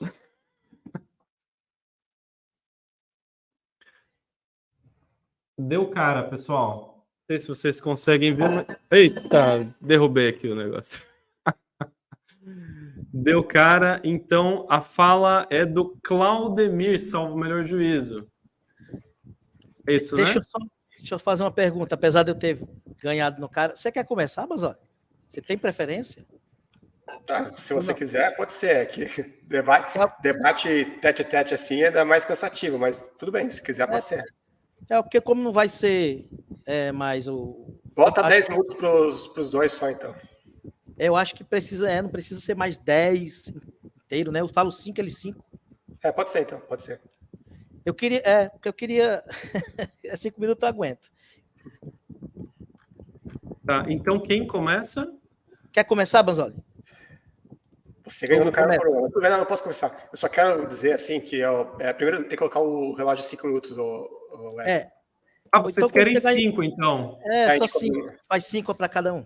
Tá bom, então. Então deixa eu ajustar aqui. Acho que vocês estão um pouquinho cansados, né? Na verdade, pessoal, sabe o que eu sugeriria? O quê? pelo fato de que a gente passou já de 3 horas, a gente pode fazer um tempo de alongamento, né? Vai aqui. A gente... Não, mas é o certo, não é? Sim, tá O certo. certo era a gente fazer um alongamento. O certo é jogar aqui na mesa de pebolim, ping-pong. Oh, aí sim, hein? Seria bom demais. Então tá bom, 5 minutinhos para cada um, começando pelo Lucas Banzoli. Sim, não, eu só queria dizer que foi bem bacana esse debate, foi o melhor debate que eu já participei, assim, o mais divertido. Eu sempre quis debater assim, né, de até ser rebatido na hora e poder rebater na hora também, né, foi uma experiência bem diferente. Inclusive, quando eu soube das regras, eu nem vou argumentar nada assim nesse último segundo, só conversar mesmo. Se o Claudemir quiser argumentar, eu posso debater alguma coisa. Mas quando eu soube que o debate ia ser nesse modo interativo, o que eu estava planejando era justamente isso, não aquilo que foi do debate do Robson com o Fabiano, né? Que um falava um monte de coisa, depois passava lá para o outro falava um monte de coisa, porque aí esse outro método é praticamente a mesma coisa, né? Do debate, né, sem interação, só que um pouco diferente, né? Aí eu gosto disso, né? De poder bater na hora, poder cortar, poder ser cortado, né? Tudo mais. Esse tipo de debate eu acho bem bacana, né? Então, gostei bastante de debater. E o Claudemir é um grande cara, um grande homem, né? Tá aí com a camisa do Brasil. Né, então ganhou nesse aspecto, com certeza ganhou o debate de mim, porque o Brasil tem 5 Copas, a Argentina só tem 3, né? Mas é isso. Quer falar o que, Claudemir? Fala aí. Você está mutado. Já encerrou então, Banzoli? Não, isso aqui é interativo, né? Então a gente vai mudando. Ah, tá bom. Desculpa, deixa eu ajeitar aqui. O meu tempo está contando. Né? Tá, eu já parei aqui o tempo. Pode falar, Claudemir. Opa, tá mutado, espera. Volta aí. Agora sim. Pronto. Falando? Tá me ouvindo? Beleza. Quando eu ouvi falar no nome Banzoli, né? Foi assim que eu conheci o preterismo. Quando eu conheci o preterismo, quem conhece o preterismo de cara conhece o Banzoli, porque tinha ali o site do Banzoli, né? Rebatendo, falando ali, eu digo, rapaz, um dia eu vou debater com esse cara. Você acredita?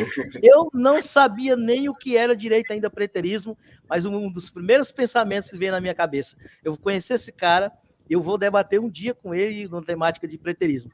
O que eu não sabia é que a gente ia se tornar amigo. Acho que eu posso usar essa palavra aqui com o Banzoli tranquilamente, a gente troca ideia e tudo, então assim, tanto que a gente nem quis agora no final, abdicamos de fazer considerações, acho que já tinha que ser falado, foi falado nos blocos, agora mesmo é reconhecer o grandiosismo, né, a parte do homem grandioso que o Banzoli é, a pessoa que eu aprendi a respeitar, então achei o máximo esse debate aqui na questão de poder ficar realmente também no tete-a-tete, de interromper, até peço desculpa umas vezes, interrompi demais, mas também fui interrompido, então faz parte.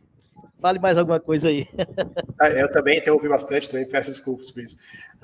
Mas não é rasgação de seda, mas o Claudemir é realmente um dos caras mais gente boa, assim, que eu já conheci, ainda mais na internet, assim, o cara que eu gostaria bastante de conhecer pessoalmente, dar um abraço, né? Convertê-lo ao futurismo, né? Embora ele também queira converter ao preterismo, já falou, né? Vamos ver se até a volta de Jesus um converte o outro, né? Vamos ver, né? Hoje na live aqui ele deu umas pitadas aí, deu uma passeada na vertente preterista. Concordando. E agora é interessante que, mesmo sendo ele futurista, eu sendo preterista, tem muita coisa que a gente às vezes conversa. Por exemplo, eu não nego aqui, ele escolheu, não foi de propósito que ele escolheu esses 2 temas aí, a prisão de Satanás, etc., a ressurreição principalmente, porque são temas em que ele já é calejado, né, conhece, e muitas das vezes eu vou lá no PV conversar com ele. Ei, Banzoli, o que tu acha desse texto aqui? Como é que você visualiza? E nunca foi no intuito de, no dia que eu for debater com ele, eu vou usar. Não, nessa época que a gente já estava conversando, eu nem imaginava que ia ter esse debate aqui, né? Acho que esse debate aqui, o Banzoli vai concordar, foi tipo assim, o Wesley perguntou alguma coisa a mim, perguntou algum Banzoli. Se bem que o Wesley já tinha desde muito tempo o banner pronto, lembra? Já tinha o banner, já tinha o link. É isso que eu estou dizendo. Acho que nós 2 fomos, atraídos aí. Alguém criou essa situação. É isso aí.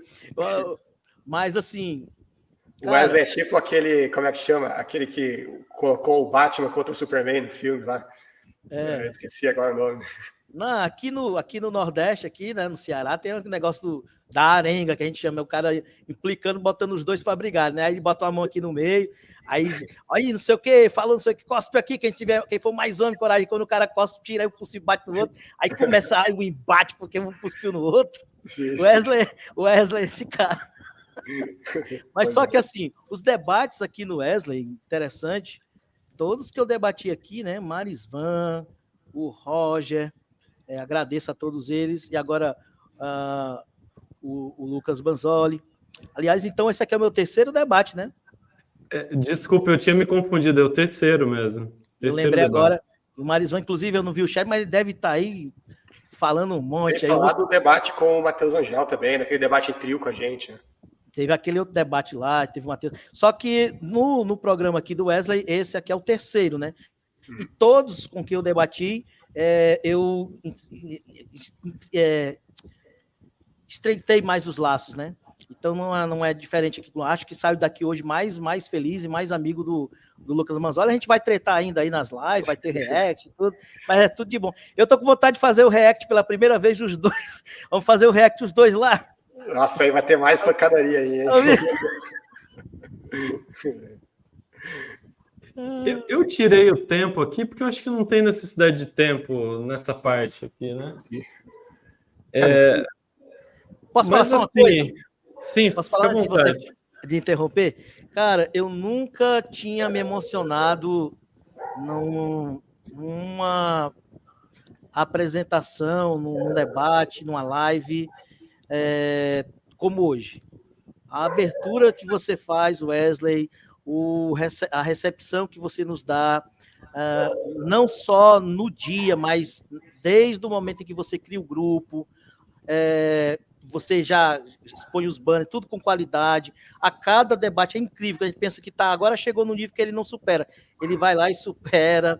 E eu chorei literalmente quando começou a introdução, a questão do games, porque eu sou um otaku, assim, um geek, sabe, descarado, todo mundo sabe. E aí, quando eu vi ali a moedazinha, a dracma, que é o coin, você colocando, com a zoadinha lá, o barulho nostálgico do Street Fighter, meu amigo, as lágrimas. E aí depois vem aquela intro com o Dragon Ball arrasando tudo. Não tem. Eu chorei literalmente. Eu estava emocionado, as lágrimas. Obrigado, Wesley, por você proporcionar esses momentos. Cara, aqui às vezes a gente vai debater aquela angústia, aquela agonia. Não, aqui a gente vem e relaxa. Foi muito bom. Obrigado, Wesley. Obrigado demais. Sim, só fazendo um outro apontamento, eu já debati em vários canais, né, ao longo desses anos, e nenhum chega perto do nível de profissionalismo do canal aqui do Teologume, né, do Wesley, né? Cada vez mais se aprimorando, né? Esse eu também ri pra caramba ali na introdução, cara, muito bem feito, realmente, né? Só tenho que aplaudir mesmo, né? E torcer para o canal ganhar cada vez mais, né, inscritos, né, e tudo mais. Obrigado, pessoal. Eu acho que, claro, a gente tem que tentar o aprimoramento a cada vez, né? É isso que eu estou tentando. Tem uma diferença colossal entre esse debate aqui, em termos de edição, né? E aquele primeiro debate com o Roger, né? Eu tentei fazer um debate bem legal, né? Fiz uma intro, mas aqui está realmente bem mais interessante. Mas eu acho que o mais importante, claro, pode parecer que estou falando por falar, mas o mais importante é essa união que a gente promove, né? Então, no momento em que a gente debate ideias divergentes, quando a gente tem esse encaramento, né? Essa cariação, né? Se a gente fosse colocar num termo jurídico aqui, né? Que a gente vê cara a cara, é também uma forma de aproximação, né? Então, por exemplo, antes do debate com o Roger, eu não conhecia o Claudemir. Ele era só mais um que, às vezes, a gente mandava uma mensagem, né? O Claudemir veio por conta de questões de grego, né? Então, eu respondi algumas coisas. Mas, a partir do momento em que a gente teve o debate, a gente teve uma aproximação. E daí eu fui conhecendo melhor o Claudemir, vi quão incrível que é essa pessoa, né? Então, isso realmente é muito interessante. O Banzoli também, eu só conhecia de longe, já tinha assistido algumas lives, assim, já ouvi falar anos atrás a respeito do Lucas Banzoli, né? Muito citado, e eu não imaginava que eu teria aqui também o Banzoli participando, né? Então eu fico muito feliz e também eu acho que posso considerá-lo também como já um amigo meu, né? Eu receberia vocês aqui, com certeza, gostaria de conhecê-los pessoalmente, então não tem nem por que eu fazer a pergunta, né? Ah, vocês seriam amigos, apesar das divergências? Eu acho que... Apesar de um ser argentino e outro brasileiro aí, né? Como diria Galvão Bueno, haja coração e ganhar é bom, mas ganhar da Argentina é melhor ainda. Mas se fosse no campo de futebol agora, eu trocaria a camisa aqui com o Banzoli, tiraria, tem que dar a camisa, guardar, moldurar, fazer o quadro. Não, mas agora tem alguém aqui que vai mandar real sobre o que foi esse debate. Eita, Bonjour, je suis le pirate Barbara e com todo respeito, agradeço você ter assistido esse debate até agora, só que eu vi muito papo, muita conversa, e a minha rapadura que o Claudemir falou que ia trazer, ele não trouxe. E o Bonzolão, que eu queria transformar em sobrinho, não queria minha sobrinha. Sacanagem, mano, sacanagem. Então, olha, é muita conversa pra pouca ação. É o figuraça. Eu tenho que mandar essa rapadura desse cara.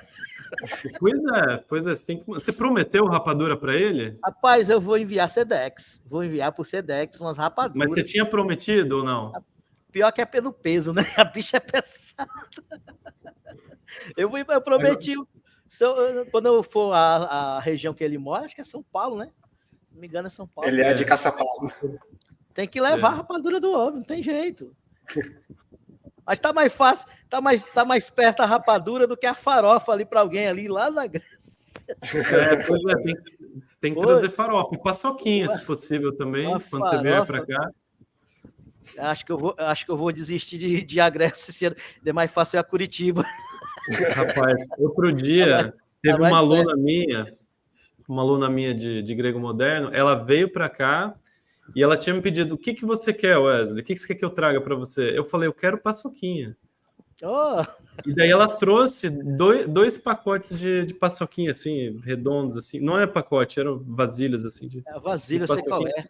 Cara, eu tive que ir ao dentista porque meus dentes ficaram amarelos. Eu comi em uma semana 2 caixas, assim, de paçoquinha. Meus dentes ficaram amarelos. Nunca comi tanta paçoquinha, assim. Mas, enfim... Pois é. É isso, eu acho que dá para gente encerrar encerrar já, né? Acho que já encerramos o... Deixa eu só ver o chat aqui, tem 227 mensagens que eu não vi. Ixi. Deixa eu ver aqui. Tem vários comentários aqui. Do Roger, do Fábio Eiras... Deixa eu pôr aqui na tela. Vamos ver aqui. O Roger está até com os dedos doendo de tanto debater no chat. Fábio Eiras. Então vamos mandar um abraço aqui para o pessoal. José Luísio. Deixa eu ver quem mais está aqui com a gente. Cauã Santana. O meu pai está aqui também. Legal. Deixa eu ver quem mais. Sérgio. O Jonas falando aqui. Eu estou apertando nos nomes, mas eu não estou lendo os comentários. Mas aqui, o comentário do Jonas Maia. Debate de alto nível. Eu concordo, hein? Eu não sou de ficar falando aqui sobre o que eu achei do debate, quem foi melhor, mas eu acho que dessa vez eu vou abrir uma exceção, hein? Não vou falar, não. Não, eu vou falar assim. Eu acho que deu empate esse debate, hein? Tô achando que deu empate. Ah, eu me esqueci aqui, pessoal. A gente teve a votação. A votação aqui, eu esqueci de mencionar. Eu coloquei aqui uma votação, deixa eu ver como é que ficou. Qual o resultado? Mas eu perguntei não quem foi melhor, mas qual a interpretação mais coerente, né? Vamos ver aqui. Deixa eu abrir o vídeo aqui pelo celular. Qual a interpretação mais razoável / correta na sua opinião? Tivemos 94 votos, 60% a preterista e 40% a futurista. Essa é a opinião da maioria. Então, a maioria aqui dos que assistem, pelo menos, eu acho que são preteristas, né? Ou pessoas que, não sei, né, de repente... Todo debate que tem aqui, sempre o preterismo ganha em termos de quantas pessoas são, né? É um bom sinal. Ei, Lucas, uma pergunta para vocês aqui. Uma pergunta para vocês. Eu sei que eu estou me delongando muito, né? Vocês já estão bem exaustos. Mas vocês já viram alguém trocar de corrente? Por exemplo, um preterista virar futurista, ou um futurista convicto virar preterista? Ou é mais essas pessoas assim que não tem muita certeza?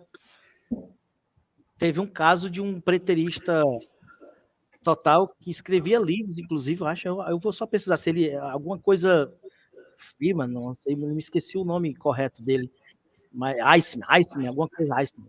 Ele era preterista total e voltou a ser parcial, uma coisa assim. Mas ele não achou, acho que ele ficou como parcial. Mas voltar para o futurismo, acho que não. E eu acho que a partir do momento que você amadurece, por exemplo, o Banzoli, já é uma pessoa amadurecida na corrente dele. A gente brinca, vou transformar ele em preterista, ele pensa assim, vou trazer o Claudemir para o futurismo. Mas eu acho que quando chega um determinado nível de amadurecimento, né, maturação do conhecimento, você aprofunda ali, dificilmente você vai trocar a corrente. Mas eu reconheço que muitas temáticas, às vezes eu necessito estudar, porque alguém traz algo de novo e eu digo, isso aqui eu tenho que rever meus conceitos no preterismo. Acontece.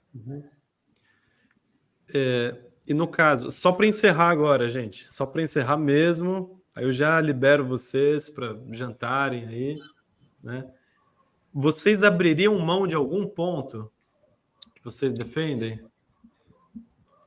Em geral, assim, em relação, envolvendo preterismo e futurismo e tal? Eu não apenas abriria, como, de fato, tem várias doutrinas aí que eu abandonei ao longo da trajetória, né? Por exemplo, eu era imortalista, agora eu sou mortalista, eu era pré-tribulacionista, sou pós. Então, quando eu vejo que eu estou errado em alguma coisa, eu assumo eu e vamos lá, né? Não tem nenhuma coisa assim, não, eu sou o dono da verdade, não posso mudar de ideia em nada, né? Senão vai significar que eu estava errado, né? Longe disso, né?